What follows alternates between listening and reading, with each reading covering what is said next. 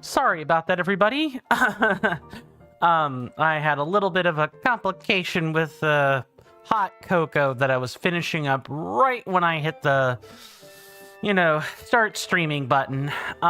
Greetings, everybody. My name is Coinstamp, and welcome on in to another episode of Legend of Zelda Tears of the Kingdom. Before we begin, I'd like to take this opportunity to thank our wonderful contributors during this month's cycle. Making sure I've wiped that out. I also forgot to untoggle the panels. Anyway, if you guys want your names on these placards that I read at the start of every stream as the really teeny tiny way I try to give back to my audience that is financially generous to me and chucks coins at me, chucks money at me. Chucking coins at me is how you get your names on these placards. Patreon or coffee is really like the cheapest, easiest way. You pay $1 a month to get that tiny privilege, and all the Discord benefits. Of course, all the Discord benefits are available right at the first tiers, and yes, even Prime Gaming gets those benefits as well. Anyway, I'd like to thank Mr. Rowan Darcy for their Prime Gaming subscription package. Please enjoy all the lovely emotes that come along with that, along with the other subscription benefits. I do not have any patrons or one-off contributors at this time, but I would like to thank Mr. Raspberry the Player for their continued Valkyrie tier membership. I am truly undeserving of such support, but thank you, my lovely Valkyrie. Enjoy all of the benefits that come along with the coffee tier membership. Let's play the camera minigame. Are we ready? There we go. Camera minigame complete. So, welcome everybody. It's nice to see everyone. Before we get started, I want to take just a second and talk about what happened last time. What happened last time was we kind of please tell me, is this, no, this is out here. Yeah, we died due to electric Lizalfos. Outside of that, we finished wrapping up all of the Korok seeds in this region, and we are now working toward unlocking or fully exploring all the caves that are in this area before we head off into the Rabella wetlands, aka where Lurelin Village is, or Eastern Necluda. Now, you guys might be asking yourselves, why the heck are we back here? I thought I would take a moment and just kind of clean up. I'll make sure, yeah, okay. StreamerBot is active and the chats are functional. Greetings, Mr. Jason. Good to see you. Hopefully you're doing well in both body and mind, and I hope you enjoy your stay. You've come in just after the recap, so we can get, right on into the thick of things. But, speaking of the thick of things, like I was saying, you guys might be asking yourselves, why the heck are we here? Our goal was down here in Farron, right? Well, there are some things I want to pick up or check in on before we go or step into Lurelin. It's just going to be easier if we do this now. I believe we've talked to Pora already, so let's talk to some other people. It's President Unobo's friend. Hi, Offrack. President Unobo told us to smash the faces of any monsters that get into Lookout Landing. He says face smashing is Goron tradition. Well, I guess we're also just kind of checking in on the populace as well before we really and truly, set off into the many depths of the unknown. Our target destination today is the Lake Hylia chasm, but obviously if we could get the rest of the chasms and caves done today, that would be ideal. Oh, he sent his friends Offrack and Slurgo. Nice. It's President Unobo's friend. This place is amazing. There's so much fun stuff to do around here. Whee! But just because it's fun doesn't mean we're spending all our time playing. We're super busy scouting for bad guys.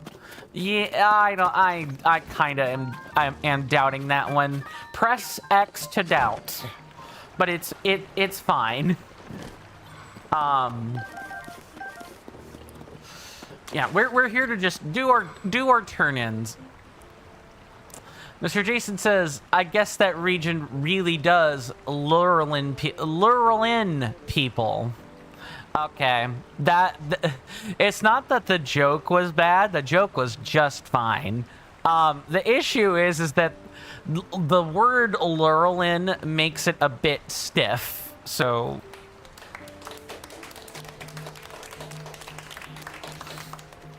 I think what I've decided regarding the JMP counter, and also my camera appears to be going in and out of focus, so sorry. I think what I've decided regarding the JMP counter is that I'm gonna reset that each week. We had like 78 or 9 total jokes and or puns, so I think that's a nice compromise.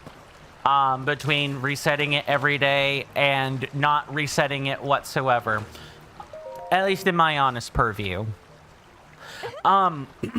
Speaking of, like, new things, I guess we weren't speaking of anything regarding that, but I have added a new bot.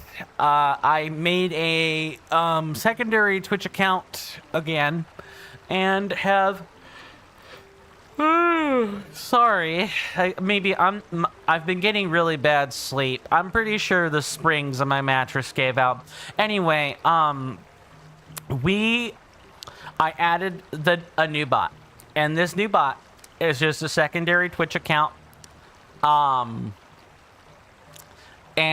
all it does is spit out the commands that my account used to spit out. So, I'm gonna type in one as an example.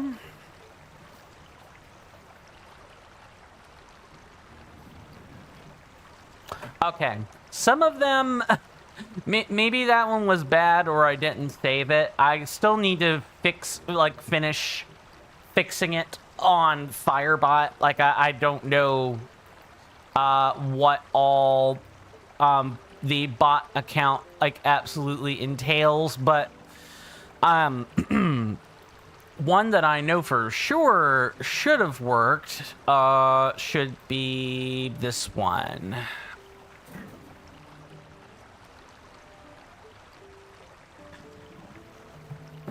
Okay, apparently the bot is very much still a work in progress, which is just fine. I'll have to get on top of that. Let me make sure I've not missed any messages. Mr. Jason says, I was suggested amazing coin stream counter, but I don't think a number that high exists. Thank you, Mr. Jason. I appreciate that. As I was saying, bot is a work in progress, but I do intend on having bot accounts for Twitch and YouTube that are going to spit these out. It's just to, like, have less confusion on when I'm talking to people versus when the bots are spitting things out through me. If they're spitting it out through a bot account, that's even better. Wells hold systems of life that are quite special, full of plants and creatures not seen above ground. Caves are dimly lit. Maybe that's why. Lots of creatures in them have their own illumination, like the glowing cave fish. Do you happen to know of more well locations? I'd love to know about them. I got plenty for you. A lot of them. Thanks, so 28 of them this time. 280 rupees total. That's quite a pittance, but it's fine. Thanks for sharing. Let's see, how many left? Oh, there's still a total of 11 to find.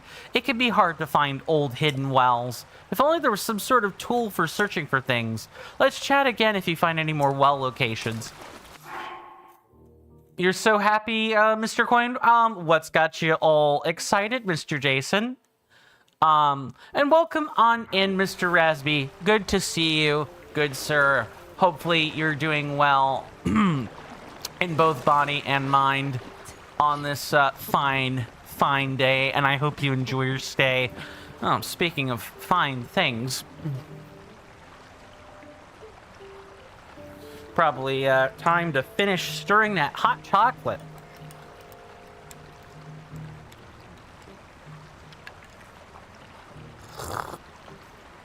Ah, this one's the mint ones, the mint hot chocolate.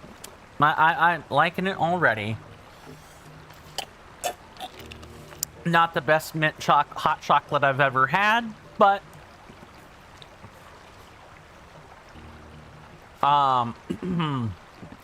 it's pretty good. And plus, I'm a huge fan of mint flavored things.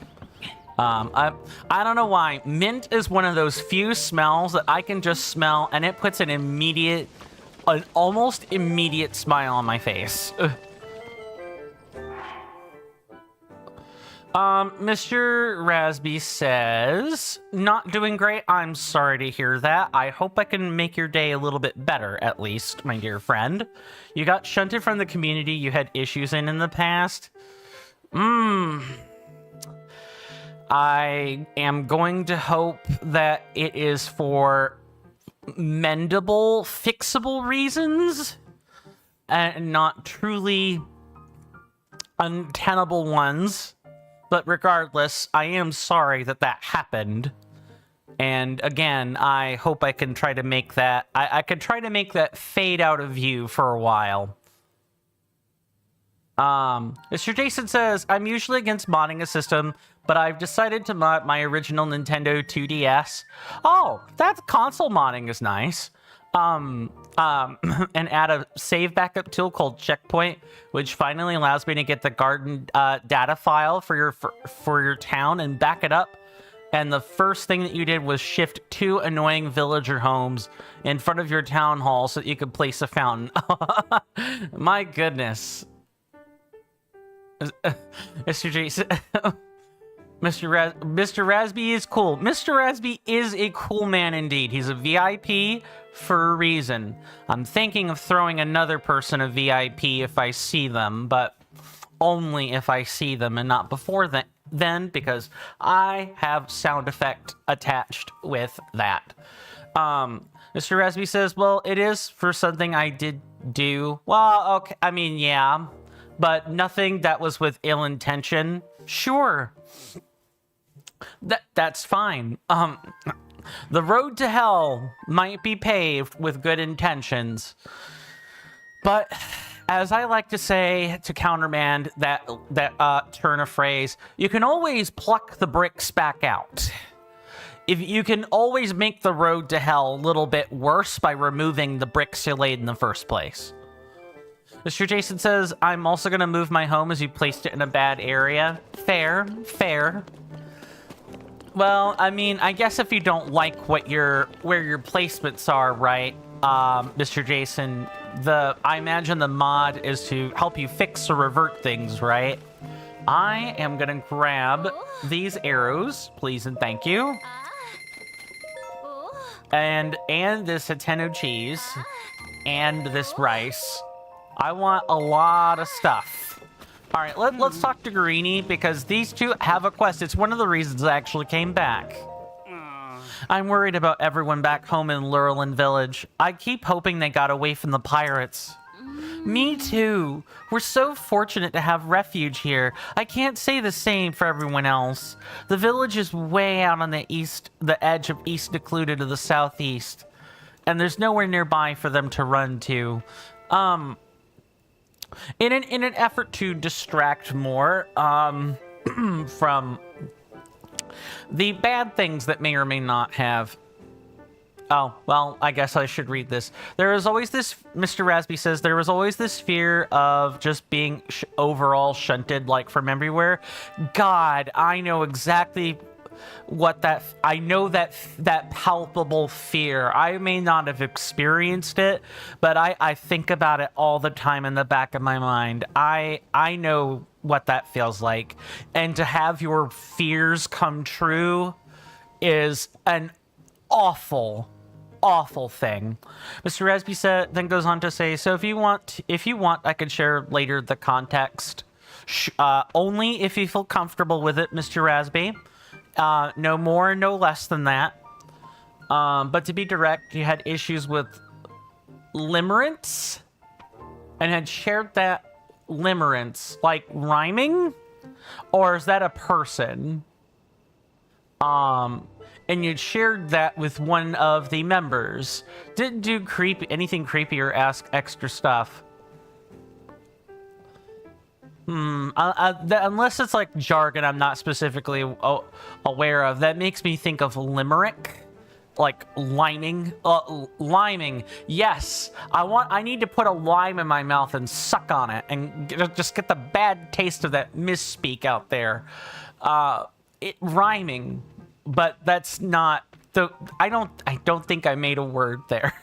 Keck W. Yeah, I know what that fear is like. And it always sucks to have it realized. I'm gonna read the sentence over again. Sorry. The village is way out on the edge of East Secluded to the southeast, and there's nowhere nearby for them to run to. Roselle's the village leader, so he'd be the first to know how things shook out back home. But we've got no way to reach him. I am misspeaking terribly right now. Never thought something like this would happen in our peaceful little hometown. Good lord. Maybe some chapstick is in order.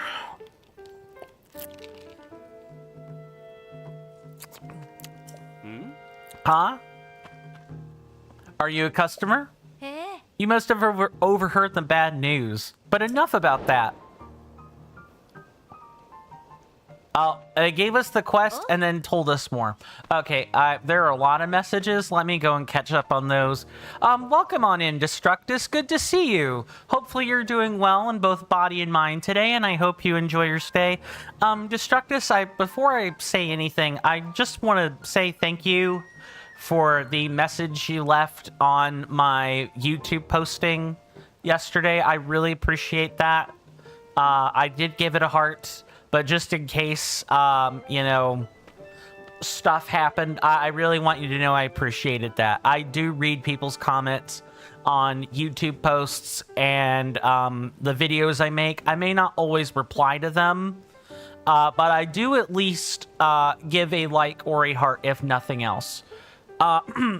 You've come in at a good time, Destructus. We are chatting it up together, and we are grabbing what I think to be the Lurlin quest. I'll get to that second message in a moment. Mr. Jason says, okay, no, that's in reply that's in reply to Mr. Rasby. Not going to read that. Yeah, Mr. Rasby's welcome. Always welcome here. He'd have to do something god awful to get thrown out. I'm confident he wouldn't do anything of the sort. He is a well-tempered, well-adjusted individual. I promise. Rasby says that is nice to hear and reassuring. That is probably in response to Mr. Jason. Mr. Jason says, also, Mr. Coin, I can also restore the grass in the ACNL save editor. Nice, nice. So you're I don't know if it's your first time modding something, Mr. Jason, but modding a console or a game is a thrill that is hard to find in an easy to do way. Or even if it's something simple like a save editor, like having that is, chef's kiss. Mr. Rasby says, I made a person uncomfortable and I take responsibility for that and felt crappy. Unfortunately, the community gave me no shot to explain myself, say confirm or, disconfirm anything. It hurt like hell to just be removed like that from everywhere.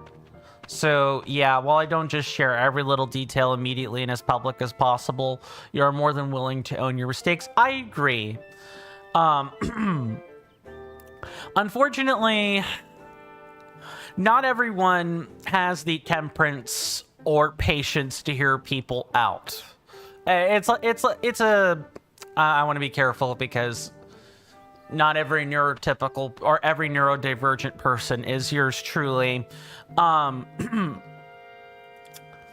I find that in a lot of social circles,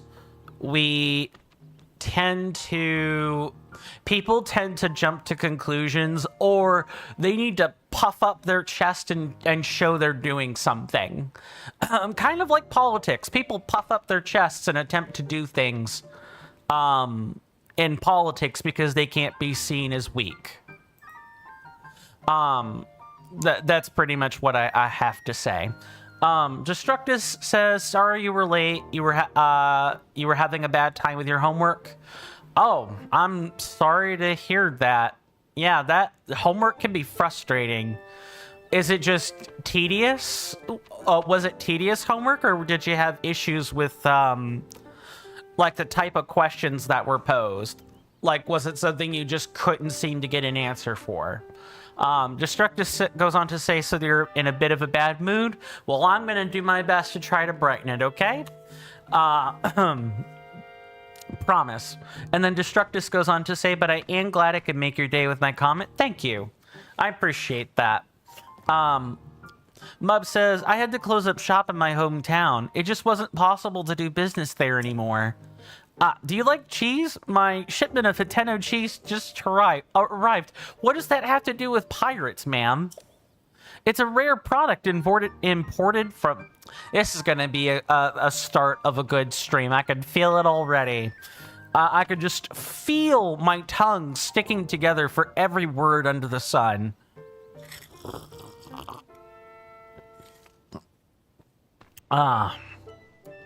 It is a rare product imported from Hiteno Village and included to the southeast. I highly recommend it.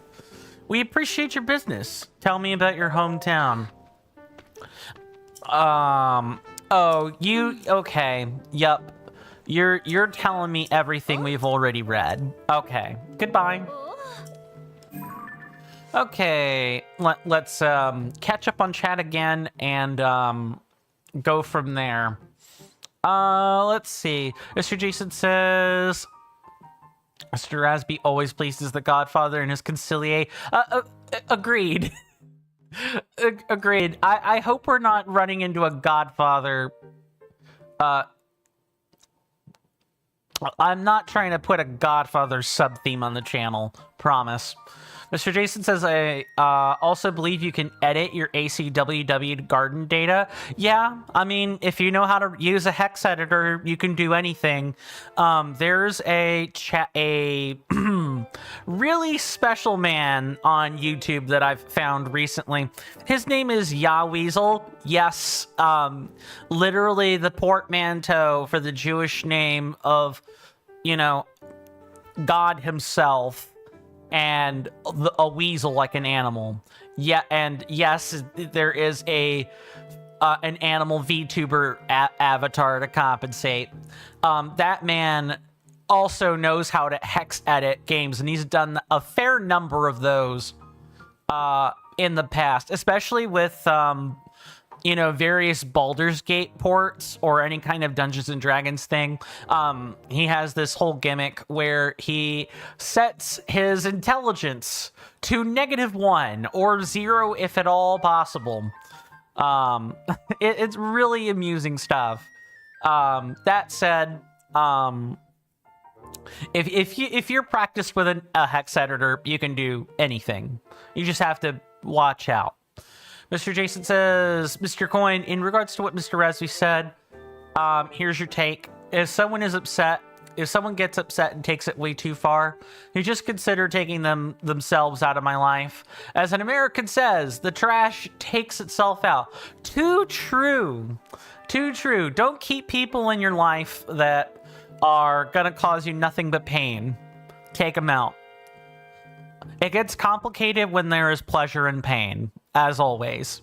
Mr. Resby says, I definitely didn't belong there. It was the thing I mentioned before where there were a lot of wholesome words without any actual kindness underneath. Yeah, the platitudes, right?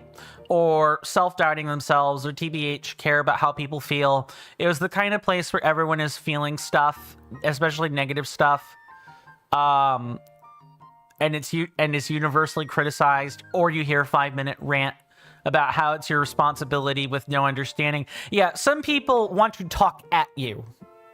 That is what I have learned, and especially with neurotypical people, perfectly healthy people. Like, if they learn that you're an autist, I know that this has nothing to do with autism, but what I'm trying to say is, sometimes people just want to express how angry they are, and they don't give 2 iotas about how you feel or about actually coming to a conflict resolution. They don't care about that. They just want you to really feel how upset and betrayed and disrespected they are. 90% of disagreements are emotional. They are emotional. And 90% of disputes have an emotional premise of, oh, I didn't like what you said, or I didn't like how you said it to me, or I don't like the way you're postured, and so on. Really, if you think about it hard enough, you'll come to the same realization that I did, which is, if you make people like you, disagreements and misunderstandings are going to be much easier to resolve. I should probably get rating and keep moving. Mubs and Garini's hometown, Lurlin Village, was attacked by pirates. The village is at the edge of East Necluda in the southeast. There are no neighboring villages to flee to, so they're concerned about the safety of the villagers. If you find Roselle, the head of the village, he should know more. Roselle, huh? Let's see.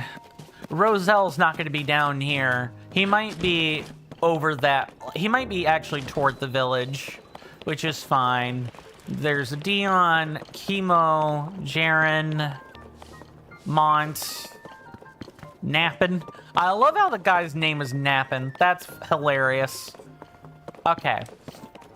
Oh, my goodness. Ugh, sinus just unlocked. Mr. Jason says, Mr. Coin, I believe that I can eventually add Pretendo and get a friend code. Oh, so that must be something else too. In ACNL, and so you'll be able to fully restore what the original London was like. Nice, nice. Let's see. Mr. Rasby says, well, this group was kind of special because that 5-minute rant is more like 20 seconds. Right. You were eliciting an example that wasn't the example. That makes sense. People were actually nice and you would relate to them. It's just that anything beyond surface level, you felt like you were heavily distrusted. Yep. I know that feeling. I know it because I often feel the same way. But it's in reverse. For me, it's in reverse. Where I really have to work. I do not trust people right from the outset. I give benefit of the doubt, but that's different than trust. And I could be jovial, nice, quote unquote nice. You know, I could be harping on every word you say, but in the back of my mind, I'm thinking, okay, what if I don't like what they have to say? How can I make the nearest exit without looking awkward? Or, you know, I maybe don't talk about the really deep stuff with this person because I don't know what to expect of them, and it's honestly not their business. Like, you see what I'm talking about? It's framed in a distrustful manner. It's just that a lot of people are way better at hiding that than I am. I'm terrible at it because I prefer to live honestly. I prefer to live without the pretenses where I can where I can, so to speak. Destructus says it was math homework. Oh, yeah, that already explains a lot. Destructus says I couldn't get the correct answer, even though you tried everything to get it right. That sounds like either the question was worded poorly, or there was a context clue somewhere in the problem, or, you know, sometimes things just don't click. For what that's worth, Destructus, I'm sorry that the math homework was god-awful. I hope that the homework is one of those things that will be, you know, instructed over in a workshop in class or something. That way it makes more sense to you, etc., etc.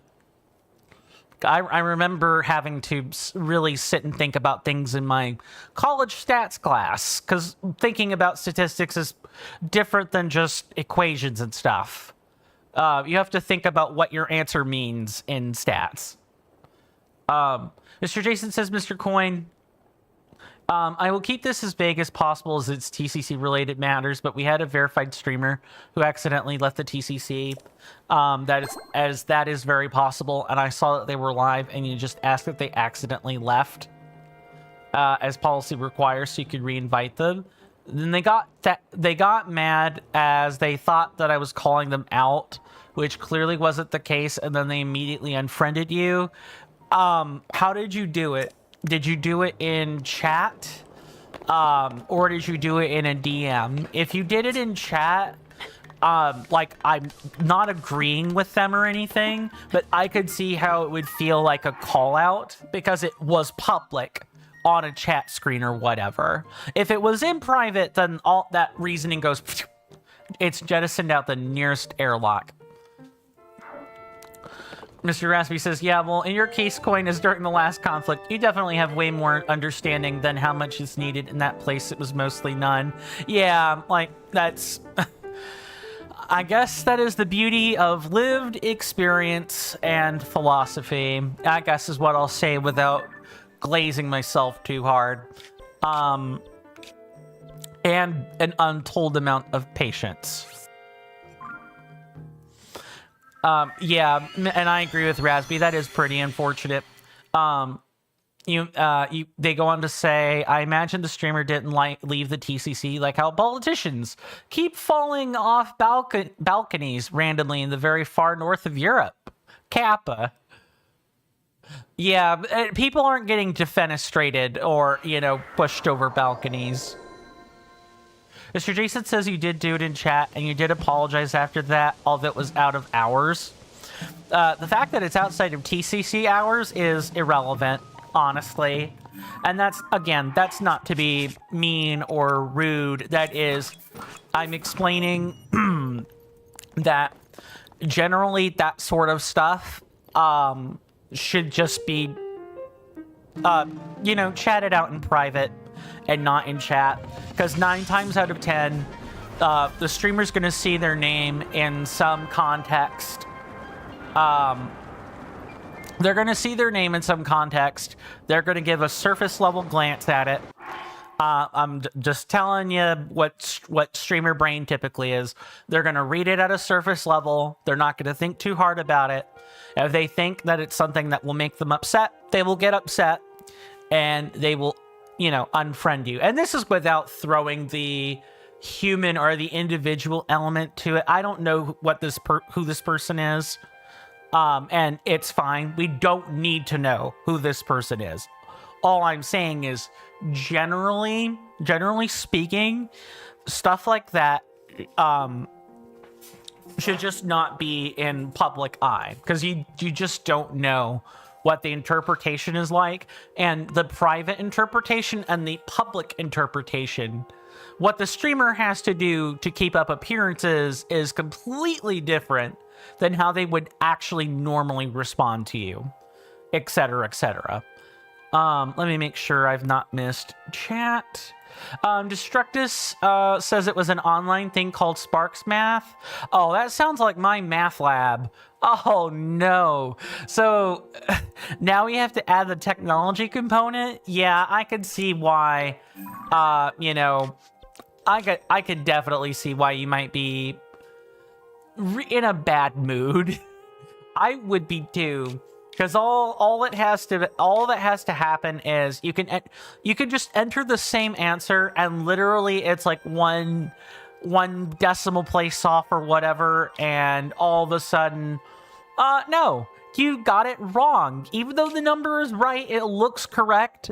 You actually got it wrong.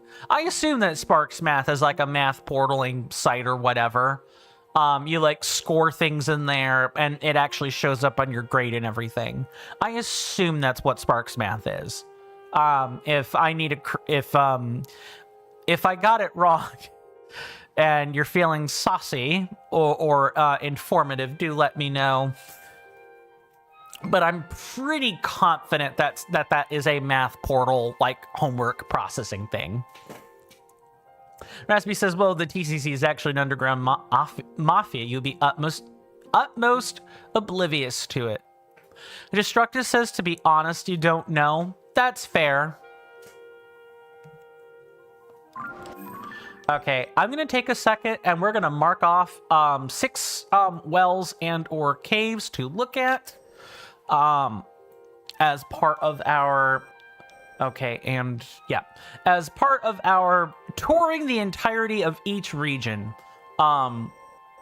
Once we finish all the caves, we'll only have the depth, and then we can move to Lurlin. So my expectation is today, sometime today, you guys should get the next vote, like poll, the next poll. And then we'll kind of go from there. Then that will probably be our last one, because there's not, like, once we pick between the Highlands or Uplands Arana, there really aren't places to go after that. We just kind of finish taking the tour, you know what I'm saying? So I'm gonna lock up a second and focus on marking these just real quick.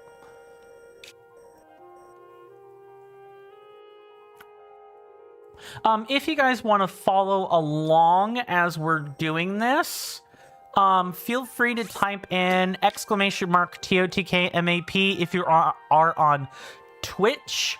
If you are on YouTube, it should be asterisk TOTK MAP. That is a object map that I have been using to help me find all these Koroks and just everything under the sun. Literally, it's been the most useful thing that my audience has, sourced for me. I'm really, of course I can't put a pin there. Weird. Whatever. I'm extremely grateful that I have an audience that is in the know on some of these things. Is this over? Okay, it's like here. Nope. Edit that pin. Just gonna kind of like go like around the edges of the map, so to speak. Maybe dart to and fro this way and that way. Oh, actually, yeah, we should like be sweeping in from the west, working east. Okay, got it. That is definitely one of them for sure. And there's another one. I bet these two particular caves, I think we passed by one earlier. One of them earlier on when getting Koroks. I'm pretty sure that those connect each other. And then the next one is by Puffer Beach.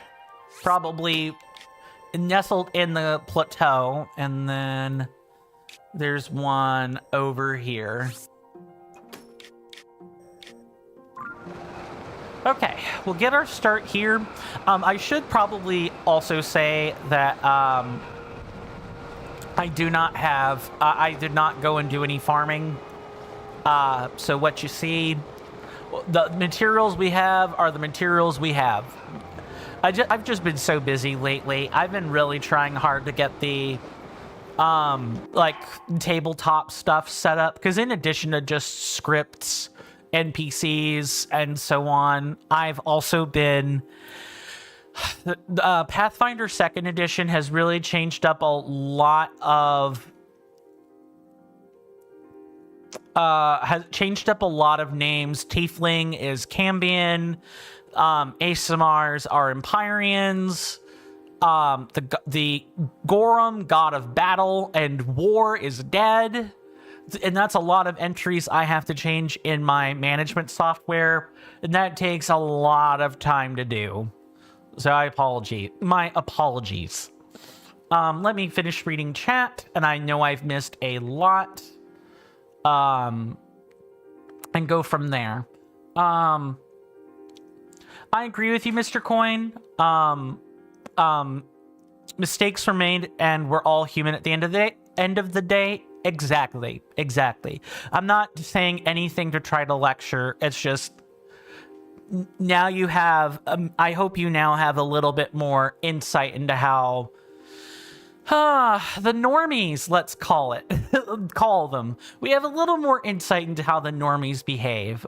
I know from having to personally mask, you know, my autism, my neurospiciness in real life. I have a huge door into how that world works.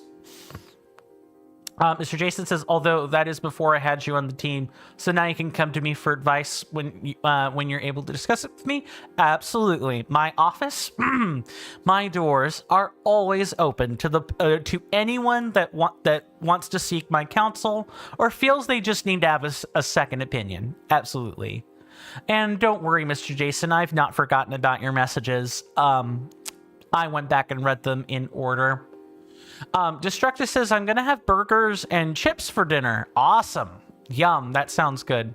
Also alongside a chip buddy. What's a chip buddy, if you don't mind my asking? And then Destructus says, also you love D&D. What's your favorite race? Well, in D&D, it would be the ASMR. I love the concept of the angelically inspired. Everyone also loves tieflings more than ASMR, so I've kind of juxtapositioned myself as being... I say juxtapositioned. I positioned myself opposite of them. Plus, tieflings are for the anti-hero crowd. ASMR are for the people who like the classic comic book hero. Mr. Rasby says, that is what the Concilier signs up for. Too true. Mr. Jason says, speaking of offices, Mr. Coin, you and Jamie have a nice cushy office right next to mine in the TCC HQ. Indeed. I used to have a office back in a similar Discord server, the one that I originally hailed from. That is probably defunct, but I did have it at one point. I will read your messages when you come back, Destructus. Resby says, but yeah, it's definitely reassuring to be able to make jokes like these again. Indeed.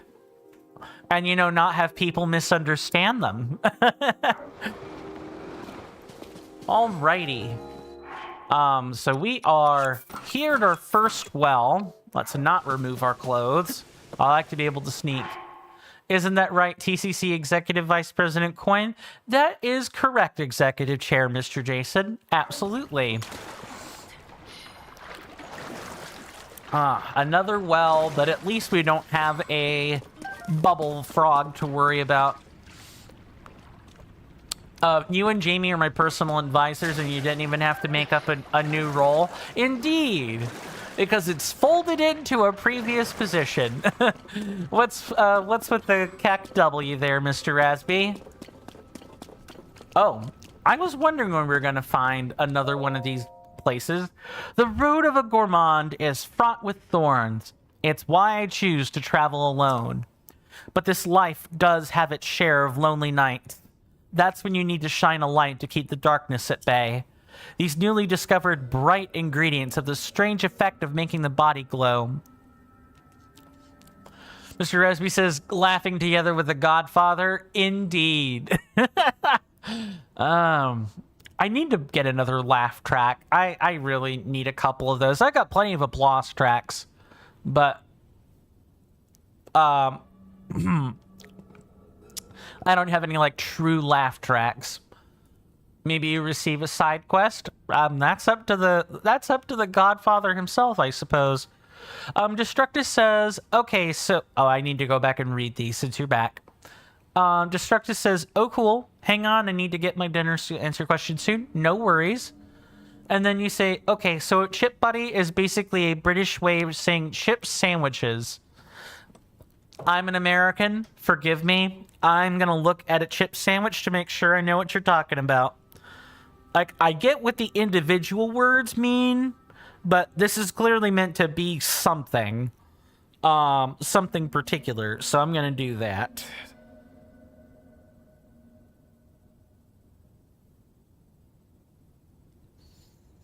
Oh, it's a sandwich made of fries. Or with bread and fries. Really? Interesting. Thick cut fried chips served between 2 slices of buttered bread. Huh. That sounds pretty good, actually. I mean, it's hard to go wrong with baked or fried or battered potatoes. Really. Potatoes are the wheat of the vegetable world. There's so much you could do with potatoes. It's not even funny. Mr. Resby says, I suppose Jamie is the underboss. He's above me, but yeah, that's a pretty good way of looking at. Well, yeah, that's correct. I'm remembering the Godfather references now. Yep, fair. Mr.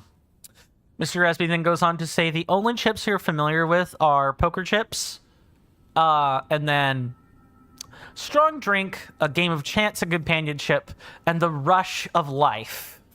Ah, yes, the Darkest Dungeon reference.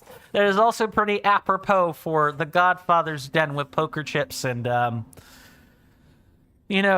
wholesome people.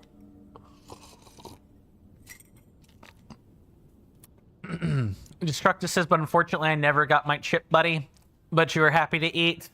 Indeed. Sad, but I mean, burgers and fries are always nice. I could go for that. I could go for some good steak fries with steak seasoning right now. Sorry, my mouth is watering thinking about this prospect, and knowing I'm probably not eating anything like that tonight. Let me make sure. The strange effect of making the body glow. Okay, I do remember reading that.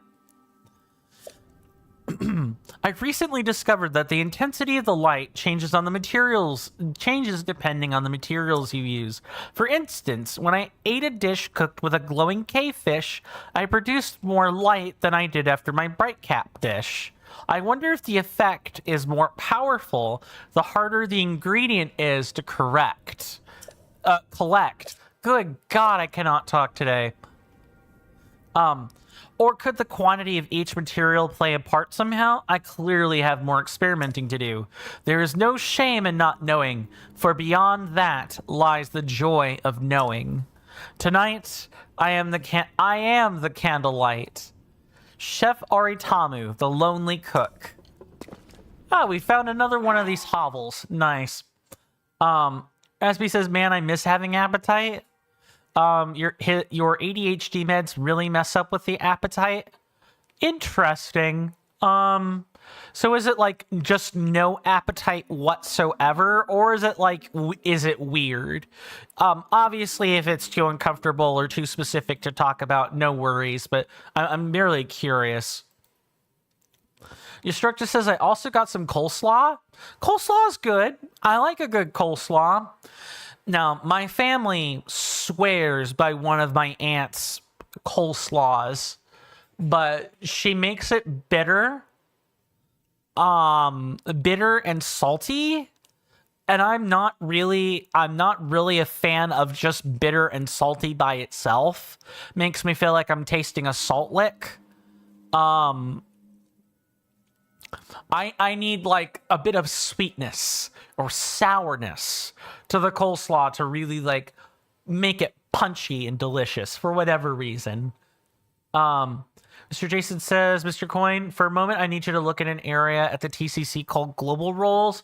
All right, give me 1 second. I'm going to read chat messages and then do that, but I will at least sign into my phone first. Mr. Jason then says to confirm something important. Okay. Mr. Resby says it's lesser, can be hungry, and can eat sometimes, but you have some supplements that suppress that a lot. That sucks. You hear that off in the distance, my senators and inductees? That is an ad storm. In about 5 minutes, it'll blow over us, and then we can get right back to the gaming. Thanks. Oh, okay. Yeah, no, I can see it. I can see it, Mr. Jason. Do you need me to confirm something specific, or just that I can see it? Destructive says, oh, believe me, it, ADHD can mess up with your appetite, and it dumbs down all your energy, which is annoying. Yeah, I'm glad I don't have the hyperactivity portion of attention deficit disorder. Like, I don't have the hyperactive variant, but I can totally understand what that. I can totally understand,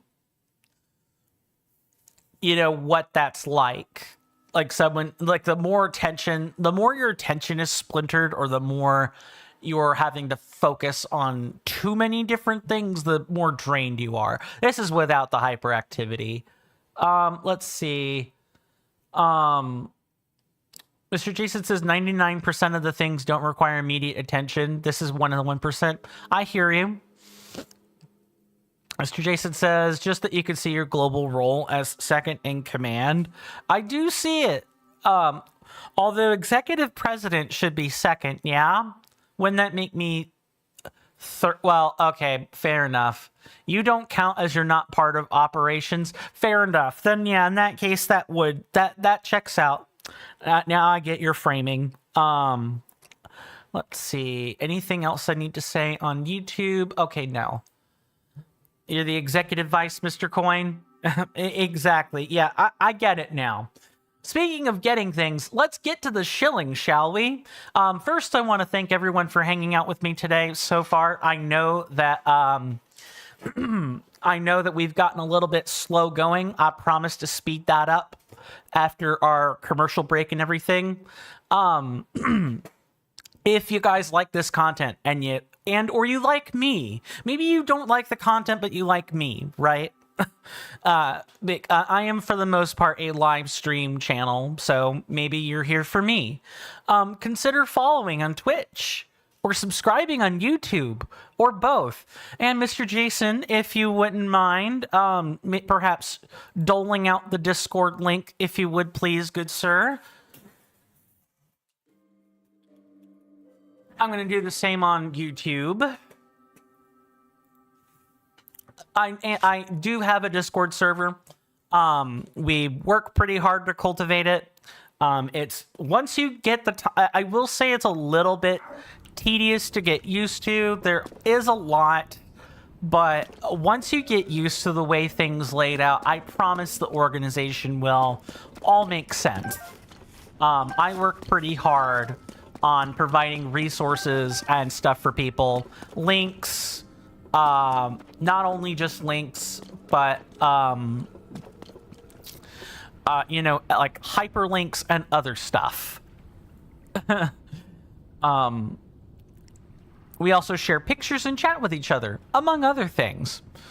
So if you like quiet Discord communities with a ton of built-in resources, including a calendar extension on the Discord server itself, maybe consider checking it out. The onboarding's automatic. You don't need to do anything other than grab bonus rolls if you want them.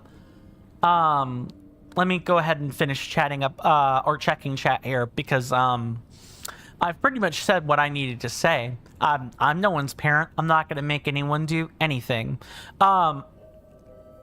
We do take commercial breaks at the top of the hour. The timer will be above my head at the top of the hour, and once the timer hits 0, I will be back at my desk, and we can pick up on the commercial break. We can pick up on gaming. I highly recommend everyone takes a break at the same time too, just so no one misses out on anything. I don't know if there's going to be a timer desync today, but people should be ready for that. Let's see. Mr. Rasby says, coin promotion. And Mr. Jason says, #coin shilling. Exactly. My regulars have a good sense on, when I do the shilling. And I'll have to read the rest after the commercial break. See you guys then.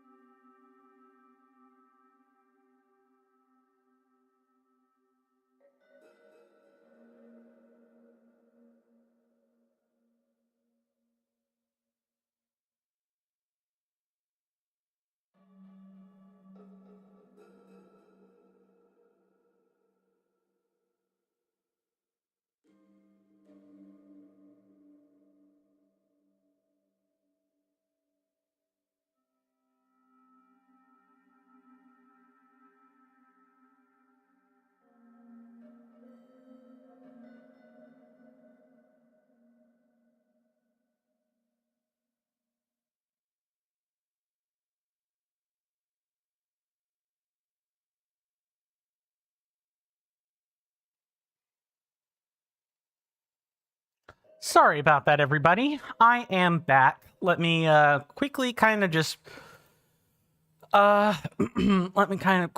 scan over messages here. We're all good on the YouTube front. The nice coin stamp cheer emote. I did doctor it. Not recently, but I did, fix it, make it, I think, a little bit better. The hearts should be a little bit more apparent without looking like they're tapered and tucked in unnecessarily. You're not going to see it in the chat panel for the most part, but if you ever click on the emote and examine it in the Twitch panel, you will see the detail a bit better. Mr. Rasby then goes on to say, I ought to celebrate with a toast emote even. And then they go on to say, I could sense a storm. Indeed. I am trying to get better about using the brand. I'm just, I'm not sure I like referring to commercial breaks as ad storms, but maybe it would fit the branding, and I just got a personal mental hookup about it. So, I would say prior to the stream today, I was taking a shower, right? And don't worry, I'm not going into detail there or anything like that. But I just felt like listening to some depressive stuff today. So I cracked out the YouTube Music app and went over to one of my more appreciated metal bands by the name of Catatonia, and I cracked out an old song called Forsaker. Yeah, I felt I don't want to say despair. I didn't feel despair. What I felt was a bit closer to gloom today. I don't know. Not bad mood, just kind of a low energy mood. I also felt somewhat introspective. And so the depressing, low energy, metal music, scratched all the right itches for me today. Anyone else ever have experiences like that where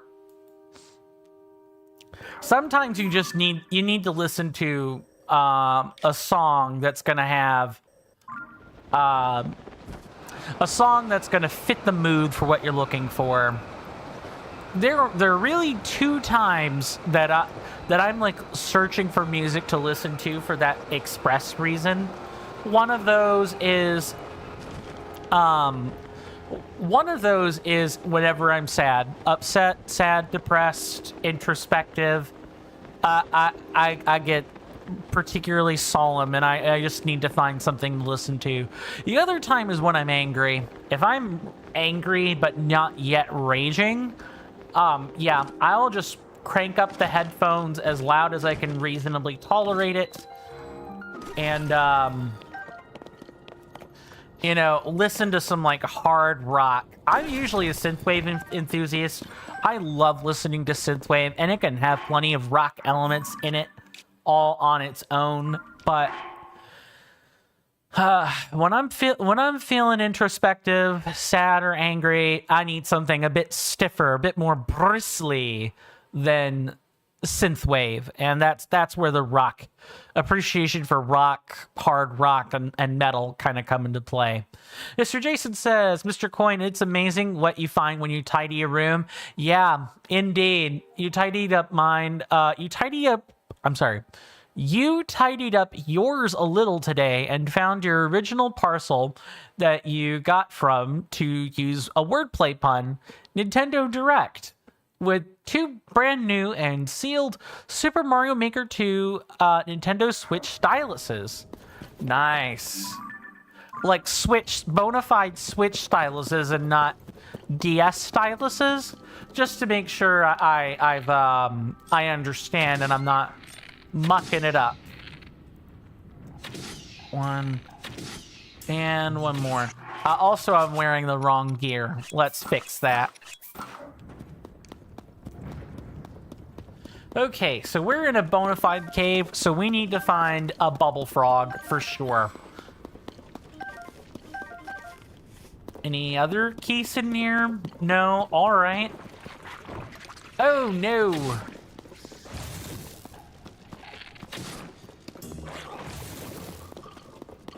I need these. Yellow choo-choo jellies.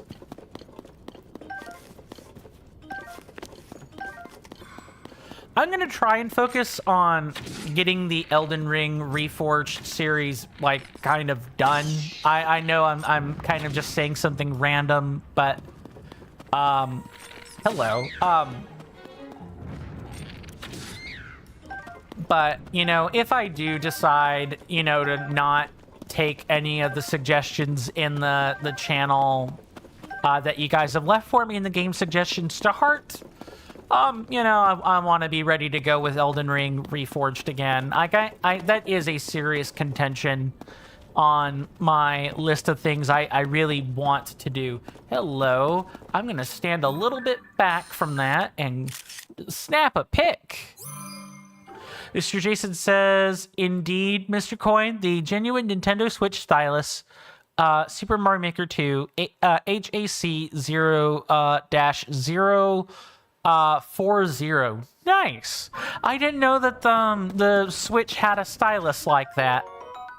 This rare lizard lives deep in the forests. It feeds on high nutrient foods, giving it great vitality. When used to make elixirs, they temporarily increase your maximum health. Nice. We're getting a lot of health food. Oh, in other news, while I'm thinking on it, for those of you that follow the Bazaar, like the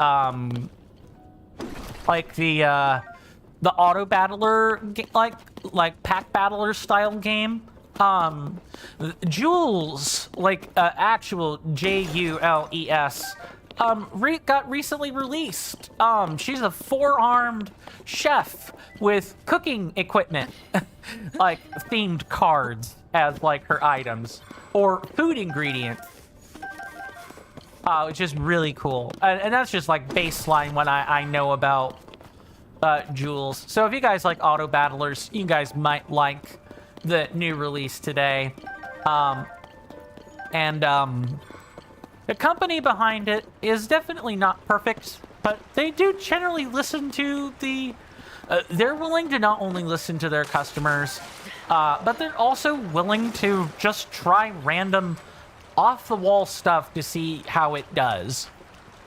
Mr. Jason says the official Nintendo Switch stylus, Mr. Coin, is HAC 04-041. So they come in multiple skins. Of course they would. That would make a lot of sense. What is the deal with this? What is this? Why do I get the feeling like something is supposed to be here? What? Okay.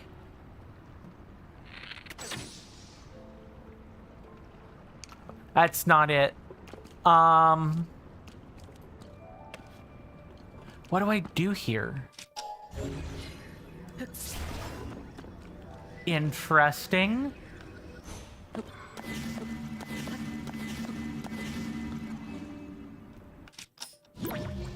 Can't do anything with any of this. What is this? Do we need to, like, launch a boulder through that?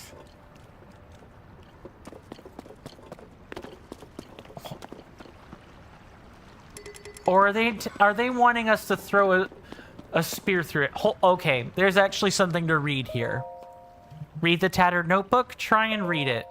Legend has it that the Zonai hid a treasure in this cave long ago. The clue is as follows. Throw the Zonai spear with a wing from the pedestal through the ring. Should your aim be true and right, you'll be blessed with dispelling light. I have thrown the spear countless times in pursuit of this legend, but I never once managed to get it through the ring. My spirit's blunted. I have given up. I leave the record of this clue in the hopes that whoever tries next will have better luck. Legend of the Soaring Spear. You found a spring inside Tobia's hollow cave. On the edge of the spring lies a tattered notebook with the following inscription.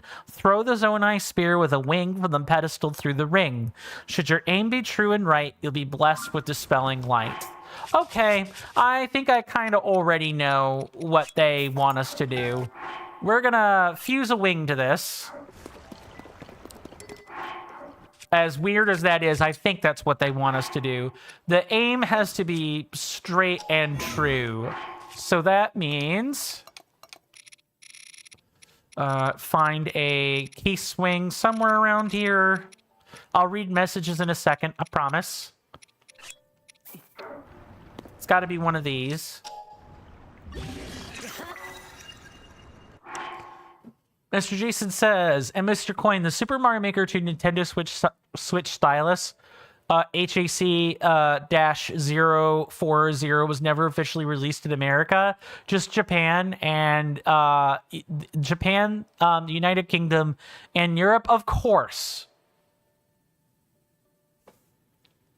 I remember this puzzle, Mr. Coin. I chose to use a Gleeok wing, as you had 145 of them. Yeah, I've not done the I've done less than the necessary amount of farming. Okay. Doable, I think. We just need to get the aim right. I hope it's not one of those different wings have different propulsion levels. So I hope I'm not needing to use a Gleeok wing for any particular reason. I think any wing works.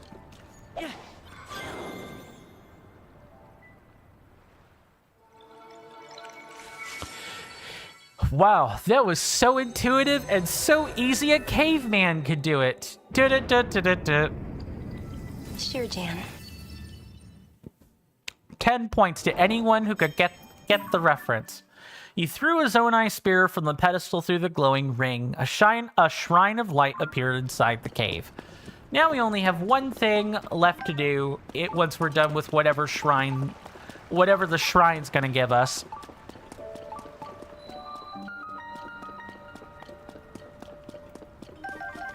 I'm sorry, my mind completely blanked right there. Destructive says, do you do challenge runs? Sometimes, and usually it's like Dark Souls related challenge runs. Like, I'm looking for something hardcore if I'm wanting a challenge run. If you want to do a bit of fun, I do find them fun, but I kind of liken my appreciation of Elden Ring and Dark Souls challenge running to, you know, Majin, I believe it's Majin Tensei or Majin Tensei 2, like an offshoot of the Shin Megami Tensei series. It is certainly its own circle of hell that some people enjoy. And if you don't enjoy it, you're not gonna want to play whatsoever. Destructus then goes on to say, you were going to suggest I do a shrine only run. Certainly worth considering. Maybe perhaps in the future if I want to like revisit this game and just I'm guessing that's like a bit of a speed run of sorts. Just complete the game quickly, using only stuff you find in shrines. That be correct? Destructive says, but if you don't, that's fine. It's certainly worth considering. Mr. Jason says, if you didn't read the book, you could have just been winging it.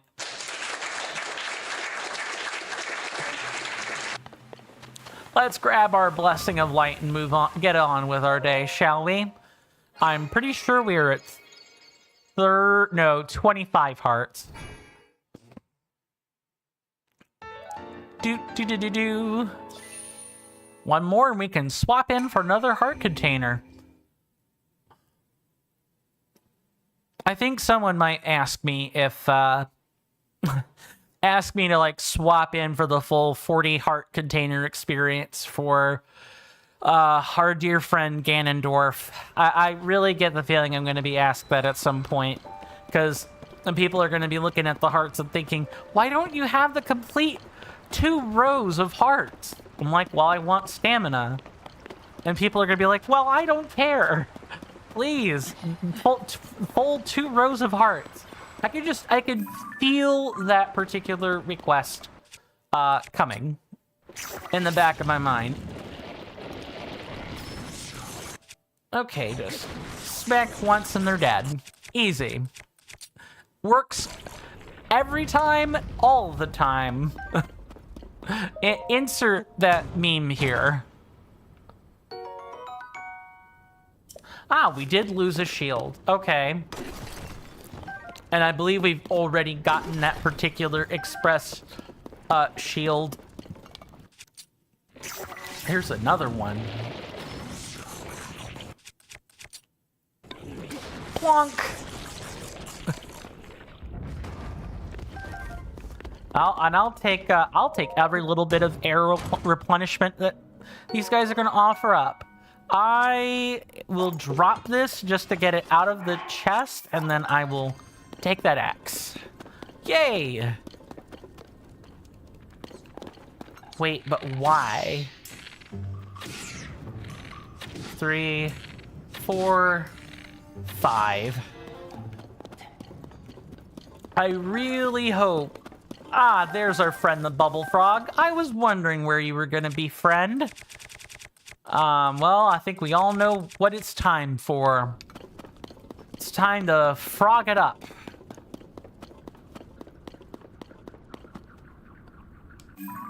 Why? Why is there just a...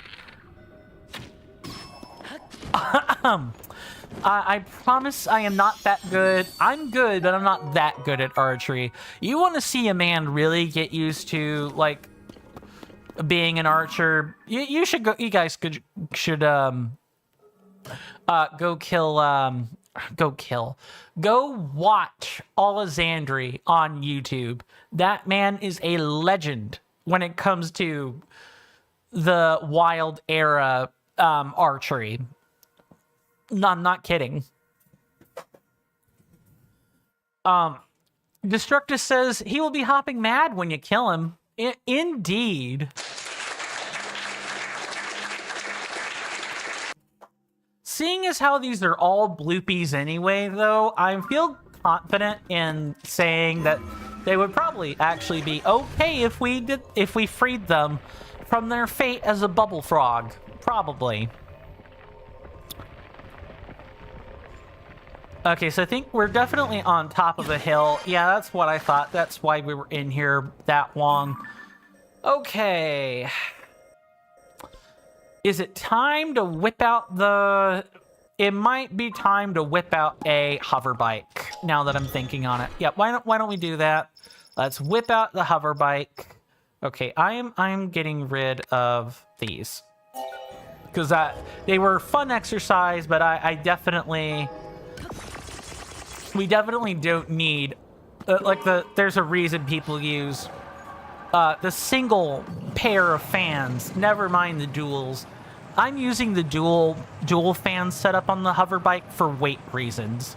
I want to be able to move up and down, and it's really hard to do that on a single hover bike. You can move fast and zippy, but you can't move up and down really well because you're fighting against buoyancy.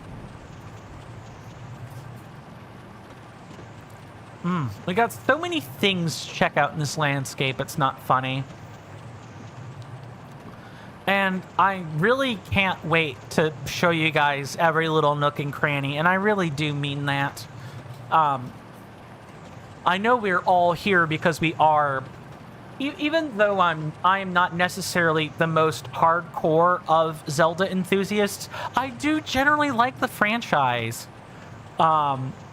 You know, flaws and all. I just wish, you know, they could make up their mind on what kind of formula they want to have for the franchise. Because it sort of feels like they're waffling between different formulas now to grab different fan bases, which I guess is what every company does. But what I mean is everyone's complaint was that, you know, there wasn't enough puzzle solving in the wild era Wild era Zeldas, right? And maybe more specifically Breath of the Wild. You have your rune powers, and that's it. You don't get anything else. Your champion powers are traversal powers or combat abilities, and nothing more. Just gonna slide down. Plop a bright bloom seed in this. We have plenty of those.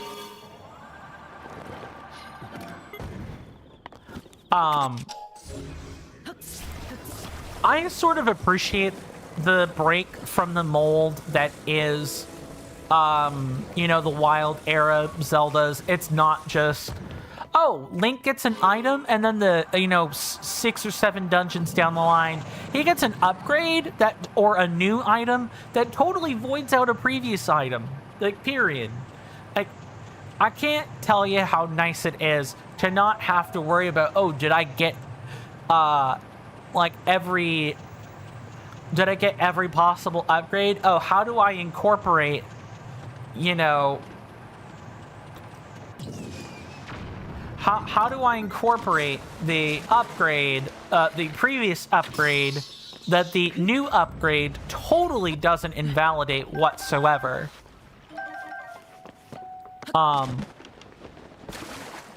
So having them all at equal parity, and then champion abilities or whatever, you know, getting, is that, okay, no, that was the Octorok we killed just a second ago. It's really, really nice to be able to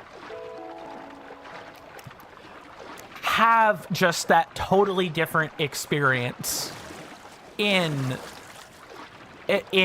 you know, the Legend of Zelda franchise, and it's not just a puzzle solving game with combat mechanics. That said, you know, with Tears of the Kingdom kind of being like a carbon copy of Breath of the Wild with just different abilities, I could definitely see why a lot of people were like, hashtag not my Zelda. I don't think that way, but I am aware of a lot of people that do think that way. And, you know, maybe they're not a fan of open world games for whatever reason. Which is totally fine. I get that. Not everyone's in for an open world experience. It can be a frustrating time, you know, having to like quite literally figure out, oh, did I search this tiny little nook over here? Okay, so these are capable of lurching around very well. I'm sorry, what?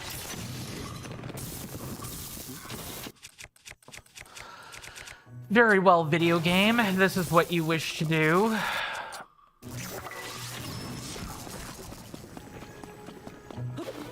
Come on, don't do this to me.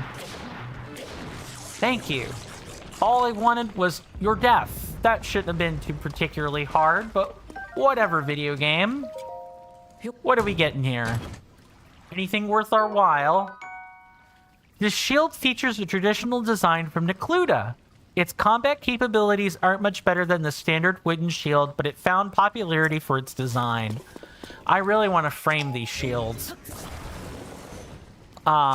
Maybe we could do that after we're done with Necluda, you know, just kind of clean up some things that we definitely should have cleaned up, like a bunch of quests and stuff, before we head off into the third phenomena.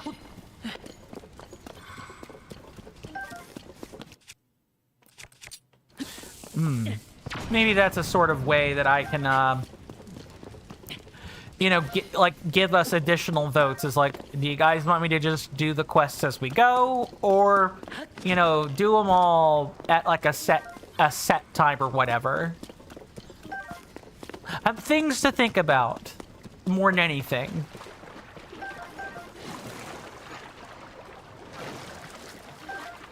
I'll take all those. Thank you very much, video game.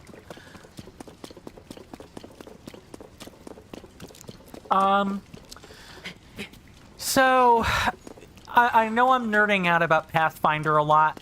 It's not Dungeons and Dragons. I want to make that abundantly clear. It's not Dungeons and Dragons. It's like Dungeons and Dragons, but it's not Dungeons and Dragons, and I'm very aware of that. But Pathfinder is just as cool. That said, the thing I really want to nerd out about is not that. I want to drop that, please. The thing I'm wanting to nerd out about is, or maybe complain a bit about, is typically in fantasy genres, right, they don't usually include the planet Earth, right? Well, here with Pathfinder, they do. They do. How many of you are familiar with the story of Anastasia? You know, where the core sentiment of the video game, or of the lore, is very much Rasputin must die. Yeah, so I was doing some necessary reading for script the other day, like literally last night / this morning, and oh, we can grab this.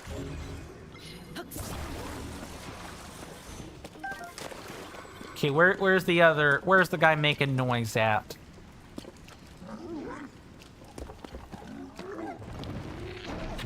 Uh-oh. Stop throwing rocks. Stop it.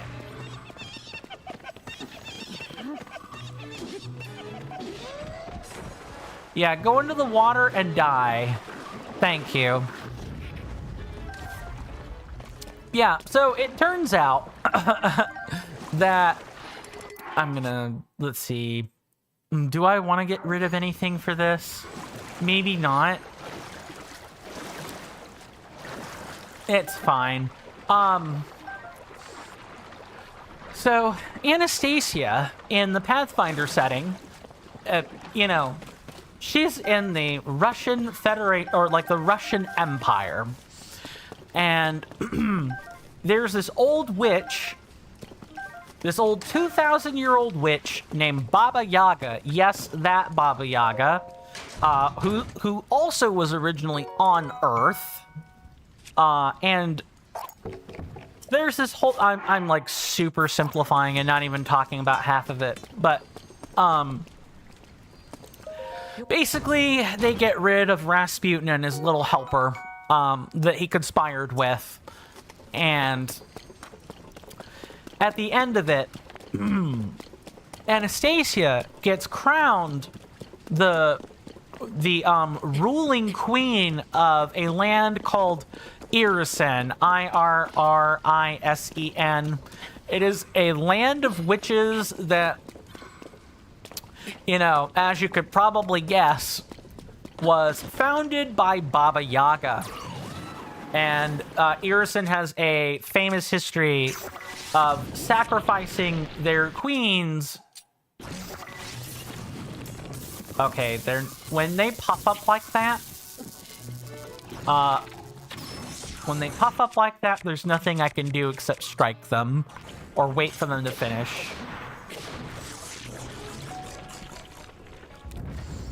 Yeah, and numerous handful of queens have been offered up to Baba Yaga for whatever reason. She's got like a giant movable hut. There's all kinds of legends about Baba Yaga. And, oh, we already have one of these. We can drop that one, get this new one, and then we can fuse that shield with that one. We have a Shield of the Mind's Eye shield. Fantastic. Fantastic. We'll be visiting the armor twice a week. Anyway, and I'm thinking when I'm reading, I'm like, are you serious, Paizo? Paizo Publishing Incorporated is the name of the company that is responsible for the Pathfinder IP. I'm thinking while I'm reading, you can't be serious. Why are we incorporating a fictional version of Earth where Egypt and Russia are in charge, and where, you know, Cthulhu also makes his home? There's like just a whole underground. What? Why am I getting, hold on. Let me switch to wood from there. Nope.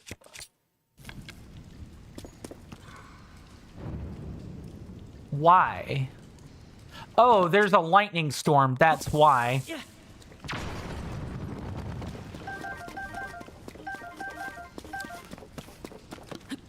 So what? And additionally, Earth is set in 1918. As of the time of like recent. As of the time of the most recent date in the Galarian timeline. So it's like really, really weird. It's like really weird. It's so strange. That's just a setting. Like, you know, Earth has no magic, but it also has some of the same pantheon. I mean, in all fairness, the pantheon for Pathfinder sometimes uses some of the same names, like Nath, you know, the goddess of tapestry and of the hunt, exists in both places. Isis, the goddess of magic, also exists. Thoth, the god of task keepers, and also generally of magical lore, also present in Pathfinder lore. Okay, we stepped out of the cave. So what here's our lovely friend, the bubble frog. Nice.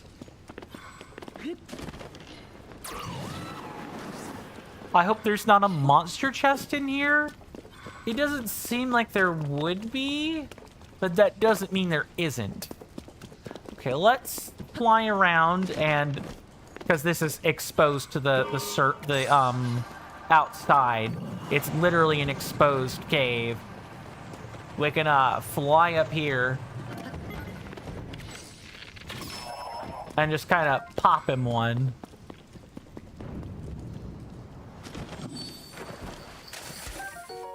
Nice.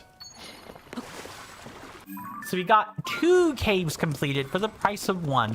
But like I was saying, just it's absolutely incredible. And absolutely hair-raising that Anastasia is the running ruler of a universe in which she was not natively part of. Not only that, but since Irison is a land of, like, witches, right? Like that, and no witches in particular, but witches of all sorts.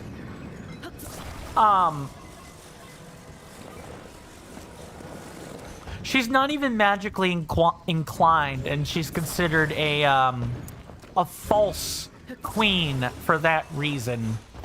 And many of the witches of old sort of want to rebel against her.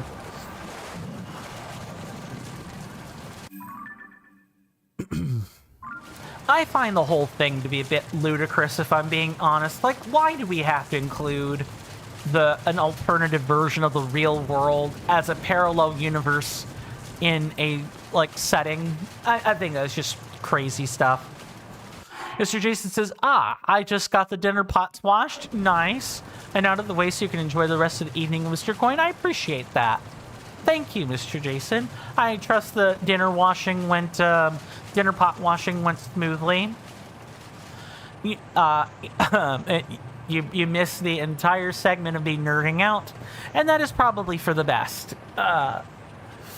Because I know we're all here for Breath of the Wild or Tears of the Kingdom. There I go, making the Freudian slip again. I know we're all here for Tears of the Kingdom and not necessarily for me prattling on about unrelated stuff. Mr. Jason says, I'm just here for coin tent. I don't mind what it is. Oh, man. And it's both me and the game. Exactly. So all of that, like nerding out to ultimately come back and just say, I have a lot of, if you're using all of the canon materials in a tabletop and you're not like limiting yourself to like a specific scope or region or whatever, there's a lot of lore I have to keep straight. And if like a parallel version of Earth is involved in the lore, I now have a 1918 like state of Earth that's been heavily modified that I also need to keep straight on top of just the rest of the game's lore. And this is without counting extra planets or other universes. Pathfinder is an amazing system. Yes, a lot of it was built on top of D&D 3.5 E or like 3.0. But there's so many exciting places. There are so many interesting places to talk about. You have the netherworld. You have the positive energy plane, aka the forge of creation, where souls are born. You have the graveyard, where souls are judged and sent to a plane of their alignment. And or not necessarily alignment, but wherever they're supposed to go. While at the same time, even though the cosmic way of things still works as intended, there's simultaneously all kinds of mess ups that come along with that. Okay, I get the feeling that I missed the cave entrance, and it's like back here somewhere. Is it seriously up there? There's no way it's actually in that, right? No, actually it is. That's actually really cool. Not all the caves are entered the same way. That's nice.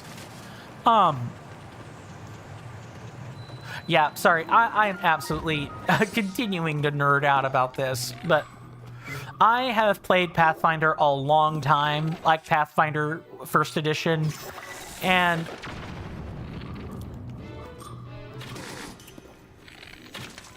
really? Stop. Get some help. Okay, where's the other one?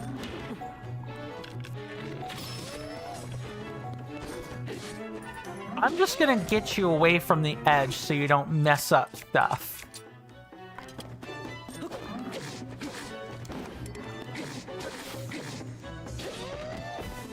Grab that before it gets struck. Nice, nice.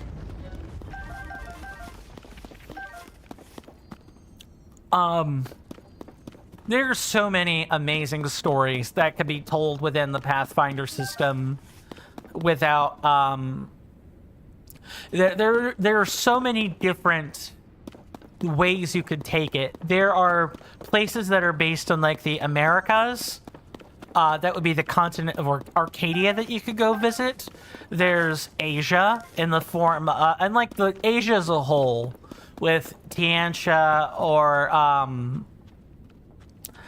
if you want more of the, I want to say the Indian subcontinent experience, I believe that would be Vudra or perhaps Varesia.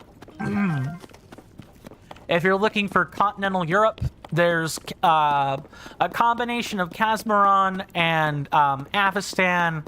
And if you're wanting the African experience, part of Avestan is still very much dedicated to that as well. It's Galarian is blue, and that's the planet in Pathfinder, is loosely inspired by the globe as a whole, like our Earth as a whole, just with different creation lore and everything like that. I'm always absolutely floored with what you could do with just the base materials. Never mind if you add anything to the game like I'm doing, where I'm trying to bridge the gap between Pathfinder First Edition and Starfinder First Edition. So, like, Galarian is experiencing a technological boom with refrigeration, rockets, all kinds of neat things. Sorry, I'm really nerding out very hard right now. I've spent no less than, like, 8 years of my life, you know, playing Pathfinder First Edition and really enjoying it. It's not as streamlined as Second Edition, so if you guys are wanting the more streamlined experience, 2E is definitely better. It's also more rules. It's more rules efficient. But if you once you understand Pathfinder 1E, if you want a place where anything goes and there's minimal retconning, / you can choose the retcon to do and don't want to have, Pathfinder 1E is the best, really. Myths abound about armored phantoms that terrorize brave heroes. This helmet looks just like the ones they supposedly wore. It's a rather rare find. Mr. Jason says, you know, Mr. Coin, if I had done this Nintendo 2DS modding sooner, I bet that I could have fixed the issue with your original Perfect Town London and continued. I mean, yeah, that's the thing about what ifs, right? You never really know. But then again, you did purchase some cheated sea creatures for the old game, and so that would have bugged me. Probably for the best that it happened later as opposed to now. Let me make sure that all the chats are functional. Okay. Mr. Jason says, coin stamps, myths tell of an amazing streamer. If you find them, you have found a rather rare find. Thank you, Mr. Jason. I appreciate that. I don't think I'm that rare, though. I'm just a dude that plays video games. Like, in all... Hello. I see you up there. I'm just a dude with salient, lukewarm takes on everything that plays games, attempts to 100% those games, and then, you know, explore the depths of those games with other topics, whether that be glitches or, you know, talking about the cutting room floor or, you know, other stuff. Like, really exploring a game. But there are other people, that do that like I do, and do a better job of it than me. But I'm honored that people choose me. Destructor says, sorry, I am animating a fight for a collab you're doing. Awesome. That's fantastic. And I do, yes, I'm very aware about the chat. It's fine. It's like telling the waitress thank you when they bring you your food and hope you enjoy the food. Chaps, any chaps out there, but any ladies too. It works for everybody. Have you guys ever, you know, did that where you thank the waitress for the food they brought you, and you tell them that you hope they enjoy it too? I don't expect the dudes to answer, if I'm being honest, because that's the type of stuff you really take to your grave.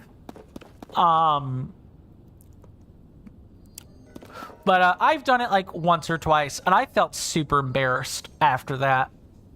Mr. Jason says, things on the cutting room floor would probably made it into the games if they were more cut above the rest.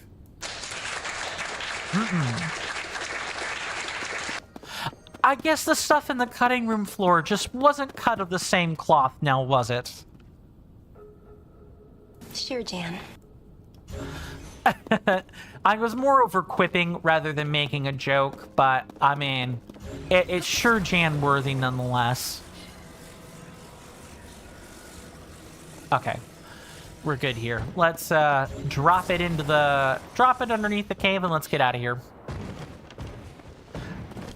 I wish more caves were embedded into the ceiling like that, even if they are a tad more frustrating, I'm sorry, to find. I believe I have the hot cocoa burps now, and that noise was me suppressing one. And this next cave is like literally right over here.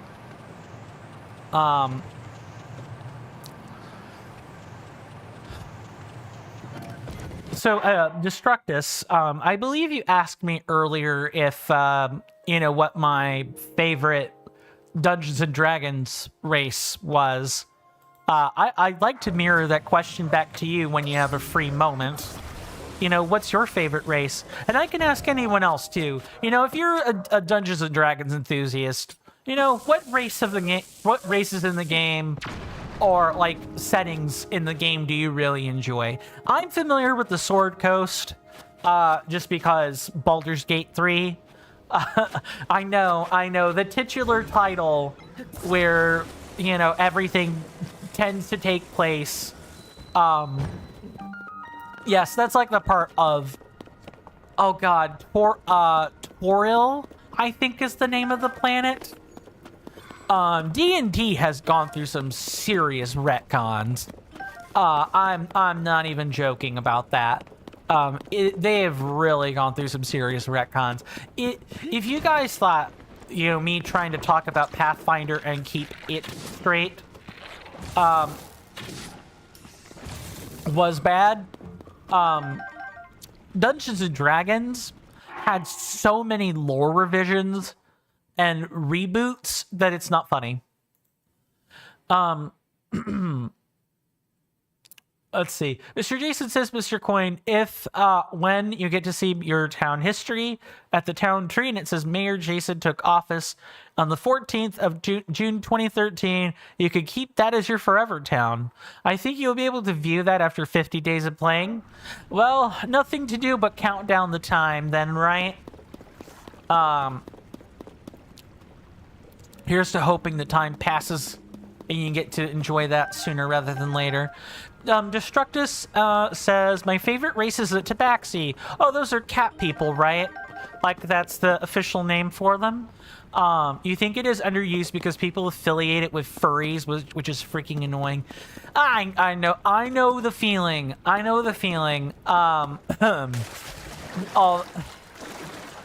It's just because, cats like Khajiit, or Argonians, lizard people, or werewolves tend to be like the common stand-ins, for the furry fandom, which, for the record, I have nothing wrong with furries. I also have nothing generally wrong. I have no grievances with Therians either. Therians are people that actually believe they're animals. They believe they're part of a spirit of an animal. Not two-spirit, that's a whole different thing. But just, they believe they are in some part, mentally speaking, a cat, or a dog, or a rabbit, or a fish, or whatever. Like, Therians believe they're the bona fide thing. A furry, it is moreover a hobbyist that happens to enjoy the concept of anthropomorphized animals. My issue, and the furries do not claim these people. I know they don't, so I can say this. I have people that I associate with that are kind of like that are either thinking of stepping into the furry community and have done their homework, or I know of people who are, bona fide furries themselves.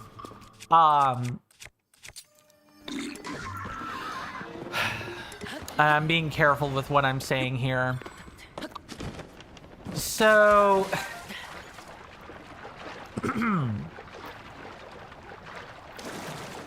the people that want to get romantically involved, and I'm tap dancing around this like I'm an Irish stage performer that is famous for their tap dances. Those people are called zoophiles. Animal lovers. Like, they actually want to marry an animal. Be with the animal. My grievance is with them. Because they give the other two, the Therians and the furries, a really bad rep. Like, a really bad rep. If people want to know where the furries get the reputation for being deviant, this is where that comes from, is their association with the more freak fringes of, you know, their communities that they don't even claim. I've also considered dipping my toe in the furry fandom myself. Like, costume or mentality only, if nothing else. Let's see. Let me make sure I've caught up on chat here. But I could certainly understand why picking a anthropomorphic animal, especially one that you really like, would be... I could see why it being affiliated with the furry fandom would annoy you, because you probably are not a furry yourself, right? And being a furry kind of has like a social stigma to it. It shouldn't, because just the concept of being into anthropomorphic animals is not a problem. Even people going into fursuits and going to fur conventions shouldn't really be a problem. That's no different than like cosplaying. It gets a little bit weird when you start dipping into the less socially visible aspects of being a furry that I'm not going to talk about here, for the sake of the fact that there are probably children listening and parents listening as well. But you hear that off in the distance, my senators and inductees? That is an ad storm. In about 5 minutes, it'll blow over us, and then we can get right back to the gaming. Thanks. that, my fine friends, is the warning for the 5-minute warning for the incoming ad storm that we are going to be experiencing soon, aka the commercial break. I want to make sure I've caught this photo like real quick. Bingo. Of course, we take commercial breaks at the top of the hour. They are 3 minutes long. There will be a timer above my head on the screen. When that is over and that has reached 0, I'm back at my desk and we'll pick right back up where we've left off. Did we get the thing in this cave? No, we're still looking for it. Why am I hearing scratching at my door? Gonna have to handle that in a few minutes. What was I saying? Right, I highly recommend everyone stretch, grab a snack or whatever. We all should take these breaks at the same time so that there's no FOMO. I structure it like that for a reason, and that is the reason why. I've talked about the free, easy methods to support the channel, and of course that is more than enough. I think I caught that sneeze. And of course, that's more than enough. But if you guys are feeling financially generous and want to chuck a few coins in my general direction, you guys do get some pretty nice benefits for your trouble. All of that stuff will be contained in the link tree, either underneath the video player on Twitch. It'll be on the right-hand corner. Should be in one of the right-hand corners. Or if you're on YouTube, it'll be in the description toward the bottom. My Discord is there, Patreon, Coffee, the whole works are all right there in the description. I'm going to read chat, and then I probably need to go see what's scratching at my door. That's probably one of my dogs right now. Mr. Jason says, Sunday the 4th of August, August 2013 will be 51 days, Mr. Coin. I see. And then you go on to say, I'm planning on playing for a year. I mean, I have nothing to do in New Horizons until the 15th of January, 2026 anyway. Right, because of the 3.0 update, right? Destructus says, I also have no problem with furries. I don't care what you are or what you enjoy, as long as you're a nice person. I am exactly the same way. Really, as long as you're not committing a crime against nature, so you're not like doing untoward things toward animals, or, you're not hurting someone, if there's like any sort of like spiritual cost to that, or it's considered a sin or whatever, that is for that individual person to deal with, right? If we all die tomorrow and it turns out, the incoming tales about the Lord are true, and the Christian faith has the answers, then we all know what's more or less what's going to happen. Without me getting super spiritual, I could have inserted, any other religion here, Wodenism or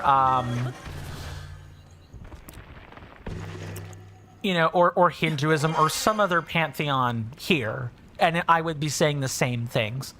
I apologize for having to dip away, quite so soon, but the scratching is getting more frequent. I will be right back. I will see you guys probably after the commercial break.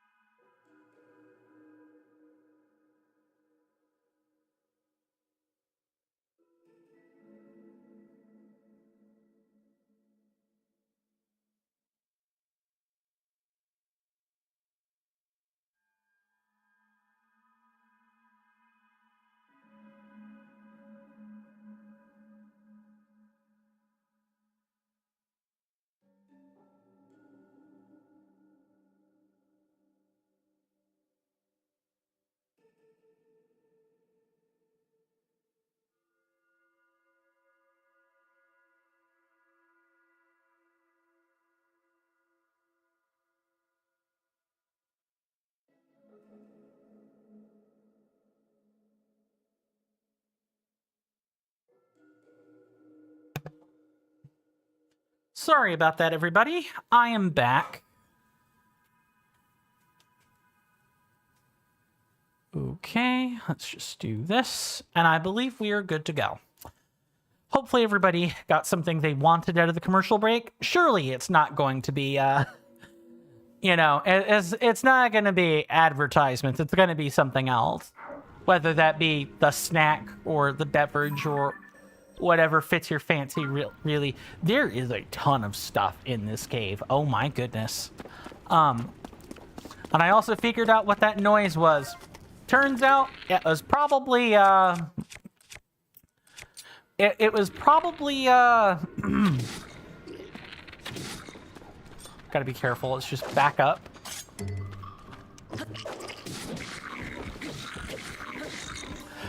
I'm glad I have some help. Gotcha.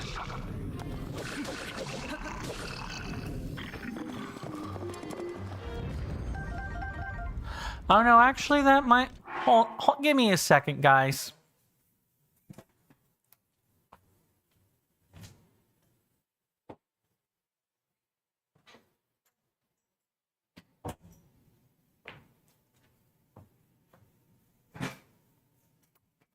Okay, I thought it... I think it was either the rattling of my canvas bag on the door, or it might have been, you know, a dog that ran away pretty much as soon as I got up to go check the door.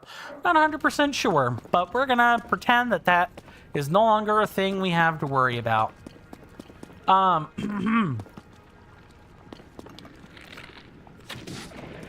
Dang it. Okay. I don't think shocking it does anything. What about freezing? Maybe something like this.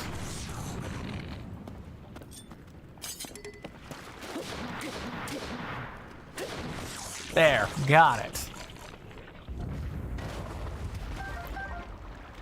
So thankfully we don't have any more of that shilling to do. I try to get that done during the first couple of hours so that we don't have to worry about it moving forward. I just think that's gonna be better. We're gonna drop this emblazoned shield and we're gonna pick it back up. Actually, we don't even need to do that. We're just gonna drop this and grab that and call it good. I try to get all that stuff done during the beginning so that we don't have to worry about it toward the end. Because I want us to be able to enjoy the game, gosh darn it. And we can't be doing that if we're shilling toward the beginning. All I really want to have to do is explain the commercial breaks, if necessary, and not anything more than that. Because I know that's annoying for folks. I know that it's supremely annoying. Like, we get advertised to every single day. I know that that is not something that people really and truly enjoy. I know it. There's no way I'm getting a scratch again. That's gotta be the paper. The scratching would be persistent if it were actually a pet. I could see that the bot is also a, consumer of culture. And it likes being rewarded. It is a very good bot. SteriBot loves responding to that. Okay, we're just gonna move on and not get caught up in that.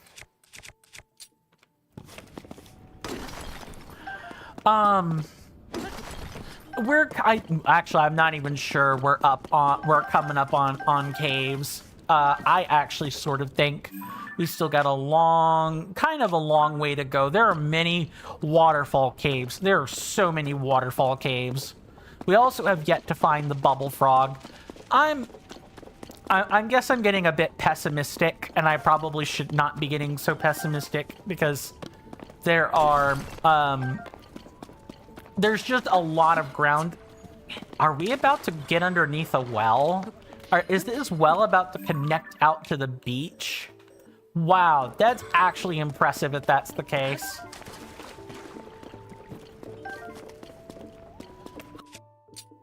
like, supremely impressive.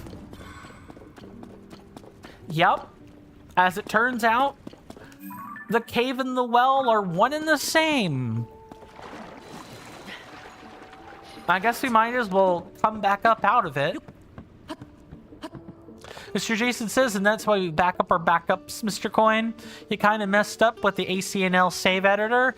Exactly. You don't, you don't, if you're using a save editor, always back up everything. Do not, under any circumstance, save and don't, have a backup, especially if things brick. Mr. Jason says, thankfully, you had an earlier backup. Good. If the Mr. Coin was to call out that previous sentence, that's fine. Let me also check, okay, nothing on YouTube has changed.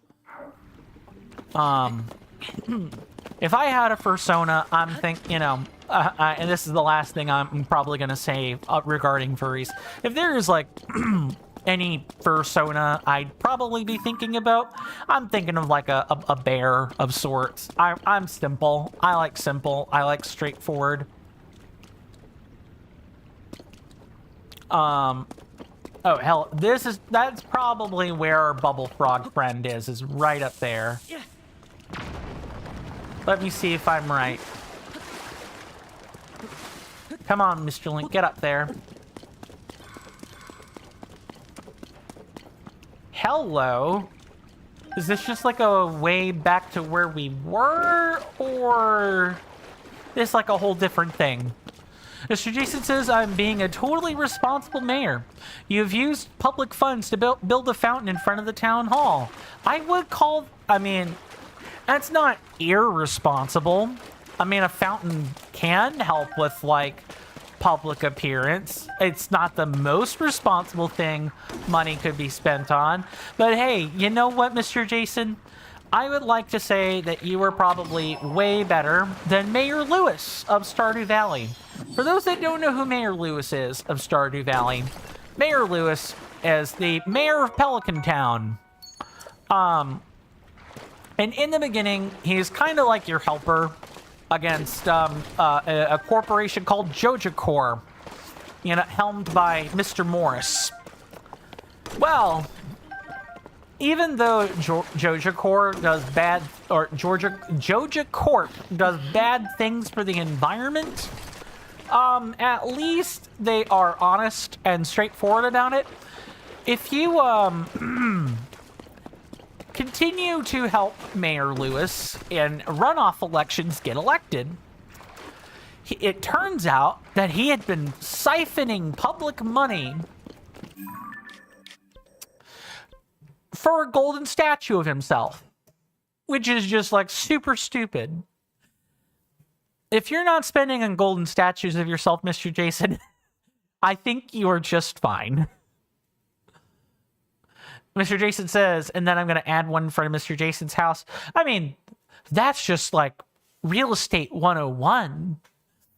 That, although one could argue you shouldn't use town funds for that, it at the very least is still not a golden statue. Especially if it somehow contributes to say like the infrastructure of the town or something. Even something like a personal fountain or road or whatever is fine. It's not a statue whose only appeal is self-aggrandizement. Okay, so we have more wells, more caves.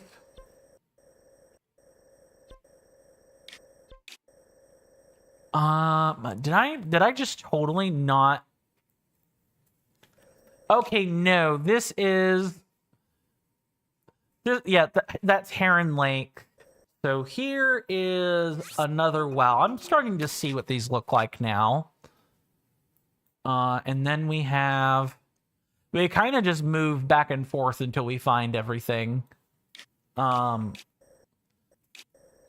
See, there's the Poplar Hills, and that is the Giacoum Shrine. That's totally flattering. Okay, no, that's a different shrine. This one. Wait, what? Oh no, we did go to that cave. We just didn't go to the nearby chasm. All right, all right. Why am I getting constant scratches at my door? That's actually pretty annoying. And this was after, like, removing the offending bag from the door. See, there's one, like, what, here, basically? And then there's another one. There's another cave, like, over here-ish? No, more over here. Okay, okay. So far, so good. Just marking off caves, everybody. That's more or less what I'm doing. Is just marking off caves. That way we know exactly where we're going. There's the Sargon Woods. And that's probably like here somewhere. And then... Oh, we okay. Interesting. I guess we have like the ones around Floria Bridge too. All right. Let's ascend through this and get out of here.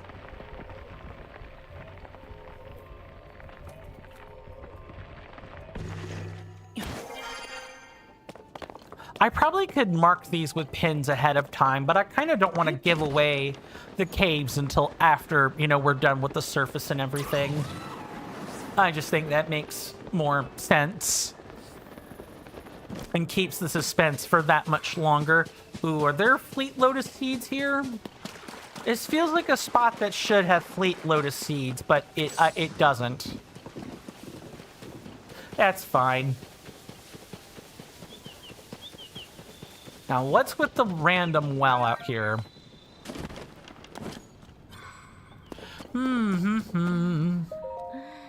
Know the song so well. Storm chasing fox. Hee hee hee. Oh, we need to come back here at night. Okay, that's doable. Yeah, there's a quest here, right? We're supposed to come back here at night. I did not mean to do that.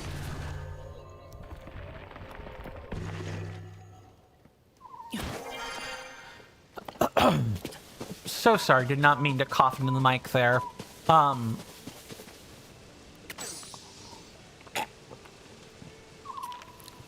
We did already technically explore the well, but I want to just see... I want to see if my hunch about that is correct. Yep, we're right. It's only heard at night. Blah, blah, blah. Come on, mister. Come over to the thing, please. Welcome to the stable. Do you want to lodge with us? I will take a Melania bed, please. If you sleep in a Melania bed, you'll wake up more energized, and the horse god will hear us. Night, please. And we can, you know, fill up our extra stamina wheel. You are Melania, the Melania even, the god of horses, in Hyrule Ridge, atop Thundra Plateau. There sits a dragon tree. There many excellent steeds roam wild and free. Oh, a cherry blossom? A Satori tree? Many steeds. Interesting. Did you hear a message? As thanks for lodging, we give you 1 point. Ooh, nice. Oh, it looks like you got some points saved up, Link. If you want to get your reward, step up to the side counter where I keep the ledger, then call me over. Oh, have you looked at the sky to the northeast? Yeah, you've already talked to us about that. Receive the reward. Ah, yes, I'll be right with you. You like to get your pony points reward, right? For 26 points, you get an extravagant saddle. Oh, that is a nice saddle. Oh, I forgot to read. We'll have to do that. Most often used in festivals, this gem of a bridle is decorated with some charming little feathers. It's great for adding just a splash of color to any horse. If you save up just 4 more points, you'll be able to register 1 additional horse. And for the item, this ornamental saddle is used in festivals. The delicate embroidery and arrangement of gems leaves a lasting impression. It's perfect for those who want to stand out. All right, so now we're here at night. We're out here at night. Let's go find the, Mr. Jason says, I'm glad you got that for free, Mr. Coin. If that were in the stores, I bet you would have been saddled with debt.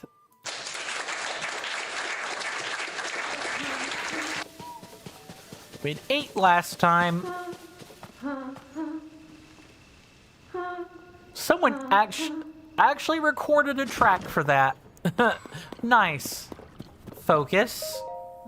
I'm sorry, but could you leave me be? I'm trying to focus right now. Okay, focus. Focus.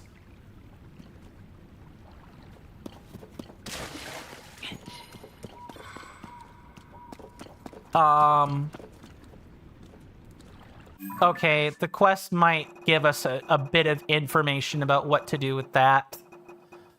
This would be an eerie voice. No one has actually seen the mysterious woman. Accompany Penn at night. Oh, I need to go talk to Penn. That's right. All right, Mr. Penn. Let's go out that way.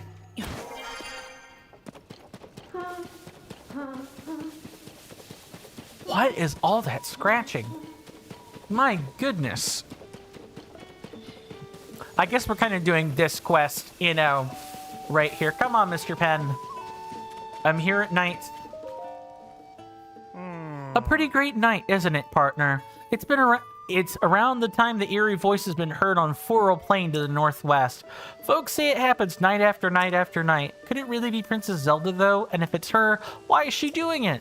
And I guess the only way to find out is to check for ourselves. Ready, partner? Let's go. Okay, we can do this, partner. Let's head for the Furrow Plain to the northwest. Follow me. Follow you by... Hey, over here. Uh-huh.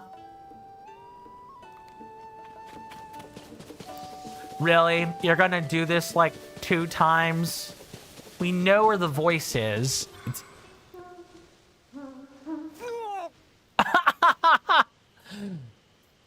Mr. Jason says I have to go, Mr. Coin. See you tomorrow. Thank you so much for stopping by, Mr. Jason. Good to see you again, of course. Do rest well and be well, my lovely senator. I hope to see you back sooner rather than later, of course. But if not, for whatever reason I don't see you again, you know, do take care of yourself and stay safe out there. World's a dangerous place these days. Pen, it's all right. You don't need to fly that far ahead. Did you hear that, partner? Just relax. It's a voice. That's the voice, all right. And it's close by. Is it Princess Zelda, though? Might be, but where's it coming from?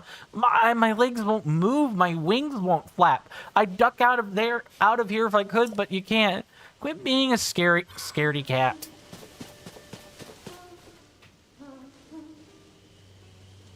If no, do you have...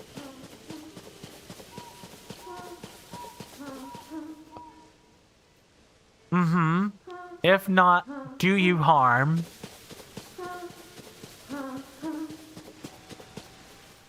Leave the arms, for if not, I'll do you harm.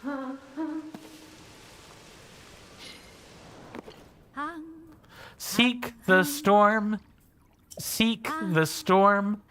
Fear it not, you will stay warm. Huh? When did you get here? Do you need something from me? Yeah, you're spooking the locals. Leave the arms? What are you talking about? I wasn't thinking anything remotely like that. I've never sung a song with those lyrics. Seek the storm, seek the storm. Is that maybe what you heard? Because that's what I was singing. You also heard, for if not, I'll do you harm. Leave your arms or I'll kill you. What kind of nonsensical song is that? One that scares the locals and, you know, makes them run for the hills. Fear it not, you will stay warm. Those are the lyrics I was singing, and if you put it all together, seek the storm. Wow. Seek the storm. Seek the storm. Fear it not, you will stay warm. It's a song about a cute little fox who is proud of their warm fur coat. I had to sneeze there. I've been having quite a few of those today. And they chase storms since they don't get cold. Anyway, I'm not trying to cause trouble or anything, but I don't think it's entirely my fault if people misheard things either. I just like my voice, how my voice sounds here. Prettier, more refined. It sounded fine to me, but everyone else is hearing dire threats. Leave the arms. I guess that explains why weapons kept getting thrown in the well every morning. They could be dangerous, so I collected them all over there. I've got no interest in them, so feel free to help yourself. Hey, that you down there, partner? What's going on? Tell me everything. Tell me everything.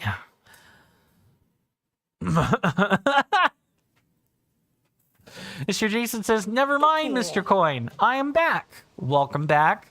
I had to do an SD card scan on your computer because you stupidly forgot to do the eject media. But all is fine and you still have your modded files. Good, good. That's good to hear. Out with it, partner. What'd you discover? Is Princess Zelda down there? No, of course not. Of course, Princess... It's just someone singing in a well. She's just practicing? Huh, I see. And her voice echoed off the well walls, making it sound like the princess's voice. Acoustics are strange. Okay, this rapping on my door is killing me. I will be right back.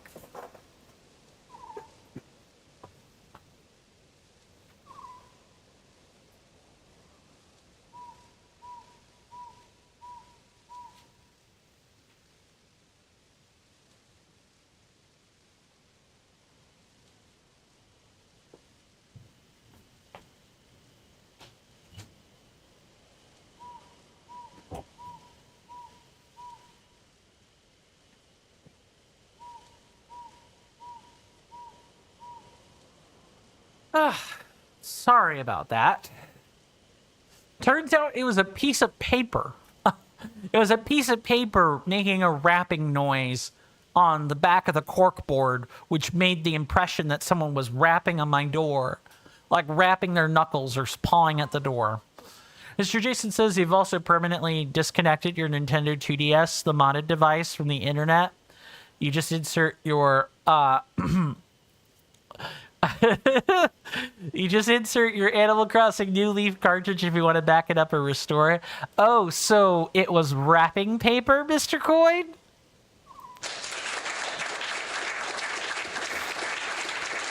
Well, wrapping as in R-A-P-P-I-N-G, but that also works. You could double as wrapping paper. You're right about that. Acoustics are strange, and that same distortion made the lyrics she was singing sound more like threats to everyone who heard her. So the mystery is solved. Now I know why I had all those goosebumps. I sensed one heck of a story coming my way. Okay, wrapping paper. Tongue-in-cheek. That's fine.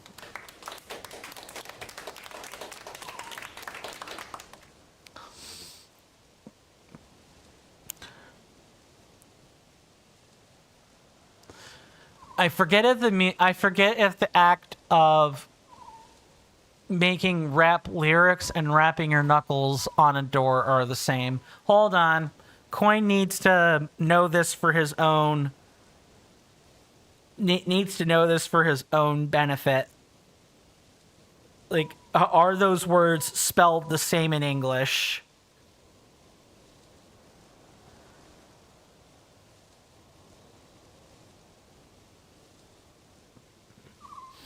Hold on. Yes, I want the dictionary, please. I'm looking for something very specific.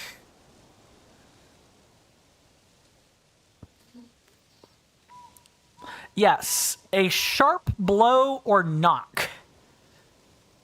So, rapping, like the verb, means to strike with a sharp blow. I had it right. I should have had more. I should have exuded a bit more self-confidence in the words I was using. Thanks for your help, partner. We've worked together to chase 7 of the stories relating to Princess Zelda. You've really gotten the hang of things. You could probably get a full-time job at the paper if you wanted to. Go on and add this to your nest egg, partner. Thank you. Oh, that's right. Tracy has had nothing but nice things to say about you, partner. Seems like there's a little extra something in your compensation this time around. No surprise there.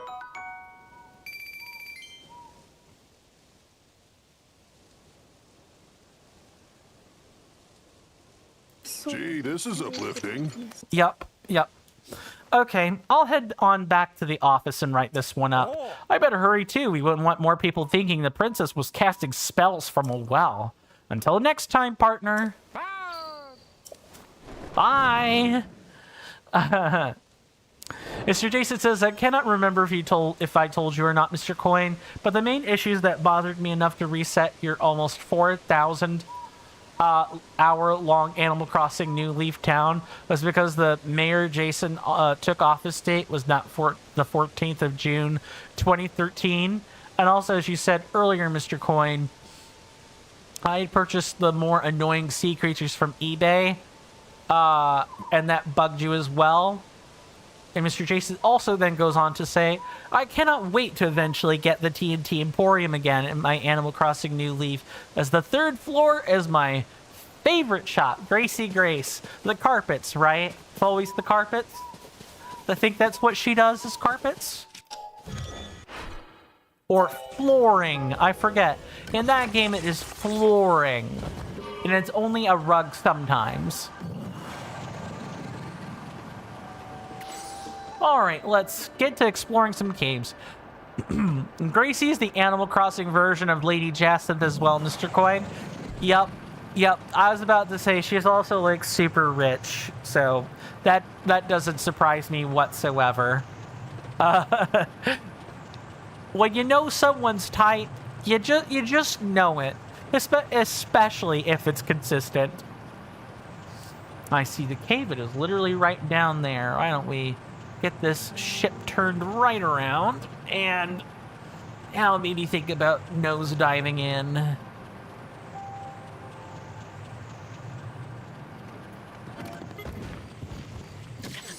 Nice. Let's go ahead and... No, let's not do that. Get up here. Mark this with a bright bloom seed. And how many of those do we have anyway?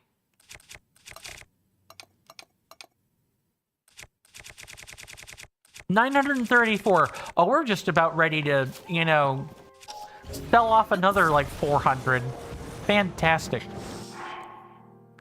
Mr. Jason says, also Gracie Grace was clothing and furniture, along with 124,000 bells, carpet, and wallpaper. Nice. And where a bed was also sold for 300,000 bells, Mr. Coin. Indeed. Was it when you're saying bells, these are like bell prints? Do I have that right? Or is it something else? Okay. Okay, so there needs to be consistent motion. Got it. Let's do it like this then. Yep, just like this. That shouldn't be too hard. There's no way that's all there is to this. It's a cave. There should be a bubble frog somewhere.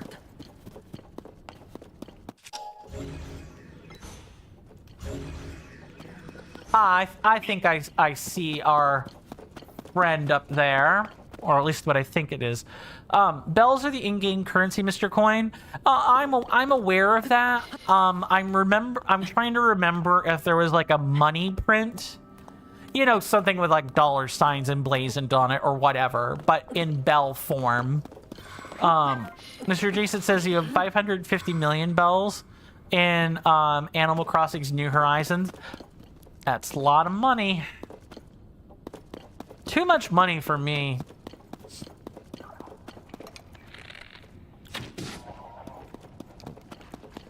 Thank you, Mr. Bubble Frog. Nice to have that cleared up. One more cave completed. If you guys know the SMT reference, you know what I'm talking about. If not, you know, if you like Pokemon, you're gonna like SMT. I think you should give SMT a try. It's a bit more random and can be a bit infuriating, but oh, it is good fun. It's good fun, and you don't even have to care about the plot that much unless you just want to. Mr. Jason says, that is why I want Gracie Grace to come to Animal Crossing New Horizons, Mr. Coin. Us top 1% of players don't know where to drop your excess wealth. I mean, there's always distributing it to the people, but I don't think you could do that. Or else I would recommend that. Ooh, nice. We got another cave. Oh, we need more of these. More sunset fireflies? Yeah, we need a couple of them for the armor upgrade. Oh no, all I wanted to do was just game. My fault for not looking, I guess.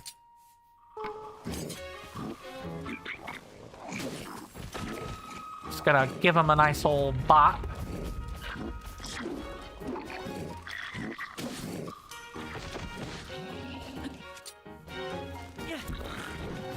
I don't think so.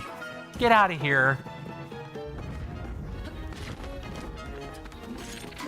No. Mr. Jason says you can, Mr. Coin. And I have my nieces. Too true. You could drop bells for the needy, Mr. Coin. Nice. Yeah, I guess needy players, right? I moreover meant villagers. I don't know if villagers can directly use the bells, but yeah, needy players works just as well. Bye. Oh no, not dead. There, now they're dead. That's what I was looking for. Okay, let's take this and go into the next cave. Mr. Jason says you cannot drop bells for villagers. You can confirm. Sadness, but expected. Yeah, I'm fairly aware of interactions between like player villages. Like Animal Crossing has always kind of had that. Oh, you could go visit another player's town and maybe drop some stuff in there. Although it's definitely gotten more refined as it's definitely that interactions between other players has definitely gotten more refined over time and everything. Okay, am I missing something here? I am. That is like what? Oh, I'm not looking in the right spot. There we go. Okay, I need to turn around this way. Found it. Okay, where is our bike? Our bike is down there. Come on, I really don't want to have to get down. It's fine. Let's just grab it and put it up here. Nice fallen statue, too. Let's see. Mr. Jason says, I was worried about the SD card as you thought it was corrupted, and it said that it may need a restart, but it says Windows found no errors. Yeah, and a technology scare will certainly ensure that you follow the instructions or, you know, go through the proper procedures. Mr. Jason says, I'll always use eject media now, though. Yeah, smart man. Smart man. You really want to make sure you give Windows time to process that, oh yeah, those files are gone. Or you're taking something out of a a spot on your computer jacks or whatever. You really want to make sure you do that. But that lesson has now been imprinted within you, so you don't have much to worry about. Okay, so we have this maybe where our bubble frog friend is. Kind of thought so.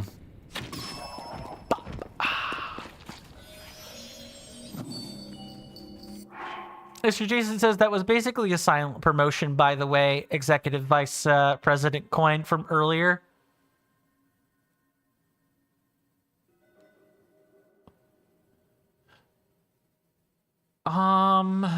Silent promotion. I'm trying to figure out where the is it like on Discord or something else, or was it a preceding sentence? I mean, Windows not finding errors is good. I'm pretty sure I'm being a bit dense, is what it is. Executive Vice President. Makes sense. Oh, yep, I got it. Sorry, not used to the title switch. Yeah, that is a bit of a promotion for sure. Technically still part of the board. Yeah. It just has more duties attached to it. Okay, so we have... I don't think we're supposed to set off the... I really don't think we're supposed to set off the lasers. That seems kind of silly to me. Let's just...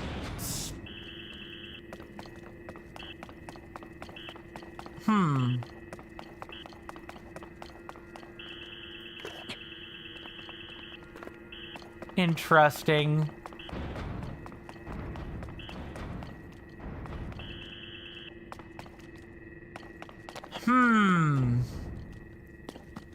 What is this one of us? Mr. Jason says other than advisorial, not particularly. Fair enough, but then you gave me advice anyway. Too true. Too true. What is this? Sorry, I'm normally I'm super chatty. I am trying to figure this out. This definitely wants.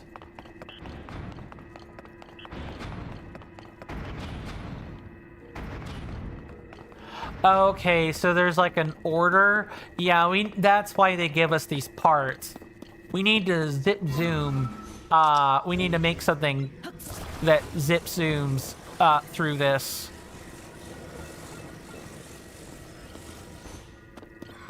And it probably, thinking about it, probably doesn't have to be too difficult. Just something maybe like this. Okay. It has to be balanced properly, but I think I know what this wants us to do.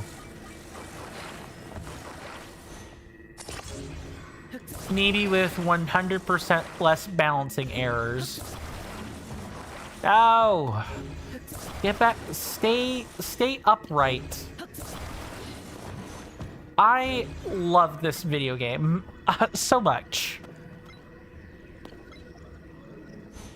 Do we... Hold on. Do we even need... We may not even need 2 wheels. Hold on. And we may not even need... may not even need these carts.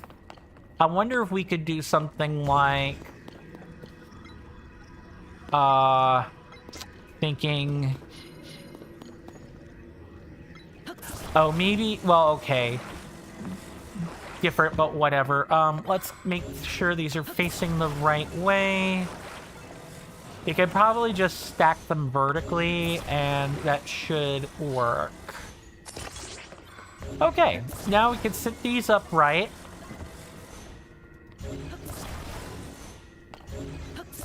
Put a cart on top of that.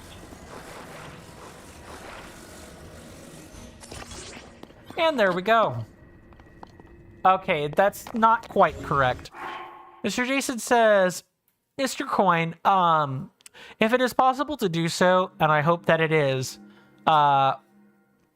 because the Animal Crossing New Horizons Nintendo Switch 2 edition and free update announcement trailer showed off Label in a room in a hotel, in the hotel.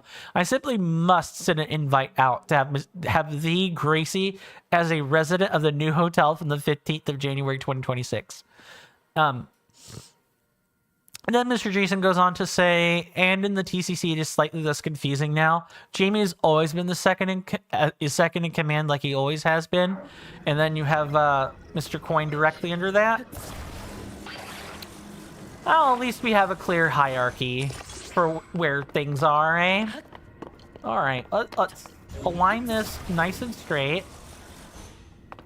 I wouldn't be surprised if it wants us to, like, make treads. I wouldn't be surprised if this is what they want us to do.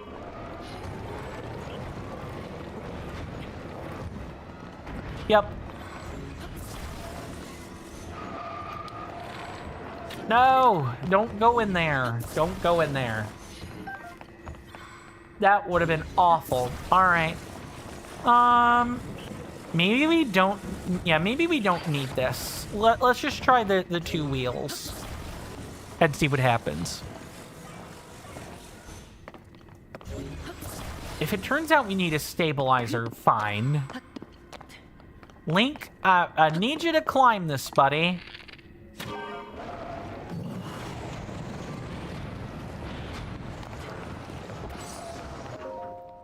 There, and that should be enough to trigger it.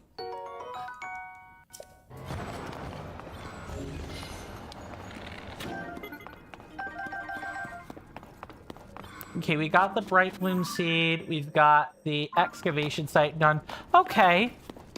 That's cool. So I think these are like a bunch of small excavation sites, if I had to guess. Which is cool. It's nice that cave systems aren't always just strictly caves or ruins. It's nice that there are, you know, caves are like, not... When I say ruins, what I mean is... like ruined old Hylian structures. Mr. Jason says, just as a suggestion, I would definitely love to see you do the other Zelda, the other Legend of Zelda franchise games, Mr. Coin, especially your favorite one, A Link to the Past. I mean, I'll note that suggestion. If you want to write that down in you know, the game suggestions channel, Mr. Jason, feel free. My only thing is I have to find a version, not by version, I mean, I need to go dig out the console that I think has a copy of that game, because I don't have like any kind of SNES port edition. And I also want to legitimately source the game where I can, if and at all possible. My gut is definitely not liking something right this second.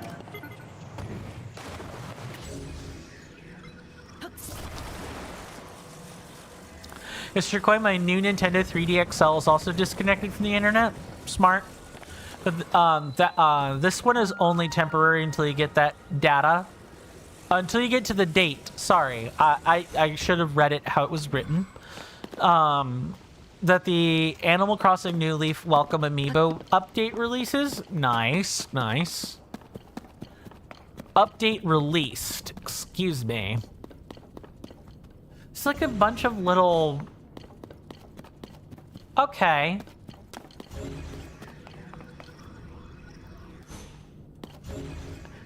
Very interesting.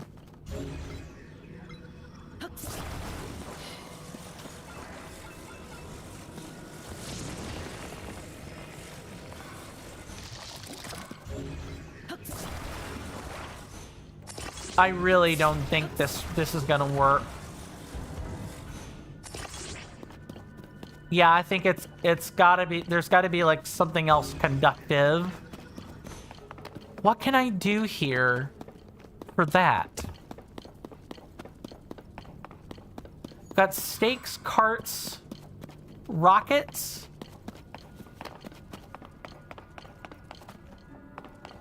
Huh.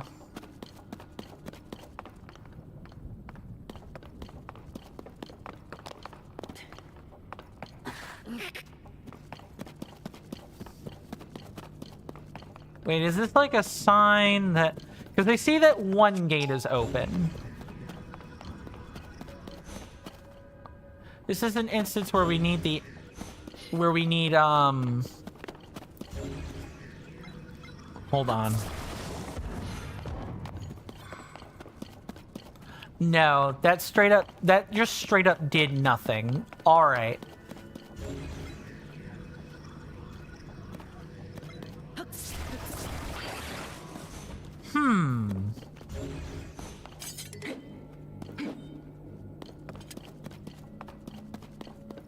So we have a cart. The solution has to be available using the parts that we have.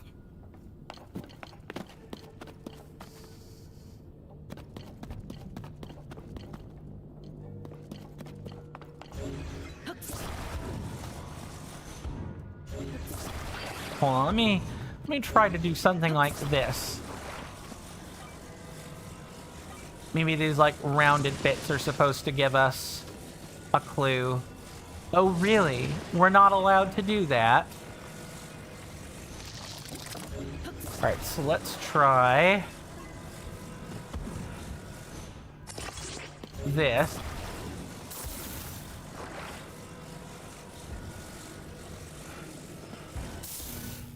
Oh, alright. Yeah, and they do have to be upright. And if we could just move the stake. Nope. Nope, that part works, but...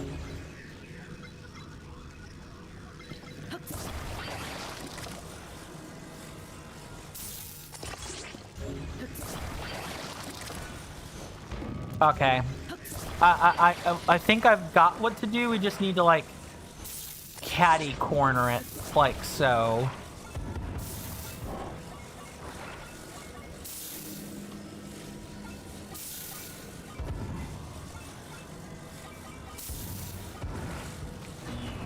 Alright, exactly like that.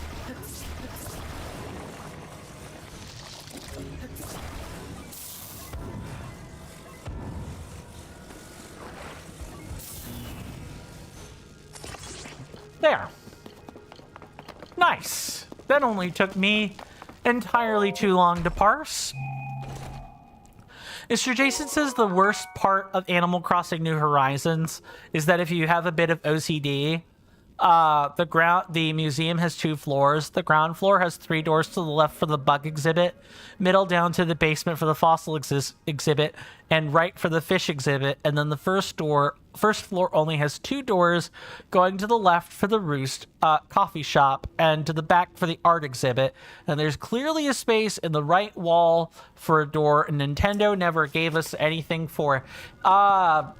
Isn't Blather's office somewhere lying around in one of those rooms, Mr. Jason?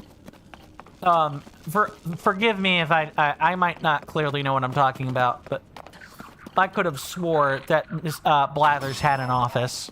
You don't know, Mr. Coin? Fair. Certainly fair.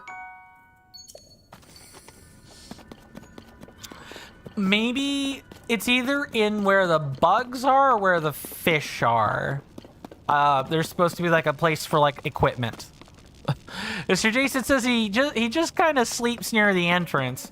Yeah, that's like the cute quirk about Blathers, is that he sleeps near the entrance. But he clearly also lives there. The museum doubles as a home. He doesn't live somewhere else, to my knowledge. Mr. Jason says it will definitely not be anywhere near the bugs, that's for sure. I'm thinking fish then. That would make the most sense to me, is like the fish exhibit. If I remember Animal Crossing New Horizons correctly, because I thought it was a rather neat office. Blathers detests bugs. That he does, and that I should always remember. because I so do love watching him, you know, do the occasional jostle over bugs. Or like shuddering over bugs. It's a rather memorable quirk about him. At least I'll say that much. Ah, it's down there. Link, I need you. Why are there tomatoes in a jungle? Can why are there rainforest tomatoes? Actually, those are not rainforest tomatoes. Those are fire fruit. I had to take a second and think. That's fire fruit. Mr. Coin, did I ever tell you that Mr. Jason actually has a 7th Nintendo 3DS system? I do not believe I have heard of this. No. Do tell.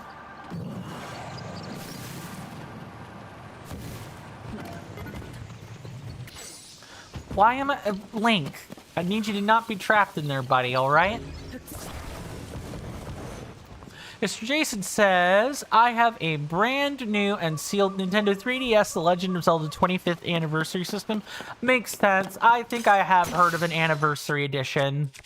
So that part checks out. It's gold and black. Mm-hmm.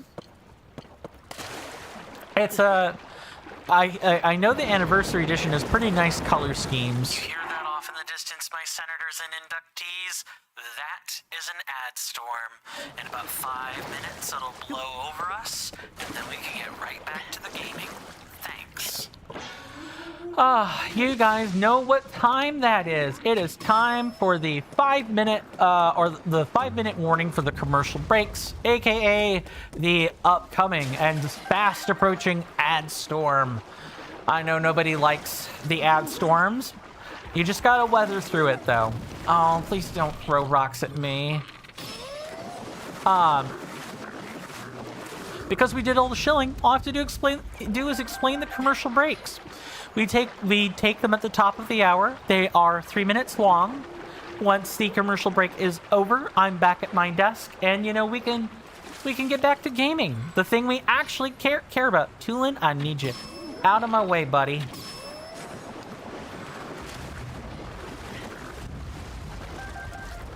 Oh, I did not mean to grab that.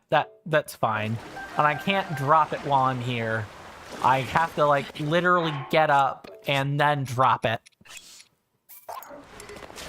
What? Alright. Whatever, video game. I believe I can equip it. Which I should be able to do. And then chuck it out the nearest airlock. Mr. Jason said it has been sealed since 2011. Nice. Probably has good resale value. Should you ever need to sell it for any reason or another. Mr. Jason says, Mr. Coin, I'm sad. I was looking at a site for Hyrule Warriors Age of Imprisonment, which is releasing tomorrow, and one of the key items is Korok Seed. Oh my god, they are determined. Nintendo is absolutely determined. The Aonuma's development team is determined to use this scatological joke for everything it's worth.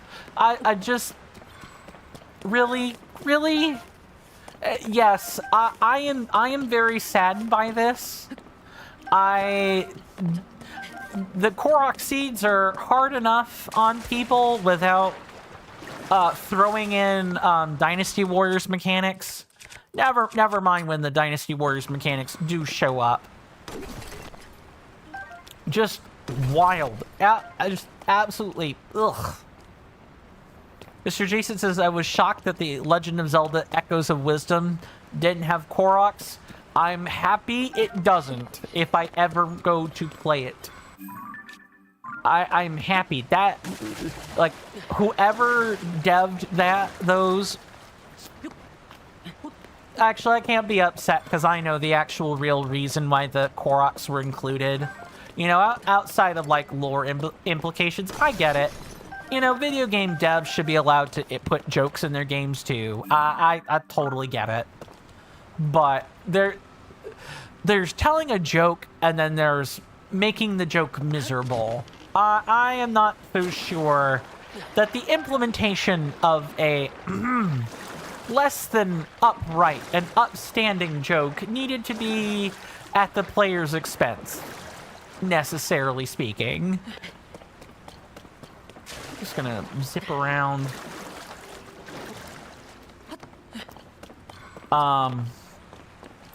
But if we end the stream early for whatever reason, you know, I do just want to say that I really appreciate everyone's company today. I am trying to, like, not be a Rolodex of repeating company platitudes, which I often am guilty of doing. I want my exchanges to be authentic. Link, I need you to, like, get up there, buddy. Thank you. I don't like just recycling the same sentences over and over again and calling it good, but some things are just bog standard. Did the chest drift down there or what? It's gone. Well, it's not gone. I can, nice! Primitive fishing rod, everybody. Okay, not worth the fishing expedition. That is totally fine. But I intend on getting us to the chasm soon enough. See you after the break.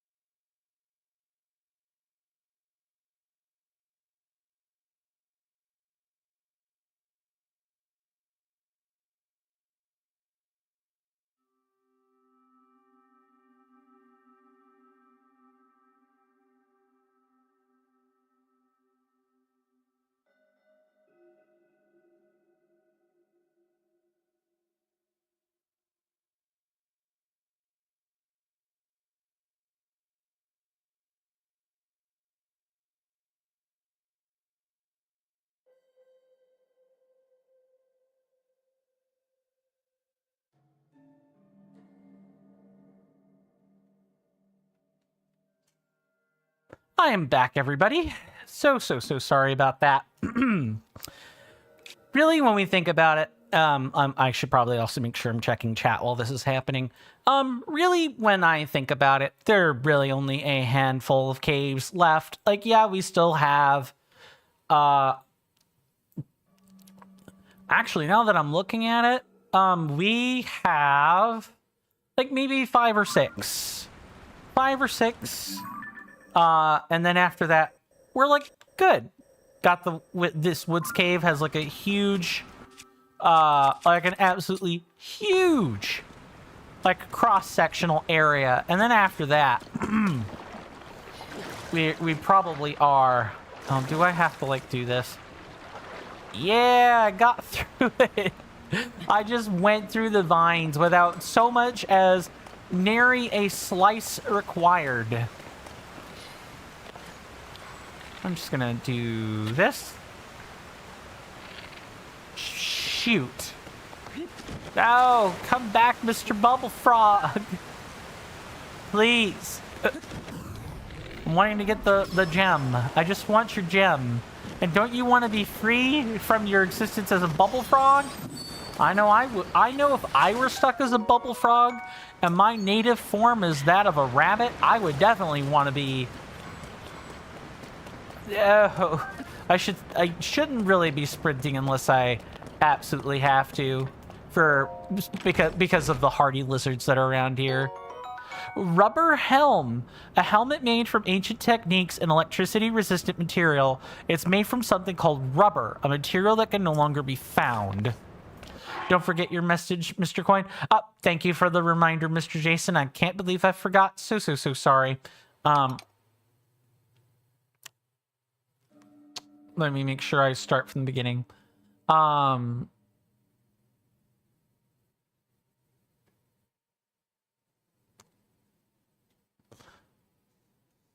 Okay, I already replied to the one about Echoes of Wisdom having Korok seeds. I believe it is... Yeah, okay, I found it. I did get all the Korok seeds in Hyrule Warriors Age of Calamity story. I bet that was not particularly very fun to do. Given how I found a few of them and they were already tedious by my standards, and that was coming right from Breath of the Wild. Mr. Jason says, you definitely have a bit of Scottish and British in you, Mr. Coin. Bog standard. I mean, I sure hope I have some Scot in me, or, you know, I'm about to find out that being the great-grandson of a Scottish immigrant is a lie, right? I'm about to find out how much of a lie that life was, and what kind of secrets my biological mother it would have been keeping from me. Oh man. Oh, we actually have a stone halberd. We should do that. Really? Oh, this is for cutting vines. I know what this is. Sex. Our usual audience has arrived. Hello, Aelin and Mr. Shiny. Hopefully you both are doing well in both body and mind today, and hopefully you guys enjoy your stay. You've come in at a good time, of course. We are spelunking in caves, because of course we are. It's what we would have been doing yesterday, for the record. Aelin asks, bitches rammed yet? Not particularly. Just, haven't had the good opportunity to, you know, explode anything. And then Aelin says that's a great entrance. Shiny, I agree. Yes, just... And you know what perhaps the worst or best part of that is? I did not mean to go out this way. The worst or best part of that voice line is it's just the Latin number for 6. The Latin number for 6 is literally sex. Straight up. That's how you say it. And contextually, if you knew that was Moog, Lord of Blood, from Elden Ring, counting down from 6, it's not supposed to have a sexual context to it, but because it's just this out of context sex, and it's such a mouthy like version of that word, it's really funny. You can find the entire minute and like 17 seconds of unused lines and animations right on YouTube. That's how I found that particular version, and it's getting it in Audacity couldn't have been simpler. It really could not have been simpler. Just hearing that line breathes life into me that I was okay. So, what is this for trees? All right. I mean, I'll take swimming through some vines, that's for sure. Please tell me these didn't regrow back. No, I think I swam through the gaps for these last two. I think that's what happened. Or no, okay, no, we cut off a tiny little section of it here and then went from there. Okay, let us get a place to stand. Ideally without freezing ourselves solid. Mr. Jason says, Mr. Coin, in Hyrule Warriors Age of Imprisonment, one of the playable characters is a literal Korok. It's not Hestu. I'm aware that Hestu is like playable in Age of Calamity. I'm trying to make sure I'm not spacing out mid-sentence.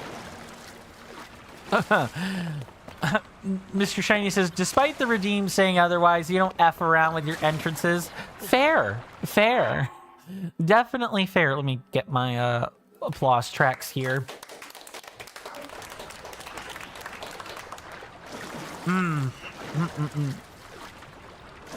Mr. Jason says, Hyrule Warriors Age of Calamity was unfortunately not canonical. Of course it's not. Why couldn't it just be, oh, the stuff in the franchise is canonical, or the stuff in the franchise is not canonical? Of course they had to... I love Nintendo continuity. I love Nintendo continuity. Said with the most sarcastic, like huge cheese-eating grimace on my face that I can manage. It's totally not confusing. It totally doesn't render the Hyrule Historia just that much more invalid. Aelin says there's a theory that it's the Great Deku Tree. How? How would that even work? He's a giant tree. With the Divine Beasts, you could move on those. But the Divine Beasts, like, they're playable because they're machines. Is the Deku Tree gonna pull a Treant? Is it gonna be the Great Deku Treant? I'm sorry. I should be happy that people are getting a playable Korok and everything, because, you know, having representation is important. But, like, come on. Some things just don't make any sense. Some things just are... that's too whimsical. Unless they're literally about to Lord of the Rings or give him an Evermean body, I suppose that would be the other way in which that could happen. That would make sense. Like, walking trees aren't unheard of with Tears of the Kingdom pulling the Evermeans, but still... That's for, you know, Ganon's minions to use. That's not for the Great Deku Tree to just suddenly pull one out of his hat and say, aha, I'm an ancient, old being that can walk.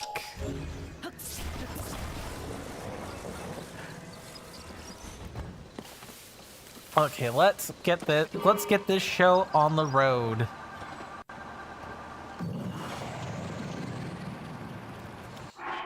Mr. Shiny says, I expected that. It's the second time Nintendo advertises a Hyrule Warriors game as the history that leads to events of insert a Zelda game. That's true.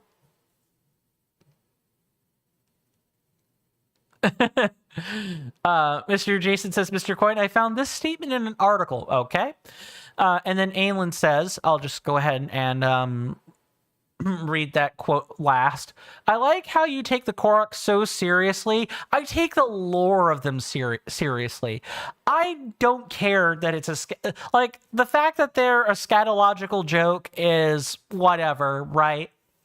But I'm a lore enthusiast. Let's not forget, I'm the guy who writes custom stuff for tabletop campaigns. Like, lore and specifically lore in continuity is really important. I don't like retcons to take place without the retcons being organic. They're just little yahaha dudes that give you literal yes, I am fairly aware of that. But I can be offended about I can definitely be offended about the lack of continuity. Like, the thing is they would just come out and say that these are all supposed to be disparate stories. That's fine, but they don't. They don't pull a Square Enix or whatever. It's not clear if there's a continuous timeline. And the fact that Nintendo has, patched together a continuous timeline is both impressive and frustrating at the same time. Like, I've moved off the Koroks here, but it's no less true. Mr. Jason says the file size for Hyrule Warriors Age of Imprisonment is 44.9 gigabytes on Nintendo Switch 2. Yeah, that's humongous. That's like computer game size. This is huge for comparison. Breath of the Wild plus DLC is 24.1 gigabytes. Tears of the Kingdom is 18.2 gigabytes. Hyrule Warriors Definitive Edition is 12.9 gigabytes, and Hyrule Warriors Age of Calamity is 11.1 gigabytes. Yeah, so like what we can't tell, what we can't exactly tell is whether or not they're that size because Nintendo didn't optimize the performance, or if they're that size because there's that much content, right? We kind of just don't get to know which one it is without an interview or something. Is this your first time in the area, sir? It's a little known fact that our I crossed the words again. That our stable receives orders from Princess Zelda herself. At her direction, we opened a sanctuary for a new animal species. It's right across the ravine from here. Ordinary visitors can't easily reach it, but with a telescope or the like, you might be able to snatch a glimpse. Anyway, once again, welcome to Lakeside Stable. Mr. Jason says, I bet that's 44 gigabytes of Korok seeds and 0.9 gigabytes of story. It better not be. It better not be, or I'm going to shake my fist at Nintendo, go grab the CEO that no one likes, that's causing Nintendo to take a lot of heat, and be like, listen here, you better keep your grubby little mitts away from the optimizations that Nintendo is making. You better not be doing that. It's all tongue-in-cheek. Really, it truly is. But, like, still. Enough about that. I don't want to die. I don't want to leap into that rabbit hole again. Aylin says, F it. It's a multiverse. You said the 10-letter M word I don't like. Oh, God. It's against the law. I'm sorry. You didn't do anything wrong, Aylin, for the record.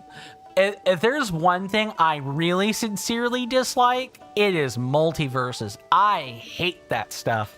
I get it. Parallel dimensions and alternate timelines lets you retell a story any way you please. F the continuity. Who gives two iotas? Just let me hear the 18th retelling of Super Mario 64 again in 4K HD with voice acting. And it could be a different, you know, in this timeline, Bowser traps Mario in the painting or whatever. Like, I think a multiverse, when done right, is fine. But when oftentimes what a multiverse actually turns out to be is just a way for marketing teams to cram as much product down your throat as possible. Like, oh, look, there's a crossover.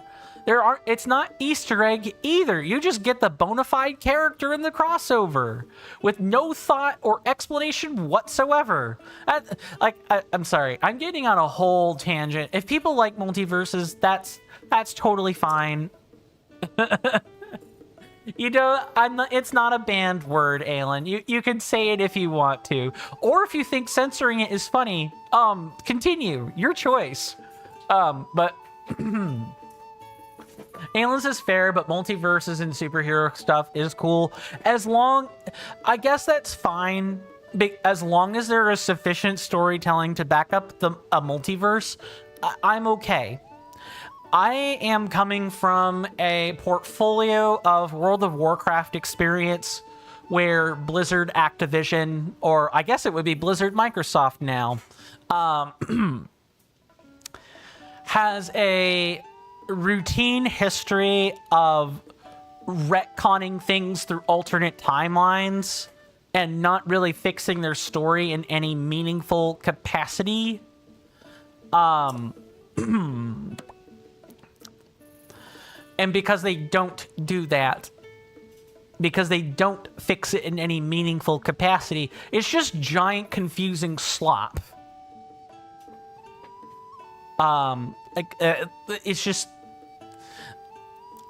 It's lazy. To me, as someone who writes this stuff on the side, it's lazy. It screams lazy. Or like, oh, well, our writing has hit a dead end. What am I supposed to do? Well, and we can't get over our writer's block. Well, multiverse. Yeah, M-censored stuff is funnier. I agree. I do find that funnier, actually. Sorry. I guess that could be coin stamp lore, eh? No, like, don't mention the word multiverse around him or he gets upset. Welcome. Do you want to register your horse? Nope, I'm good. The rain is almost constant here, but once in a while it does let up, like now. When it's raining, the well behind the stable is too full for me to go inside. But when the skies are calm like this and the water in the well disappears, I can give it a good scrub. Come to think of it, I should probably go and do that now. Take care not to slip. I don't think you're going to be doing any scrubbing, friend. Instead, we're going to come and grab that well now before it is raining. Let's just explore, make sure it's all good.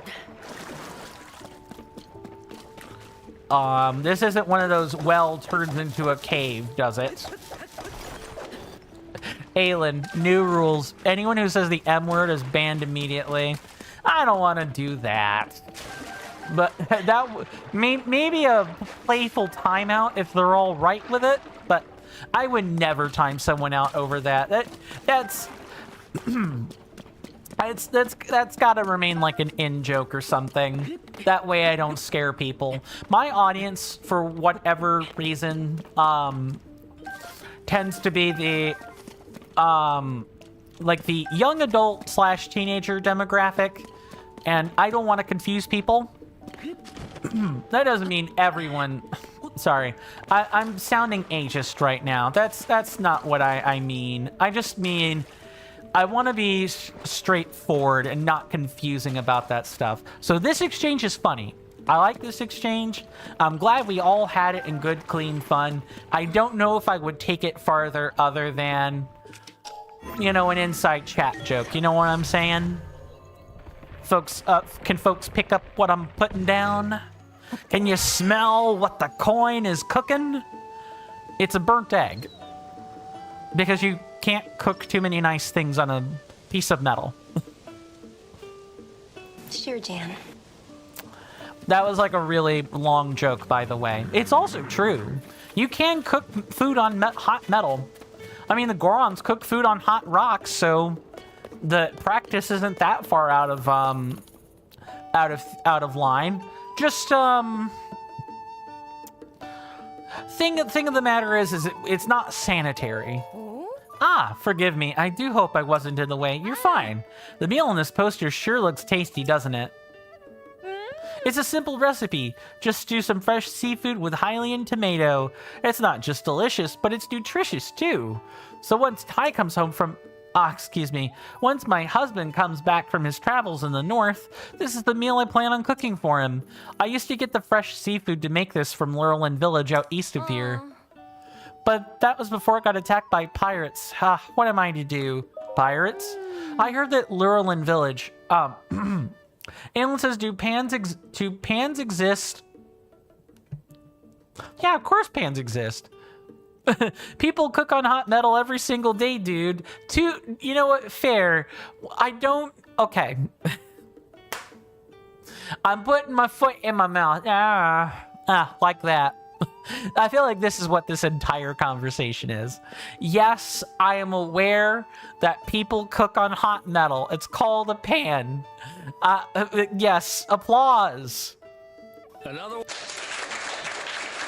Clicked on the wrong thing there. What I mean is heating up a sheet of metal like the Gorons do it, not a frying pan.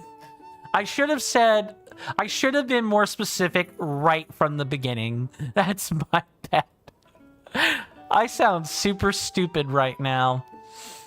Sometimes my genius, it scares me, Aelin says. Too true. Your peering intellect is dazzling indeed. To lay on the compliments, of course. I heard that Lurelin Village just suffered a pirate attack, but I'm afraid I don't know the particulars. It does sound as though the attack sent all the visitors scattering, however. All those poor people. Lurelin Village was such a cheerful place. What's become of it now? Lurelin is a lively, peaceful little fishing village. You can get there by taking the road east from the stable. It makes for a wonderful vacation spot, too, especially if you're a fan of seafood. I don't think I'll ever forget the trip I took there with my darling Ty.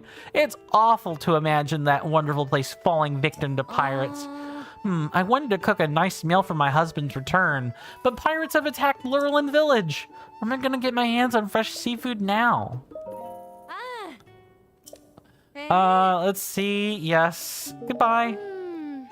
My dear husband, Ty, said he was going alone on a journey up north to find something to protect me with. I admit it's lonely being away from my dear husband, but our hearts are always connected. At least I like to think so. You sure hope so. Okay, we are done with that round of caves and wells. Now we need to mark some new ones. Let's see, there is one here, maybe? And then I think if I'm efficient with my time, we should be able to get done just in time to get the chasm. And then I may or may not extend the stream just a little bit to get all the light routes so that we can start the poll properly on time. I do intend on let's see, it's this one right here. I do intend on putting up a new poll relatively soon. We need to go back here and get the frog, get the bubble frog.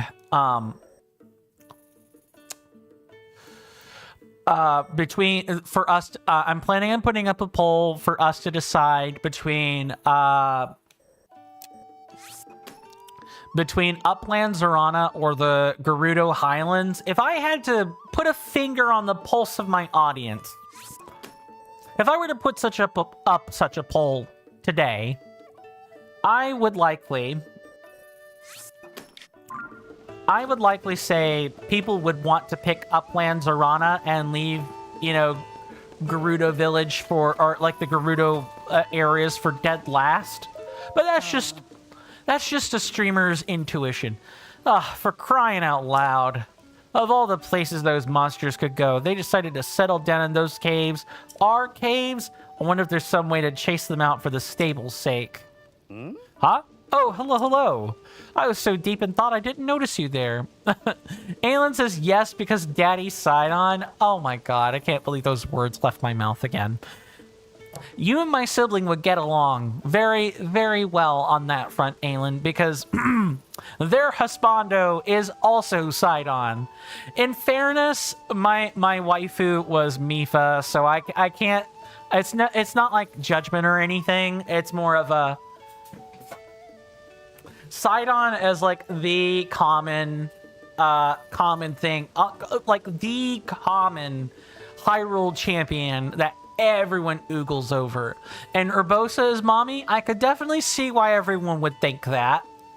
I don't necessarily subscribe to that, but I do like Urbosa a lot. So there you go. I was so deep in thought I didn't notice you there. You didn't happen to hear what I was saying, did you? Yeah, something about monsters? I guess you did hear. There are 3 caves that appeared around here after the upheaval. Up in the falls. They're all up there. One is near Corda Lake. Another next to Rodai Lake. And the last one over by Kalora Lake. Huge deposits of luminous stone could be mined in those caves. So they're popular spots for travelers, or they were. Then the 3 giant monster brothers showed up. Those 3 used to be over in Terran Pass. Oh no. Over in Terran Pass to the northeast, but now they're in our region hogging the caves for themselves. If we don't do something, travelers will stop coming here and the business at the stable will dry up. Aelin says, and Daruk is just the cool uncle guy that everyone loves. I agree. I have a lot of respect for Daruk. I kind of liken him to a grandpa or like an uncle. Yeah. Some people, though, would definitely think otherwise. I can't win. It's not as though they'll up and leave. 3 giant monster brothers have settled down in caves near Corda Lake, Rodai Lake, and Kalora Lake that are rich in luminous stone. Stable owner Campo is worried these monster brothers will scare off his customers. Help him by driving them out of the caves. We're doing this quest even without anything else already. So, yeah, we'll definitely be ramming some bitches, but not before we check out this this other cave first, just because I'm just gonna go up, and it's probably right through there. We're just gonna grab this. This one just happens to be nearby. Might as well do it here, you know. Okay, but I need to like figure out the precise positioning. So this will be, oh, so it should have been like here. Hold on. I feel like I may have went too far up. The Farron jungles are quite lovely. It's not my favorite terrain, and you certainly wouldn't catch me in real life, but it's really this teeny tiny little hole. All right. Nice. Yeah, this is for chopping wood. That's what I'm thinking. This is for chopping wood, and we need like a new monster part for a hammer. I'm thinking this one. And I can already hear the bubble frog somewhere. What am I thinking? Well, you know, Bo, come on, buddy. He's not gonna fit in the hole, is he? Yeah, of course not.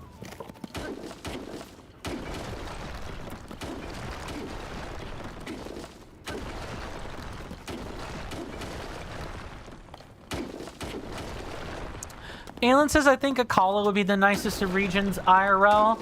I would generally agree with that.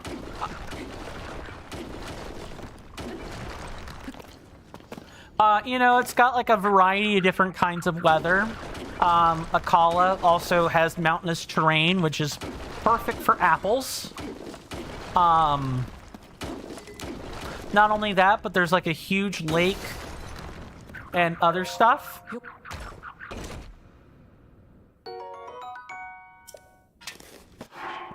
I can't do anything. All right. I can hear the bubble frog. You know what? I can actually make use of this. Oh, it's literally right here. Bye-bye, little bubble frog. Enjoy being a bloopy again. I can extend that question to everybody, too.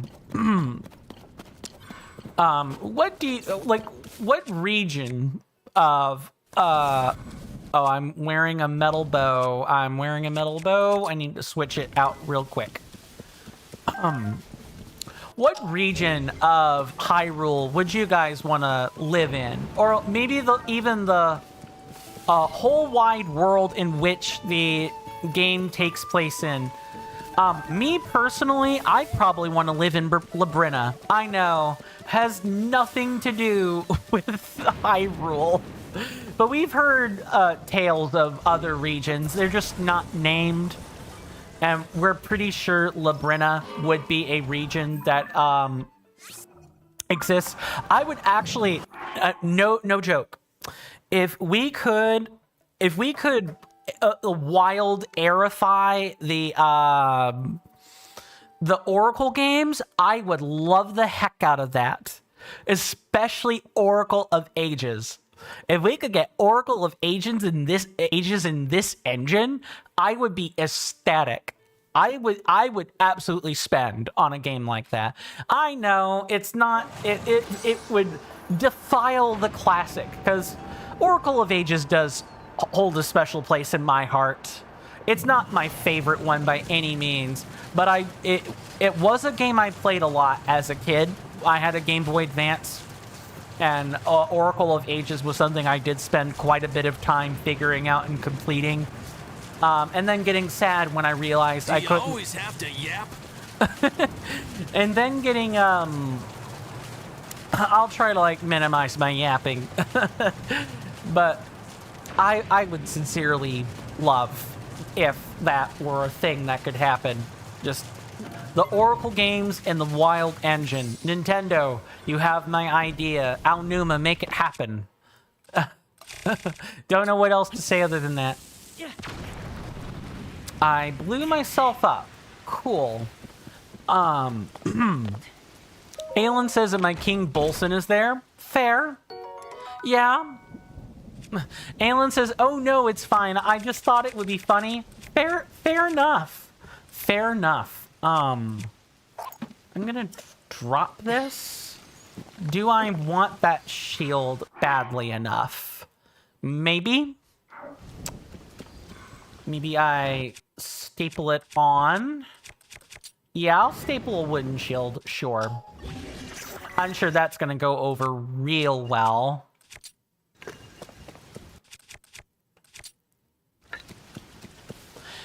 You just thought it would be funny? Yeah.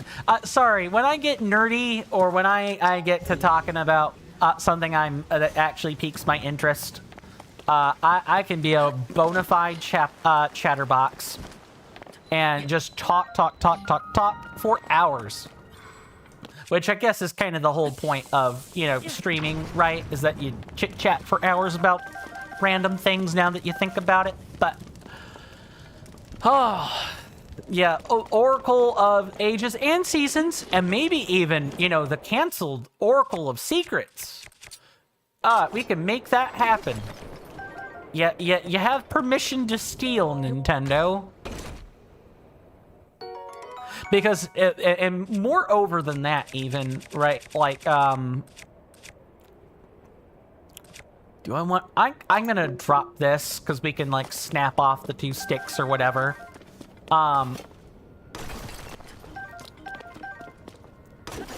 If there is a villain that I have a fond attachment for, it's Varen. I enjoyed, you know, the dark fairy of sorrow. It wasn't just big bungus seeking power. Which I guess, you know, Varen's also a bungus seeking power, so it's not like that's any different, but the way she went about it was different. You know? Sorry, I'm waxing on and on about Oracle of Ages. I'm gonna stop that now. Destructor says time to make the bed? Indeed. Hopefully that goes smoothly for you. I'm just gonna, like, break all these, and hopefully we find the bubble frog in the meantime. Oh, hello. Would you like to maybe not explode on me? Thank you. Much appreciated about that. Mr. Jason says, by the way, Mr. Coin, using Checkpoint to back up your Animal Crossing New Leaf garden data file, you also moved your house. When you first set your house, you saw a nice private area just north of a river, but then you realized you cannot add pathing up to it eventually. Yeah, that's always nice, right? Because then you can be like, oh, yeah, now that I know this decision isn't gonna pan out, I could go back to before you wasted resources. Essentially, a save editor lets you save scum even more effectively than just, like, saving a file and reloading it does, for games that don't have such a mechanism available. I want to not use an explosion here. Very well. Enjoy your lurk. Aelin says, you really like Girahim and Skyward Sword? He's cool. I also like Girahim. Now, he is a bungus who turns out to, you know, ultimately seek power and resurrection of the Master. Like, that plot line is definitely old and stale, but at the same time, though, oh man, if there's like, if there's any villain in the Legend of Zelda franchise that pulls off the, like, the hedonistic noblesse vibe, well, it's Girahim. I have a fondness for Mr. Girahim. But I'm not going to pull off any impressions. Mr. Rasby says, I really want to chat, but you were playing Mafia. That's fair. Enjoy the Mafia. You had a match with a Godfather in another class, and you were a crook. It was so good. I'm glad you're enjoying that. That's not really quite my cup of tea, but I'm glad that you have found a circle of hell to sit in, Mr. Rasby, so to speak. Playing on mafia.gg? Yeah, I think I've heard of that address a couple of times now. Aelin says, and Ganon in this game is daddy. We're not gonna talk about the villain being ultra something else. I'm definitely going to not continue alluding to that. Let me just... that's all I gotta say. That's all I gotta say is I definitely am not gonna do that. It was really great. It'd be cool if we played together, you and Jason, until Jason rules the Godfather. Right. I think I'm remembering the conversation a bit better now. Rasby says, I'm still so pissed. You did the perfect effing setup and you threw the game by lying improperly at the very end twice. It actually hurts. I can imagine that. That sounds like it's a real bona fide stinker. Ooh, I do not want to do that until after we have snuck up on him successfully. This one is a blue Hinox. So we have found the middle brother, to be sure. All right. I will stop just short so that we can, explode it.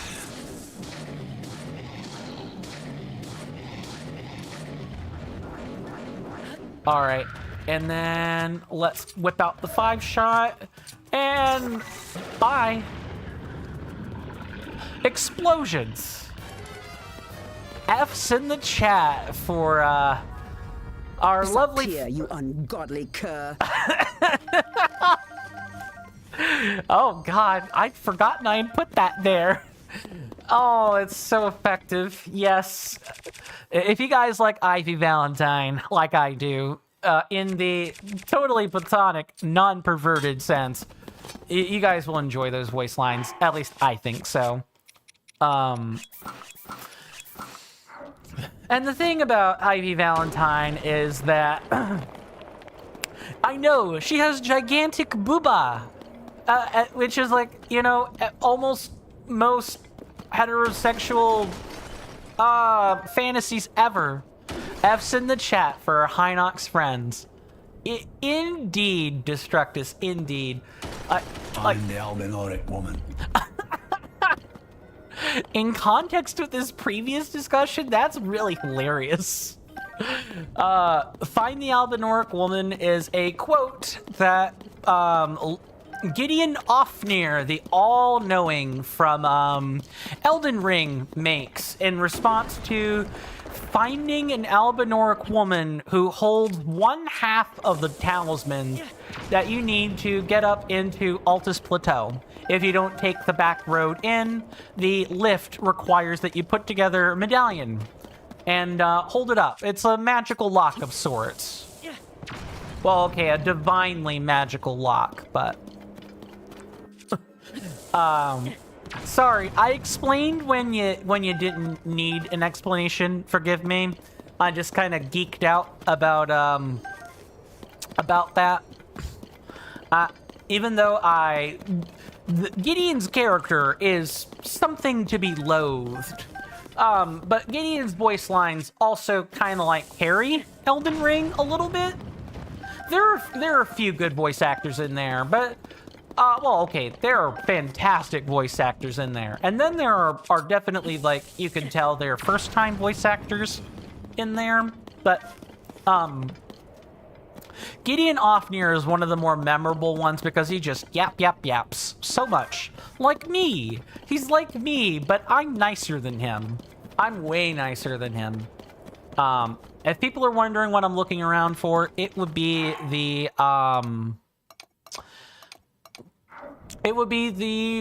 bubble frog. Can't leave here until we get it.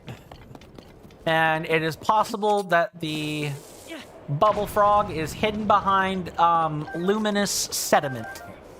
That's what this crumbly bit of rock is sediment. Okay, maybe earlier on there should have been the bubble frog. Ah, yes, it's probably up here.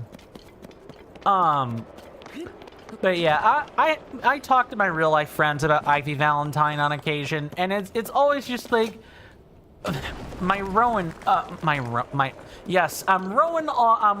on into stumbling over names and such. My friends,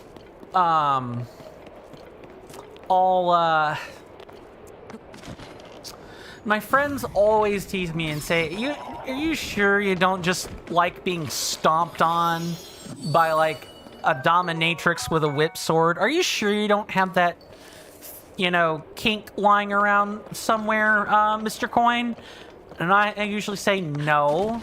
I like her personality, and I like the weapon. That's it. That's it. I don't even pay attention to the booba. I don't care about it. I know that sounds odd, because, you know, I am a human male. I am a cisgendered male. And, you know, it's not like I don't find women unattractive or anything. I just don't particularly... isn't why I like Ivy Valentine. And I do wish I could make that more apparent than what if you looked at the character with no context, you would think I'm a dirty little pervert without any kind of extra justification. And of course, I guess no one has to take me at face value, right? You're like, oh, it could just be a cover story, my guy. It's okay to like booba. That's not my comment. I can't tell you how unironically I am not caring about the size of Ivy Valentine's cleavage. Just a cover story. I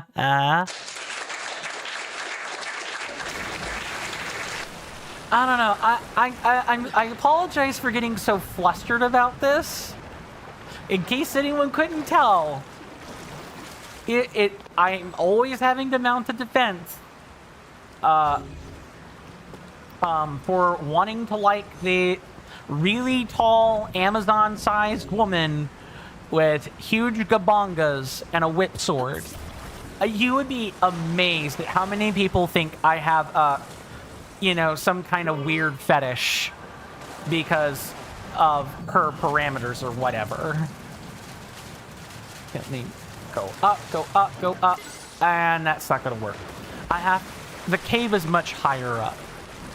Rasby says, I, unlike Mr. Coin, might have a different stance on what was mentioned about or related to cleavage.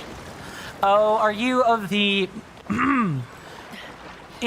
more classic bent on cleavage? The more classic view on cleavage? I half heard you just decided to roll with it. Fair, fair. Let me just pull this back over here and then trust I'm going to be able to steer this thing around. You just got murdered as a seer? You said you played Town of Salem or something? I've watched people play Town of Salem. I've not actually played Town of Salem. I'd want to, but I also want to make content out of it. If I do that, that's kind of like okay, why was I turning around? I was clearly pointing to the left. Why was I... Okay. You know what? I'm not going to think too hard about it. We're just going to take the thing out of here, and we're going to move on about business.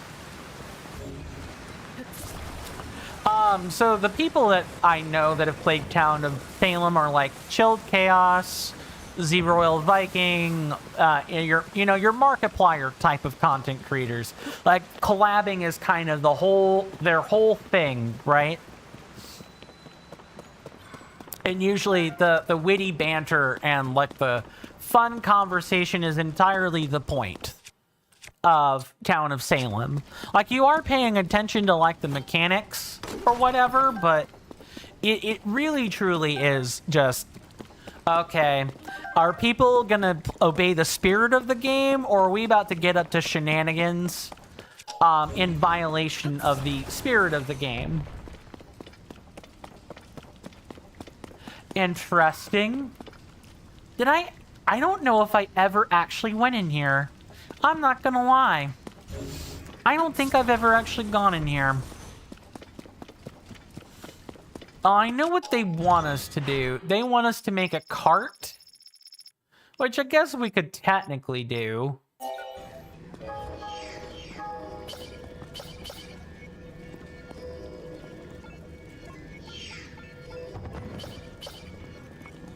Come on, is that all of it? Yeah, and the only thing we're missing is like the metal cage in the turret. That sounds right. This is the one time where building things for people comes in handy. Right in here inside the, 3D printed, operator. Am I gonna get hurt by driving over this? Rasby says Mafia is really really your kind of game? That's awesome. I'm certainly glad that you enjoy that, Mr. Rasby. There is something to be said for enjoying games of social intrigue, which I think is what Mafia is when you get down to it, right? I think we've talked about this before. Like, the social intrigue is part of the point of the game.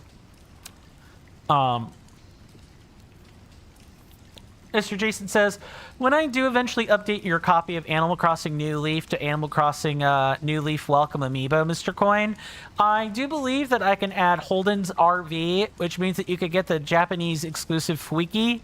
Fuki? Is it Fuki? I need to know. Fuiki? It might be Fuiki now that I think about it. Set. Mr. Rasby says, I mean, it sounds super socially bad to say that you can lie pretty well. There are always times where that skill is useful, right? But then you go on to say, but you can basically play it cool in almost any situation, but you do throw matches randomly. Oh, that is the that is the story of your life, I suppose. Even a grandmaster of lying eventually slips up. In the most complex of lies, which is why I often try to live life without abiding by them, without lying, if I can at all help it. But yeah, for me, I'm horrible at lying. It's more like, in my case, I try to go for plausible deniability. Like, sure, I said the thing, but I didn't really mean the thing I said. Nice. Yeah, I didn't really mean the thing I said, so you can't take me you can't take me seriously. You can't hold me accountable for that because it was in jest. It's a joke. Mr. Rasby says I grew up with social deduction games. The background makes sense. A bit uncomfortably so. Oh, you know, did people have stakes over those sorts of things? Or this is we're totally just gonna be blowing stuff up. Oh,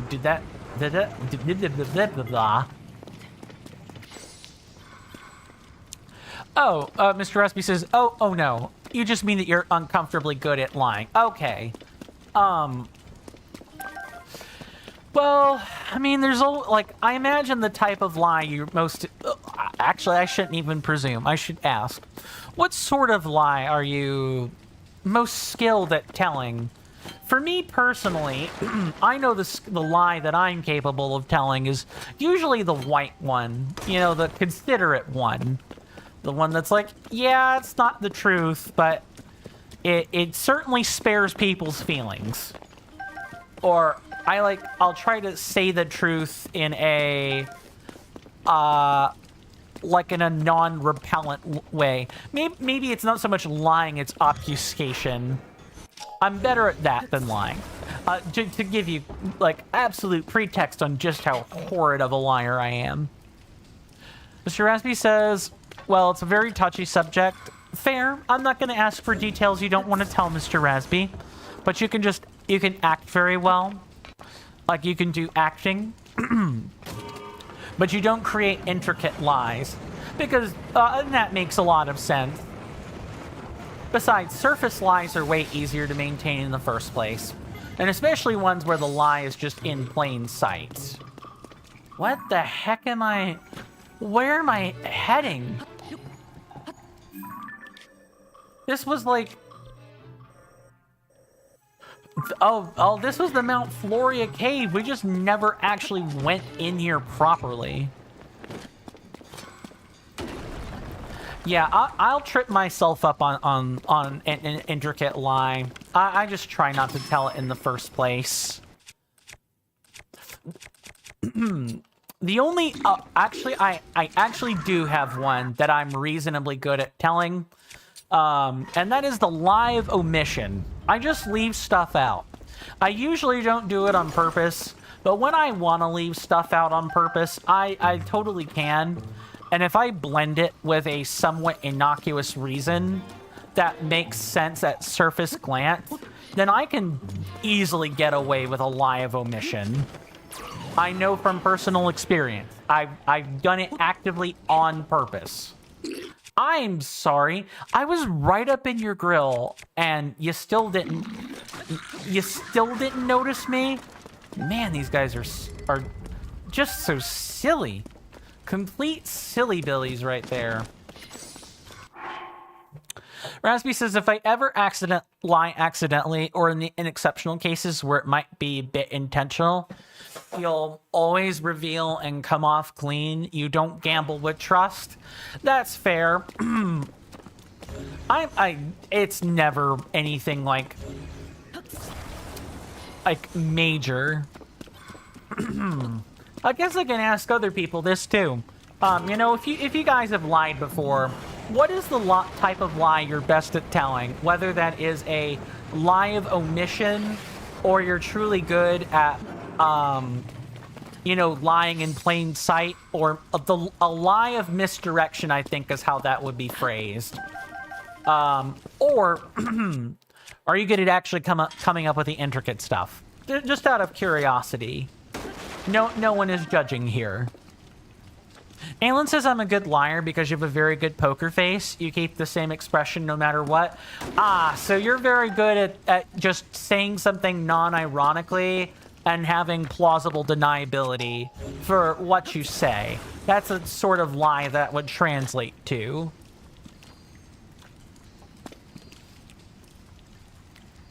And Alan goes on to say, and I'm good at bluffing in poker. Yeah, if you can keep a straight face, you're usually pretty good at bluffing at poker. That's just a solid, honest truth. It's a skill I wish I had, because I am terrible with maintaining... Like, I truly do wear my expressions on my face, like I'm supposed to. If something bothers me, I will make a face about it, for the most part. Even if it's like a small micro expression, my face will still do the thing. Mr. Raspy says, I have a really good poker face as well. Your face also reacts to what's happening, unfortunately. Mr. Raspy goes on to say, I mean, if you're not if you know you're not having to keep your face still, right, then you definitely wear your emotions like you're supposed to. You frown upon a teacher's decision in a literal way. Yeah, I'm sure that's probably gotten you in trouble. If I'm thinking about how making an obvious expression when you need to keep your expression still as like a young child, how that would turn out. Yeah, I could totally imagine that. I can't believe I just actually rammed something and it broke. Amazing. Boxcar? Do be boxcarring. Mafia needs a lot of attention. Very well, Mr. Resby. Oh no. I do not want. Well, we've got the bubble frog. If I remove this pin, yeah. We just need to find out. Is there anything to find out here, or... I am utterly not sure. Let's, we're definitely going to be going over on today's stream. Just... Blam! Nice. I did not want to capture that. Oh, I do not want to be in that. I do not want to be in that. I need to be not in the pen with the explosives. Do enjoy your lurk. That said, I do try to keep those anonymous.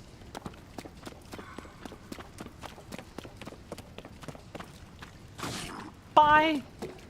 Bye-bye. I feel like there's going to be like one of these around each bunker. Or like each little, palisade. I think that's how that's said. Or, battlement. There's just tons of stuff. Nope. You saw nothing. Destructus says, okay, bye, have a nice stream. Thank you so much for hanging out with me, Destructus. I really appreciate it. With all of us, even. Do rest well, and do be well, my lovely senator and inductee. I hope to see you sooner rather than later, of course. But if I don't get to see you for whatever reason, do take care of yourself and stay safe out there. And with that, we're gonna hopefully chug through this, like, quickly. Not spend too much time exploring, silly stuff. Well... did anything else just pipe in? No? Okay. Alan says you ever play Cookie Clicker just randomly? No, I can't say that I have. The game in that genre that I occasionally crack out from the Steam library is usually Realm Grinder. That's usually my auto, you know, my idle game of choice if I feel like idling anything in anything, doing anything at all. Alan says right now you're trying to succeed in the stock market. Yeah, Cookie Clicker has stock markets, right? That's like, I know that's like a big thing, is trading cookies to get other stuff.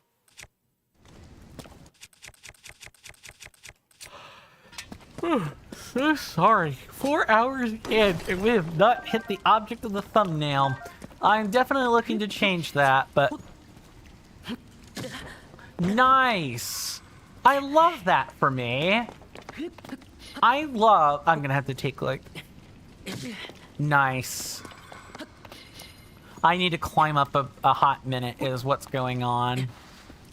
And there we go. That'll do it. I just wanted to get across here without needing to whip out the vehicle or whatever.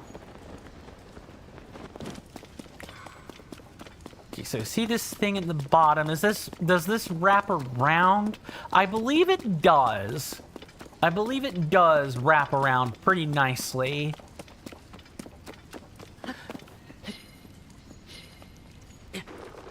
Okay, that's not gonna work. I need to, like, do this number right here. And that's how we'll get across. I definitely will have to spend some time farming today, though. Did something just hit my vehicle? No! That is a dead, hardy lizard that we literally just saw it impale itself upon the briars. Pretty funny. I mean, I guess that's a free hardy lizard. I really wish the game would have some music right now. I hate when games cut to just ambient noise. I'm doing my best to fill in the space and everything. But it ain't easy.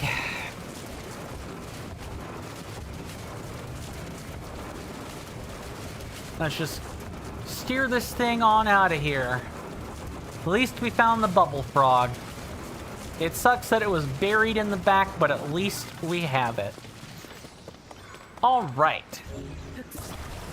Let's get this through the crack and on out into the next cave. I wasn't expecting that to be so expansive, but it was.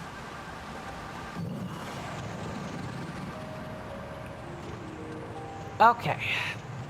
Oh, so his positioning determines how he's gonna weigh down the vehicle. Okay, I mean that makes sense, but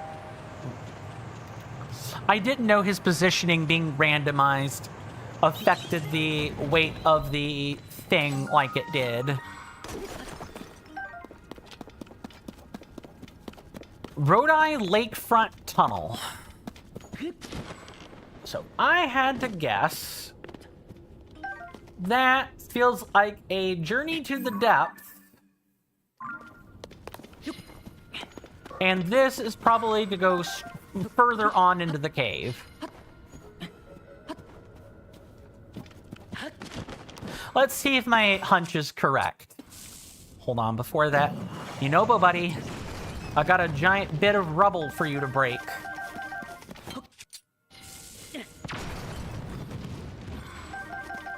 Holy crap! I just made 483 quintillion cookies in one trade. Nice. Realm Grinder has this thing where you can reach like the cap of numbers. Nice. 531 quintillion cookies. Where they've got a number cap, like a computational limit, and every time you reach the computational limit, and you get the number of in-game currencies you need, you can reset the game and go back to an earlier period of time with like some new stuff. It's kind of like if an idle game had a new game plus. That's how I would describe Realm Grinder. It's more obtuse, and some stuff in Realm Grinder is definitely... This definitely feels like a journey into the depth. No, it is pitch black. Let me grab a bright bloom seed. Thank you. Okay, that should help us out. Now we can see. And same deal. One over there to keep things nice and well lit.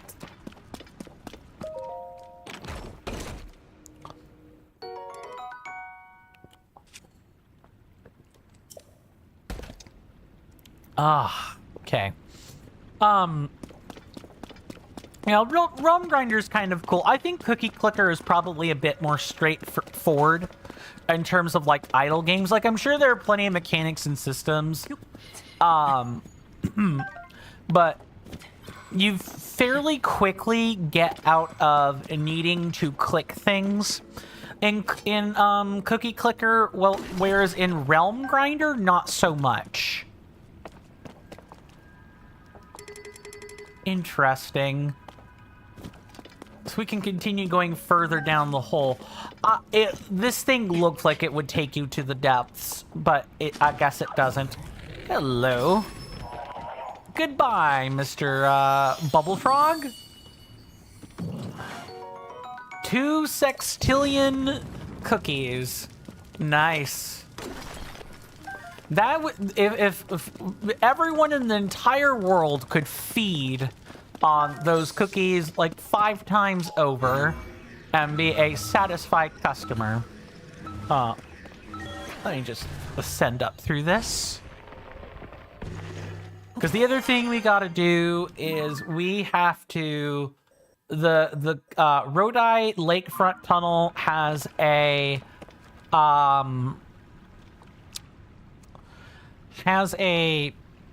Hinox we're looking for. I don't know why my brain took so long to, like, move around that, but it did.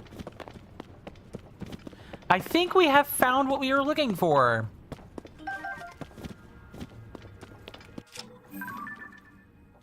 That is a... That must be the youngest brother.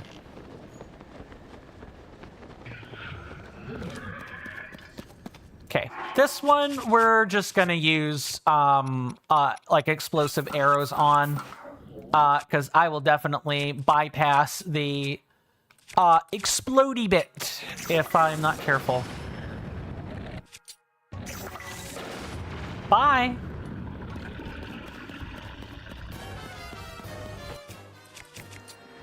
Wow, that was anticlimactic. And I guess we have, like, the eldest one in, like, the, remaining cave. Did I just explode all that ore into oblivion? I think I did. I think I absolutely got rid of all that ore. That's a shame. I wanted those luminous stones. Behold, your mother is dead. Okay, come here, Yunobo.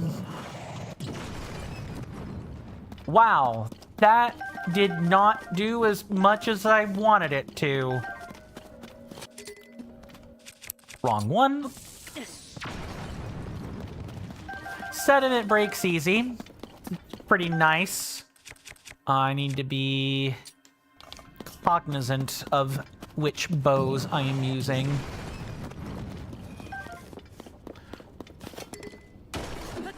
Oh, that is just straight up gone. Alright, there's no need to mine all this luminous sediment right now, but this is a nice place to bear in mind if you're wanting to, like, farm a bunch of luminous sediment. Let's get out of here. We got places to go and things to do. There shouldn't be any, like, Misko's treasures or anything hanging around here either, to my knowledge. Let's get to getting out of here so that I can hopefully end the stream and go have some dinner like soon-ish.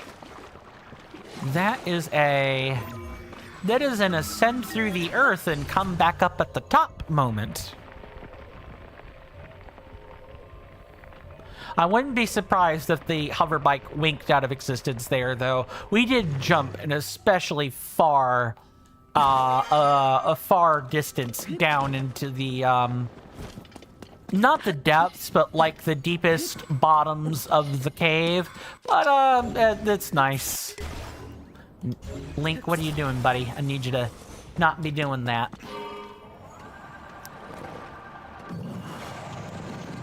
Okay, next stop is the cave up top, and then we'll probably be off to the Hylia Lake Cave, and that should start getting us toward the end of this journey. Thank goodness, too. What? Oh, that's just... They literally... Alright. Sure, video game. I hope everyone has enjoyed the gameplay and the commentary, and I attracted attention because of course I would. Yeah, I do hope everyone has enjoyed the gameplay and commentary today. If you guys don't like me nerding out about Pathfinder stuff or irrelevant things you don't care about, you know, let me know, and I'll try to keep that in mind a bit more when I'm you know, streaming. Sometimes these conversations are organic, and I don't want to discourage those, but if it's really clear, like, hey, Coin, you yapping about things that no one else cares about, buddy. It's time for you to find something else to talk about, please, for the love of God. You know, feel free to say so. And oh no, oh, I guess it's okay, but like, I certainly don't like relying on you know, sage powers this much. Aelin says, or... Do you always have to yap? Too true. You can tell me how you feel with that.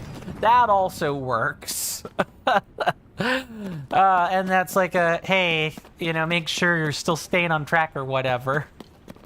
That works too. Oh. We have a bunch of stuff going on down here. Wait, I'm so... Oh, what? These caves are connected. These caves are connected. Please tell me I actually do have a space for a weapon. Okay. Okay. Okay. Cave discovered. Now we just need to find the bubble frog and, of course, you know, deal with the Hinox. Are you serious? Please tell me that the game is going to count my previous kills. Well, let me make sure. You defeated 2 of the 3 giant monsters dwelling in caves at Corda, Rodai, and Kalora Lakes. If you defeat the other one, maybe Compo at Lakeside Stable will breathe a little easier. I sure hope so. All right, over there.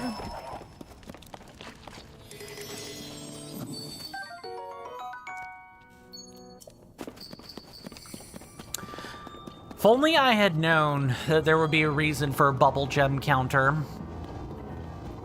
Come on, video game. Blood Moon, please.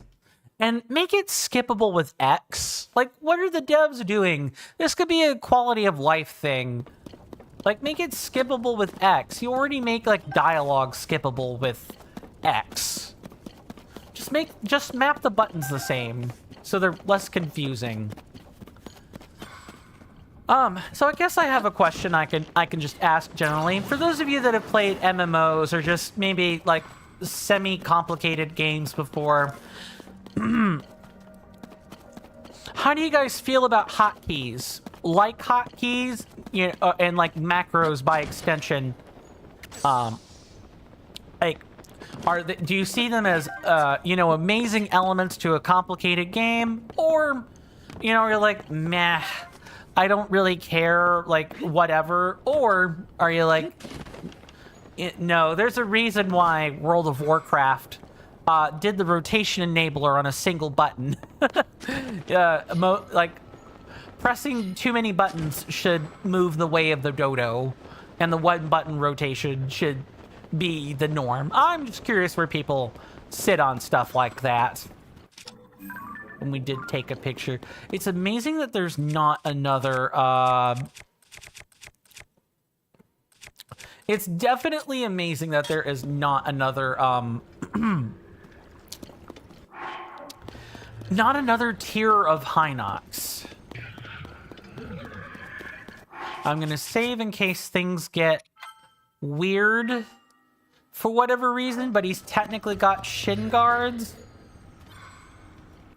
in both spots. I'm willing to bet we could probably break the wooden one if we tried. 3, 4, 5, 6. All right, stop there. Whip out the multi-shot. Blow it up. Bye. That didn't take long. Man, attack power up on a 75-point weapon is really quite something else.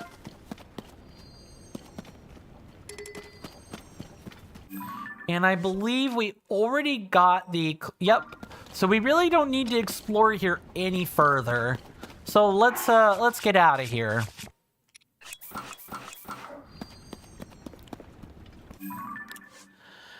You defeated the 3 monster brothers at the caves in Corda, Rodai, and Kalora Lakes. Now customers should come back to Lakeside Stable. Ease Campo's worries. Let him know the monsters are gone. Will do, my fine friend. Will do. Fuck, just... It's gotta be, like, maybe here. Right there. And then after, all we have to do is, like, just check the map and make sure we're good. Alan says if you use a silver Lionel horn on a Bigoron sword, it does 91 damage. Nice. Oh, and I'm surprised this even worked. Game, are you serious right now? Come on. Oh, of course. They saw friends. No. I do not believe that will be happening. 91 damage is pretty nice.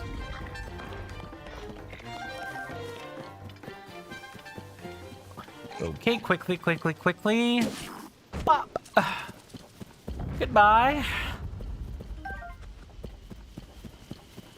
All right.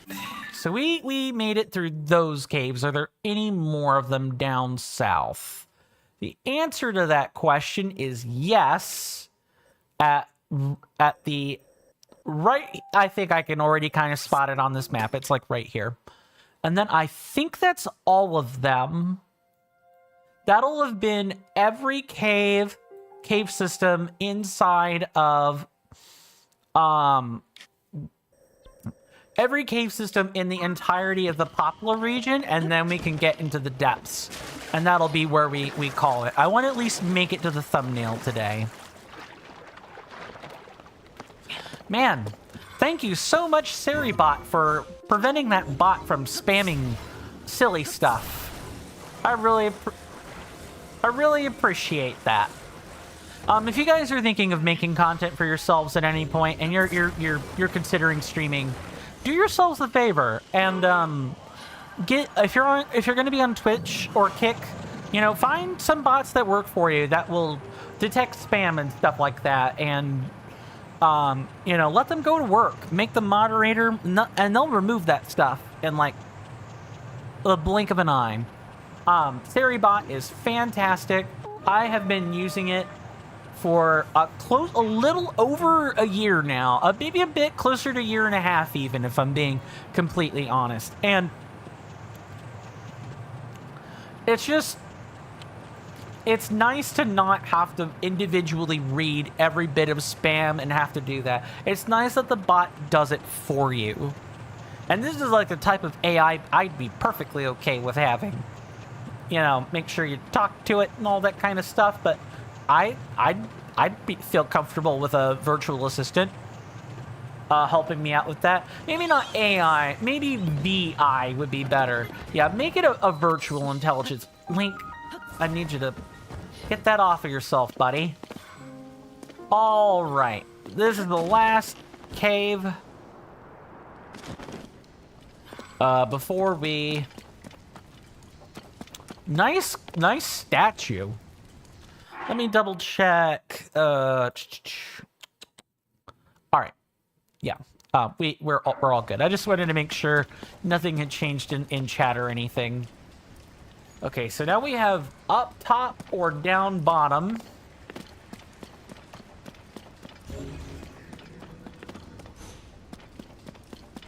Up top, down bottom. And this is like our way to ascend back up should something happen. All right.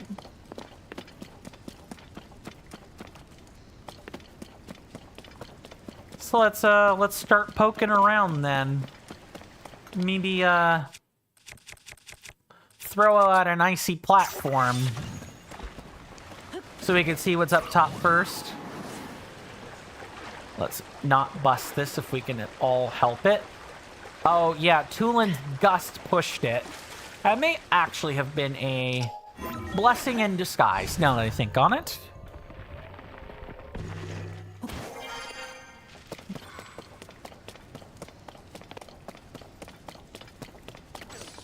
Wow, this is actually really cool.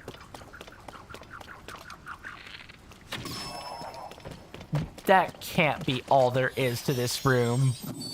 It can't just be a giant spot to like see the bubble frog and realize you missed something. Maybe it is. You know what? Maybe it is. Maybe that's what this grating is for, is to let you see up there. And, you know, vice versa, of course.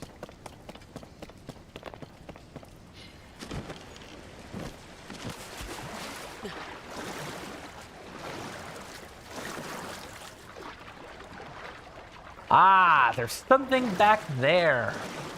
No, that is just a pressed in bit of, yeah, that's just a pressed in bit of, tile there. Okay.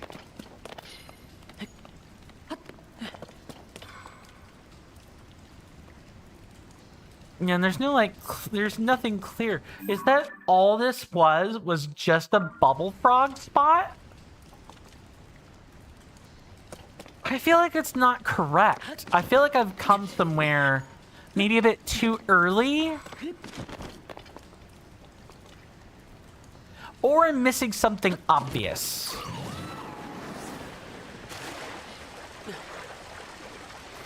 See, I don't see any holes.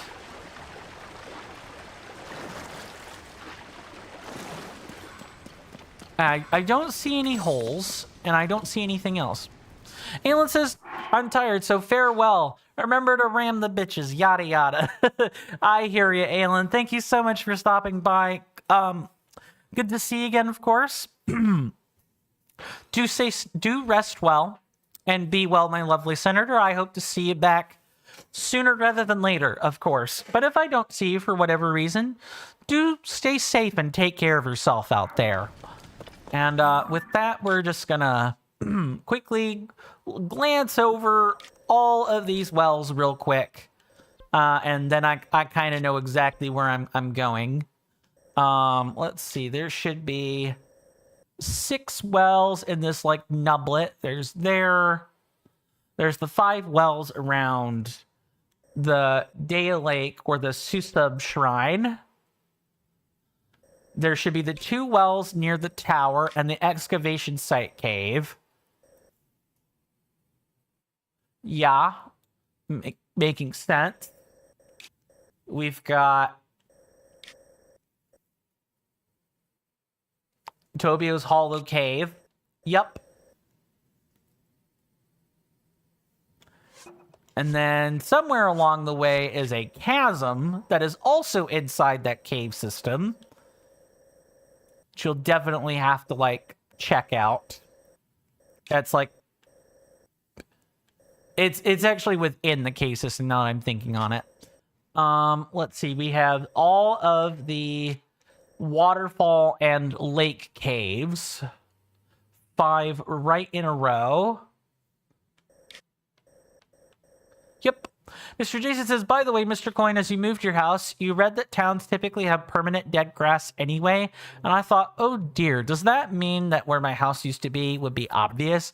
But thankfully, Mr. Coin, I time traveled to the 26th of December 2017, which was at least 4 years ahead.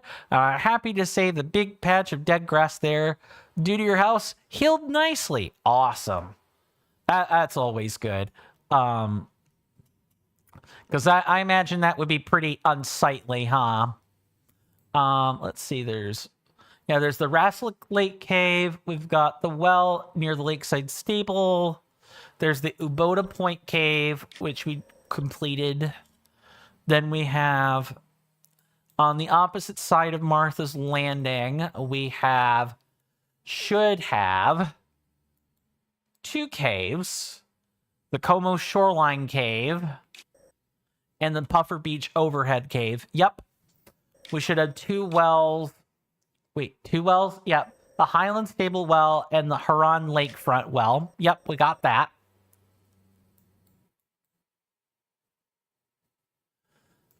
We have, going back up this way, the Cora Lakefront Caves paired.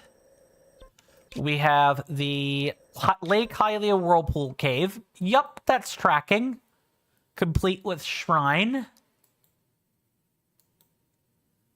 So all we have left are, like, the various chasms. I think. 1, 2, 3. Yep, that tracks.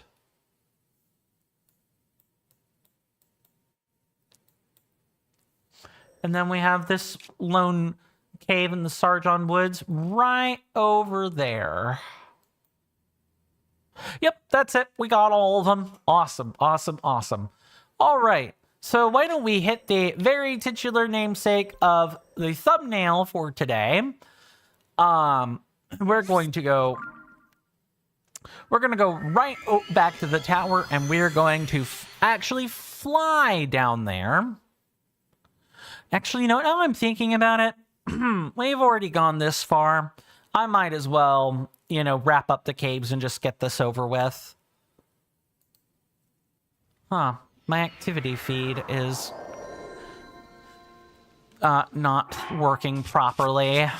It's going to be this one. And we're going to look for that right there. Just drift right on in.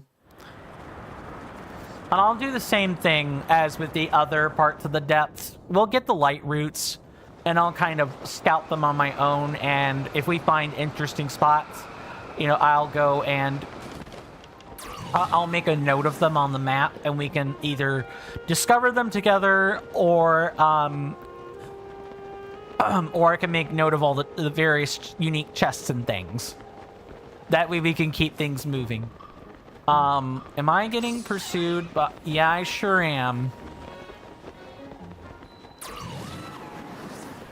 I'm wanting to fly over the Hylian Bridge there, because we had a blood moon recently, and I would like to just make sure I don't even run the risk of infuriating our, you know, dragonoid friend over there. Let's see. And Mr. Jason says, and then I restored my safe from the check from today with a checkpoint. Nice, nice. Mr. Jason then goes on to say, I'm really loving having checkpoint and being able to edit your town's garden data file. Mr. Coin, Power saves through 3DS allow you to back up your save data, but it doesn't give you a file that works with the ACNL town editor. Yeah, like different strokes for different folks. The Power saves with 3DS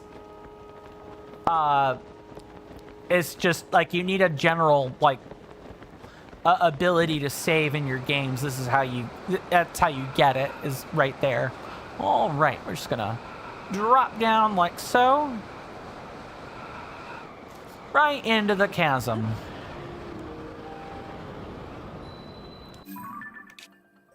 Okay, cool. And we can use our surface map to help us out with places that we want to actively go to. Let's see, like so.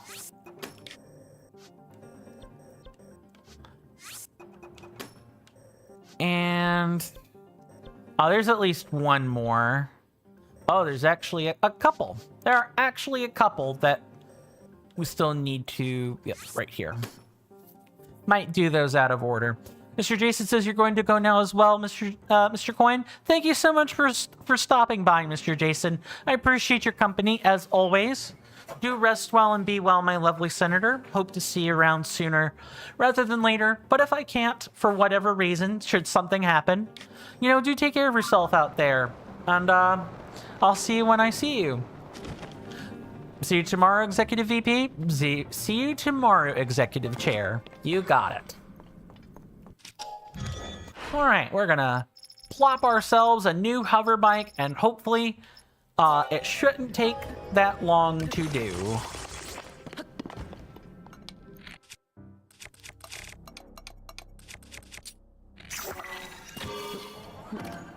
One more time for the illumination in the back. And then we switch over our armor to where it should be. All right, we're gonna have to navigate a lot of, you know, spindly like passages from the look of it. So I was wondering what the underside of the lake would look like. As it turns out, it's exactly what I thought it would be, which is a bunch of subterranean passages based on the erosion of, like, the ground.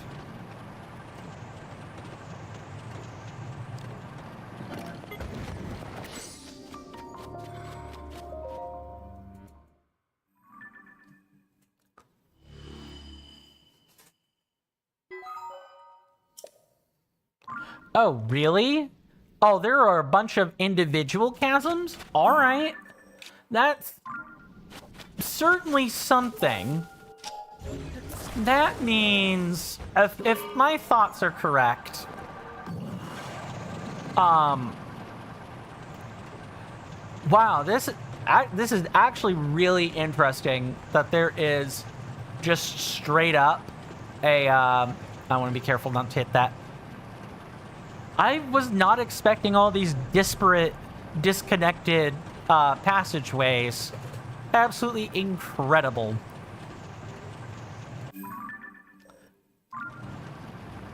And is that all there is? There's no way that's the case. Except it is. That is the case. My goodness. Not even so much as a... Not even so much as, like, an enemy down here. No, like, field boss.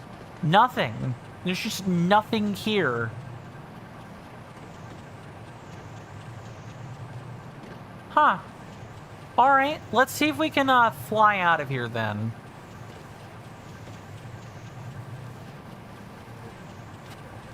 Might not work.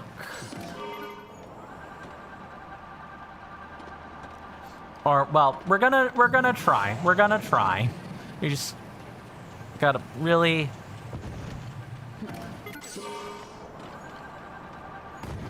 There. That's fine. I don't think we're going to be able to muscle our way out of this one. I think we're just going to end up having to give up the ghost, but we'll see. We'll see. Right there, like so. Pull that too. Yeah, there's no way. If I orient it maybe this way.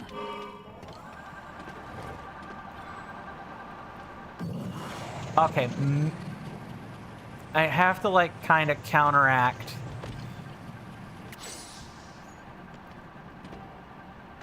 Hold on. I need to get Boat out of here is what's got to happen.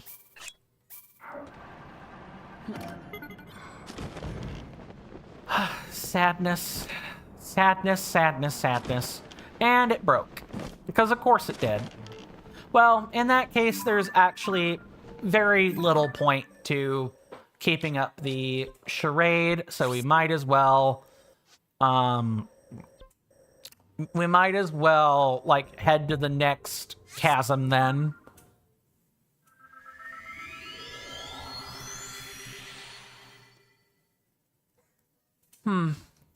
Sadness. So thinking about things here, I am really happy we've progressed as far as we have with Tears of the Kingdom, and I truly do mean that. Oh, right. We need to be heading up to the surface.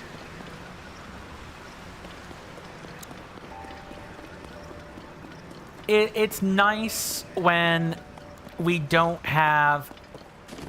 how do I word this? It's really nice when we can actually visibly see our progress, and it doesn't feel like we're climbing a daunting mountain anymore.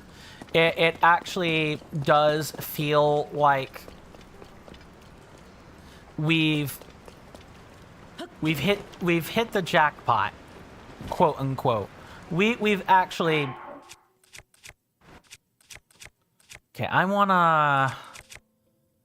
Oh, do I have to, like, unstaple something? I might have to unstaple something. Okay, this works. This works. This is what I was looking for.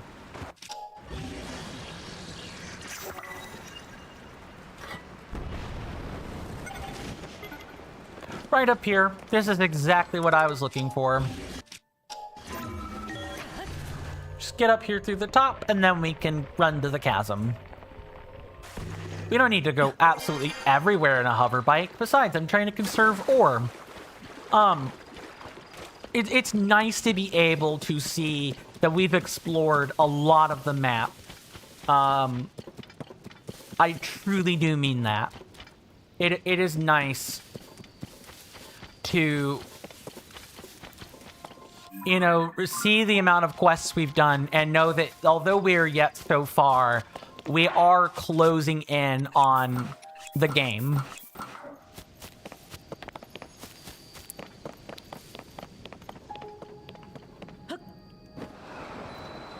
Yep.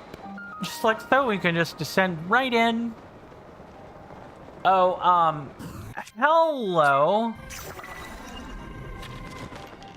I'm gonna wait right here while we see what the heck is going on. Oh, are we falling right into a Yiga camp? I think we're falling into a Yiga camp.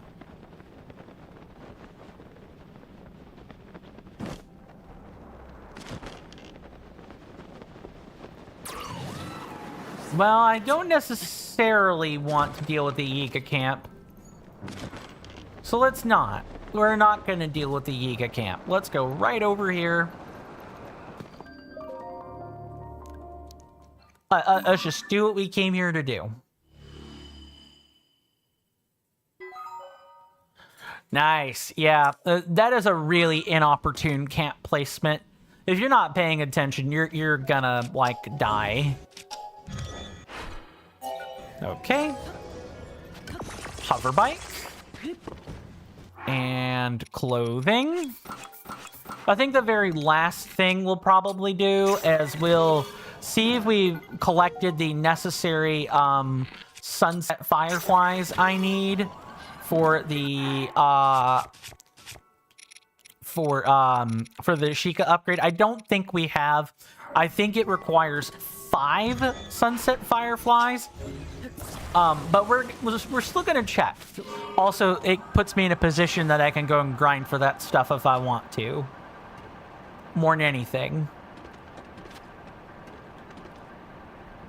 Okay. So I see this is explored in basically 3 pieces. Because we've got this chasm, you know, like this chasm. And then, of course, we have, you know, this chasm over here. Like, here at the sorry, I'm blanking. Tobio's Hollow. Which we may or may not have to go find.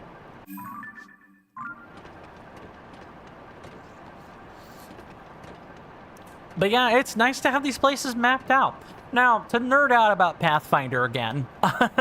Sorry, it's like my thing that I'm choosing to talk about other than like politics or religion or philosophy, and I think this is going to work out a lot better for us in the long run if I'm not using my spare time to get all negative.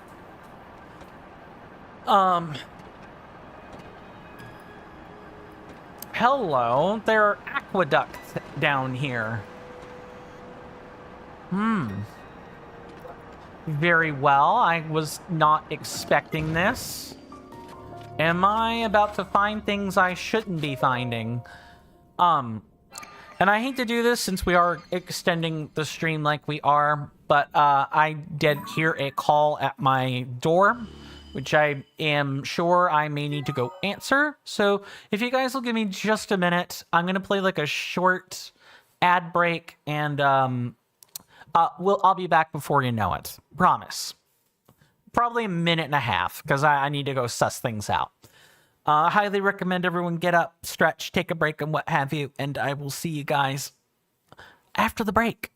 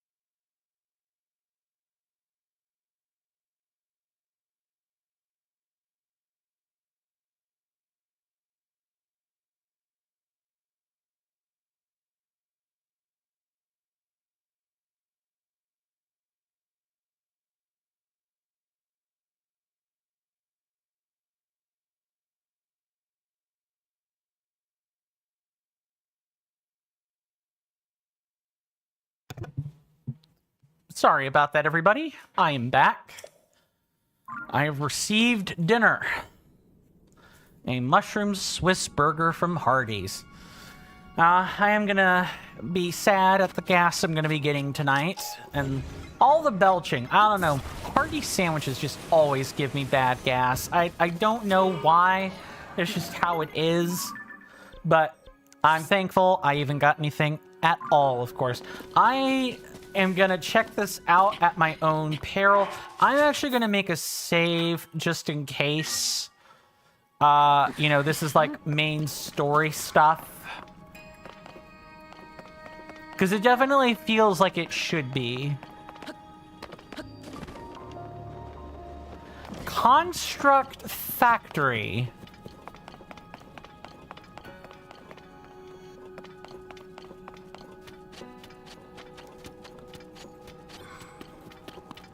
Huh.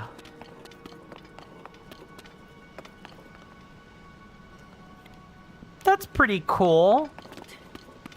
Just kind of stumble around this for a few minutes. Just kind of poke around. And so far, I don't see anything that is too particularly problematic. Because it's just like a place with constructs in it right now.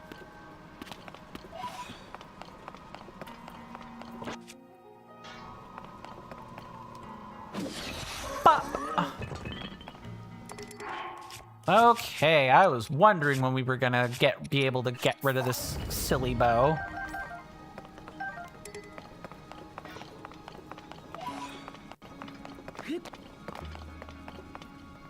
In the interest of not exploring too much, you know, just like of the place I'm not supposed to, let us get to moving on out to the places we're supposed to be. But this is a pretty interesting spot.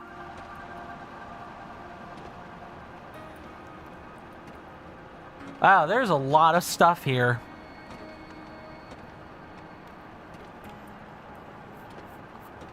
I'm not even gonna talk to the steward that's like here. Ow, I got slammed by my own construct, but I can see that there is a steward in there along with like maybe a treasure chest if I look at it right. Yeah, there's like a treasure chest in there. Yeah, let's not touch that until later.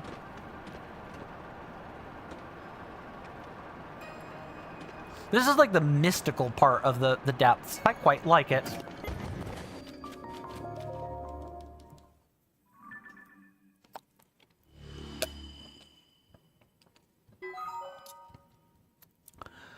Oh. Let's see.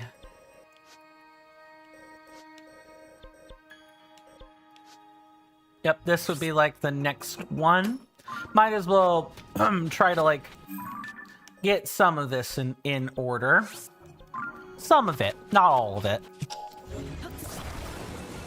So, rather than nerding out about Pathfinder right this second, I'd like to take an opportunity and ask, out of the places that we've been in this Let's Play, what has been your favorite spot?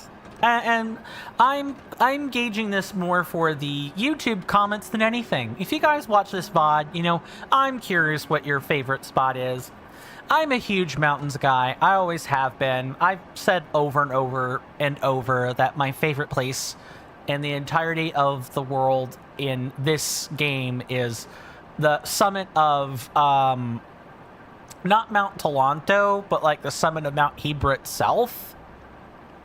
I've always just been a huge fan of expansive snowy mountains.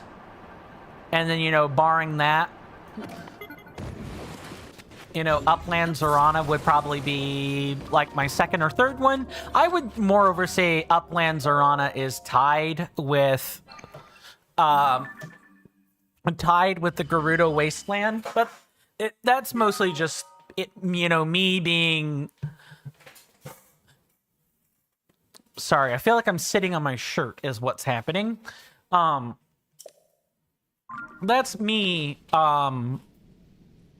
you know, lumping in my love of terrains together with the regions and not necessarily how they're laid out or whatever. Just gonna get rid of that.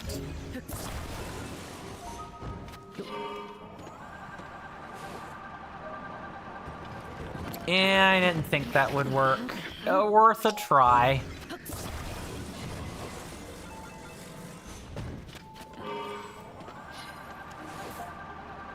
But I'm looking forward to my sandwich, my burger, my burger even.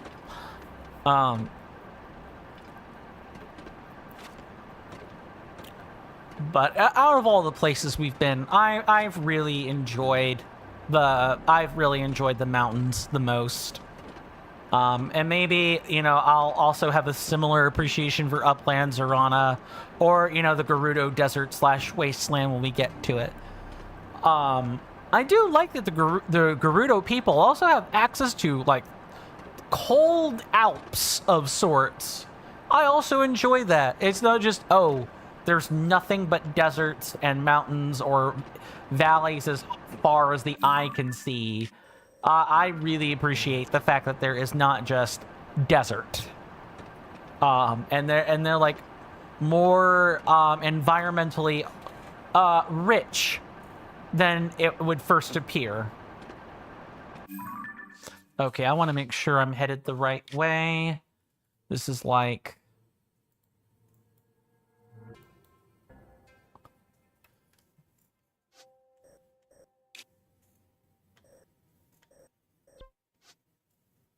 So that's this here, yeah?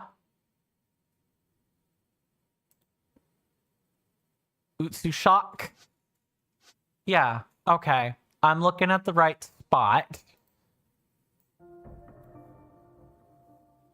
Okay, I need to turn around is what's going on. I need to turn around. I'm meeting a wall right now. And then we should be able to curve. You should be able to curve along it to the left soon enough.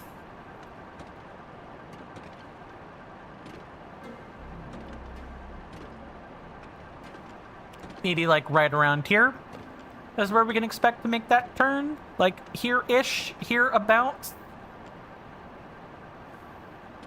Yeah, it should start to snake around. Yep, this is that spot right there. I was wondering what the heck was going on and why I couldn't go straight across. It's because you can't.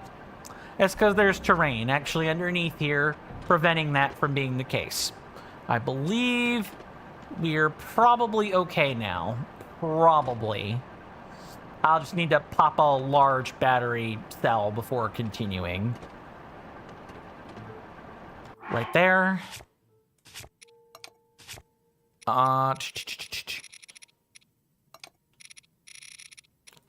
One large battery coming right up.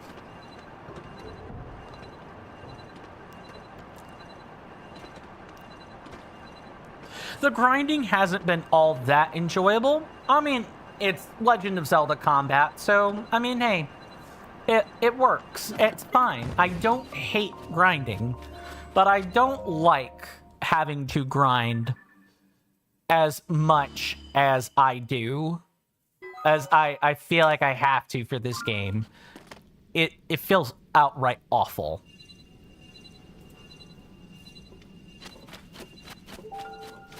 Like, Nintendo really wanted to make sure... I guess in some ways, right, you know, a game this expansive, this, like, big, has, you know, its benefits. You know, there's a lot to do. And if you're a parent who is looking to give their child many hours of fun... No... I need them to go away. I'm not anywhere near you. Shh. No one say anything. Yeah, just there's a lot to like about Tears of the Kingdom. But your child will be playing it for like a solid year. You know, that's assuming they don't like research how to glitch it and cheat it out. You know, speed run it, that type of thing.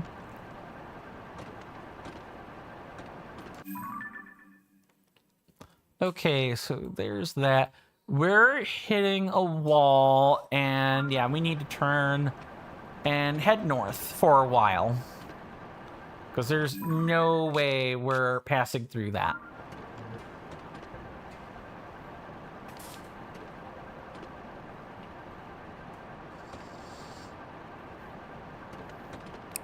Taking a moment to kind of let my throat rest a second. Just and enjoy the nice bit of hover biking that we're doing.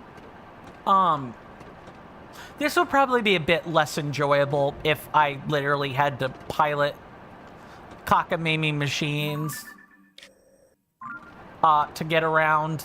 And I couldn't imagine driving this. We did use land vehicles for a while. I'm super happy we found that I looked into the blueprints, the necessary blueprints for flying bikes and such. It's been an absolute godsend. And it's just made this so much more bearable. It's not funny. That is an obsidian frox.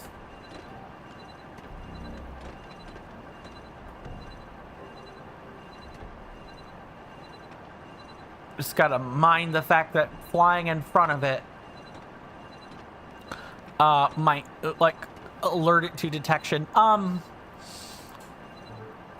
And so far, my favorite enemy to fight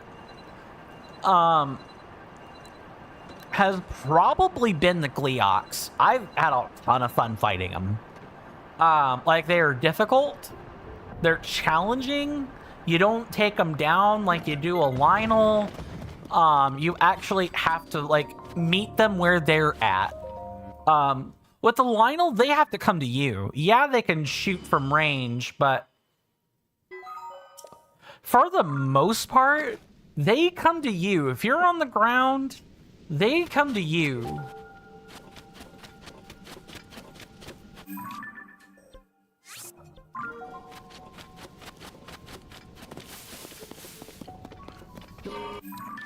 Okay, and I believe the last one we have to worry about is, over here. There is that one, but we're going to get to that when we get to, Eastern Includa proper. Now, geeking out for a minute.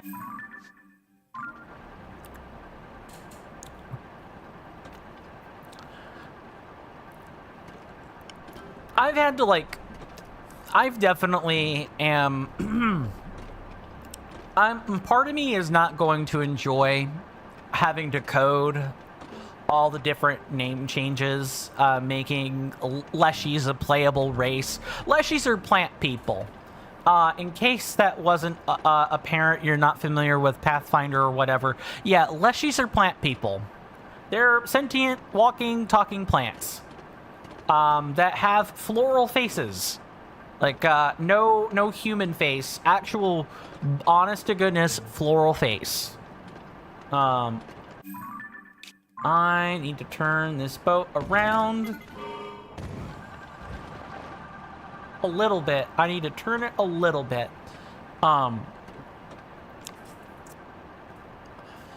Another one that is, I have to, once I get past all the entries of name changes where, stuff is dead or dying.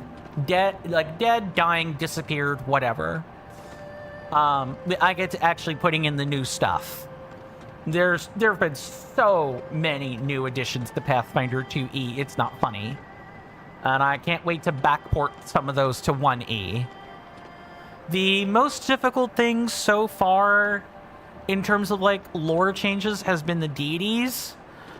There have been the way things work in 1E is that kind of like Dungeons and Dragons, you have alignments, and they think of a set of a set of number pad keys, where 9 is chaotic good and 1 is lawful evil. You kind of span the face of a compass, or you orient yourself around the compass, and you have all your alignments, with neutral being at 5.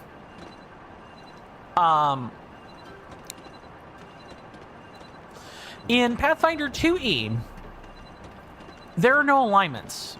There are areas of concern. There are edicts And there is anathema. Oh no. I need to like... This thing jumps super high, by the way. Yeah, look at that. They're like dogs. They can like snatch you out of the sky. Snatch you out of the sky with their jaws. Which isn't good. It's super scary. You never want to get swallowed by one of those.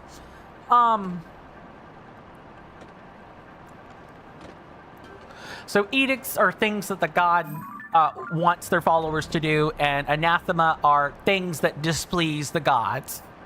And gods are kind of just the fact of life in the Pathfinder setting. Like, you being an atheist and being, oh, I believe in myself, and I'm for the power of self-determination. Yeah, that's like a bigger stand in such a game or in such a setting, because their gods will spite you just for not following them. Not every single one. Some are like, if you want to believe in yourself, that's totally cool. But there are others that are like, I hate that shit. And I would prefer if you simply didn't exist.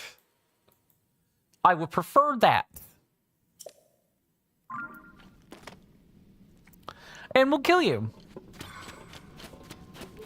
There's no, like...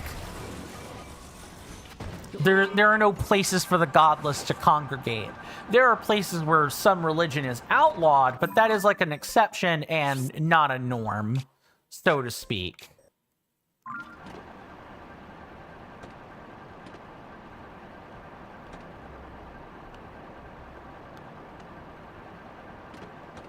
Huh. That's still technically a wall, isn't it? Yeah, I suppose it is. So our way to this area is like over there. In that case, I think I'll just call things here now that I'm thinking on it. Because I'm like 99% confident that we don't have the fireflies we need for this. My lovely senators and inductees, my name is Coinstamp. This has been another episode of The Legend of Zelda, Tears of the Kingdom. I want to thank everyone for, either having me on in the background while you're cleaning, cooking, or relaxing. I really appreciate that. I'm not always the most fun person to, listen to. I can be a bit of a mop. A bit of a mop in terms of personality. So, I'm grateful that people pick me, of all people, to listen to. Just yap about stuff you don't care about. We will be back tomorrow, knock on flesh, so to speak. Thanks to yesterday, I wasn't feeling too particularly good, but knock on wood, we'll be back tomorrow. I am going to put out that poll tonight. Regarding where we're going next between Upland Zorana or the Gerudo Highlands. So if you guys are listening to this and this is your first time you're hearing of it, cool, great. Hop on over to my Discord. I'll put the link. I'll shill those out right now.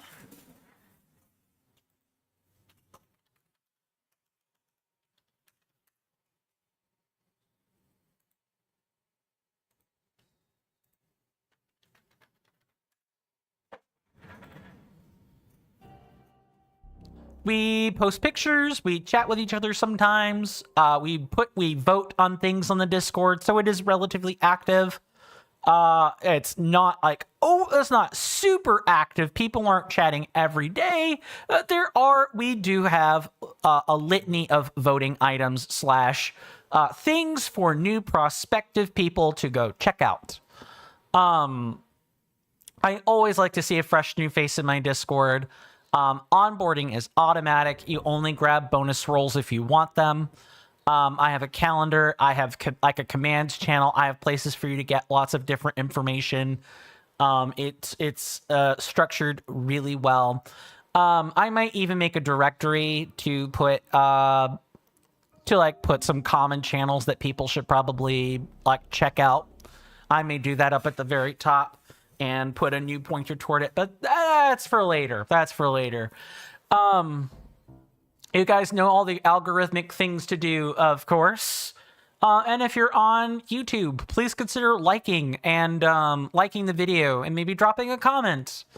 Especially the comment part, because that lets YouTube know you're human. And it can't be a algorithm for the algorithm gods. It actually has to do with the video. YouTube is really good at sussing out things that seem to boost the algorithm but don't. Like people being meta aware. You basically can't comment on the guy behind the screen whatsoever. It has to be actual, real, bona fide engagement. Other than that, pretty straightforward. My senators and inductees, do take care of yourselves. Do stay safe out there. You're welcome in my hallowed halls anytime, of course.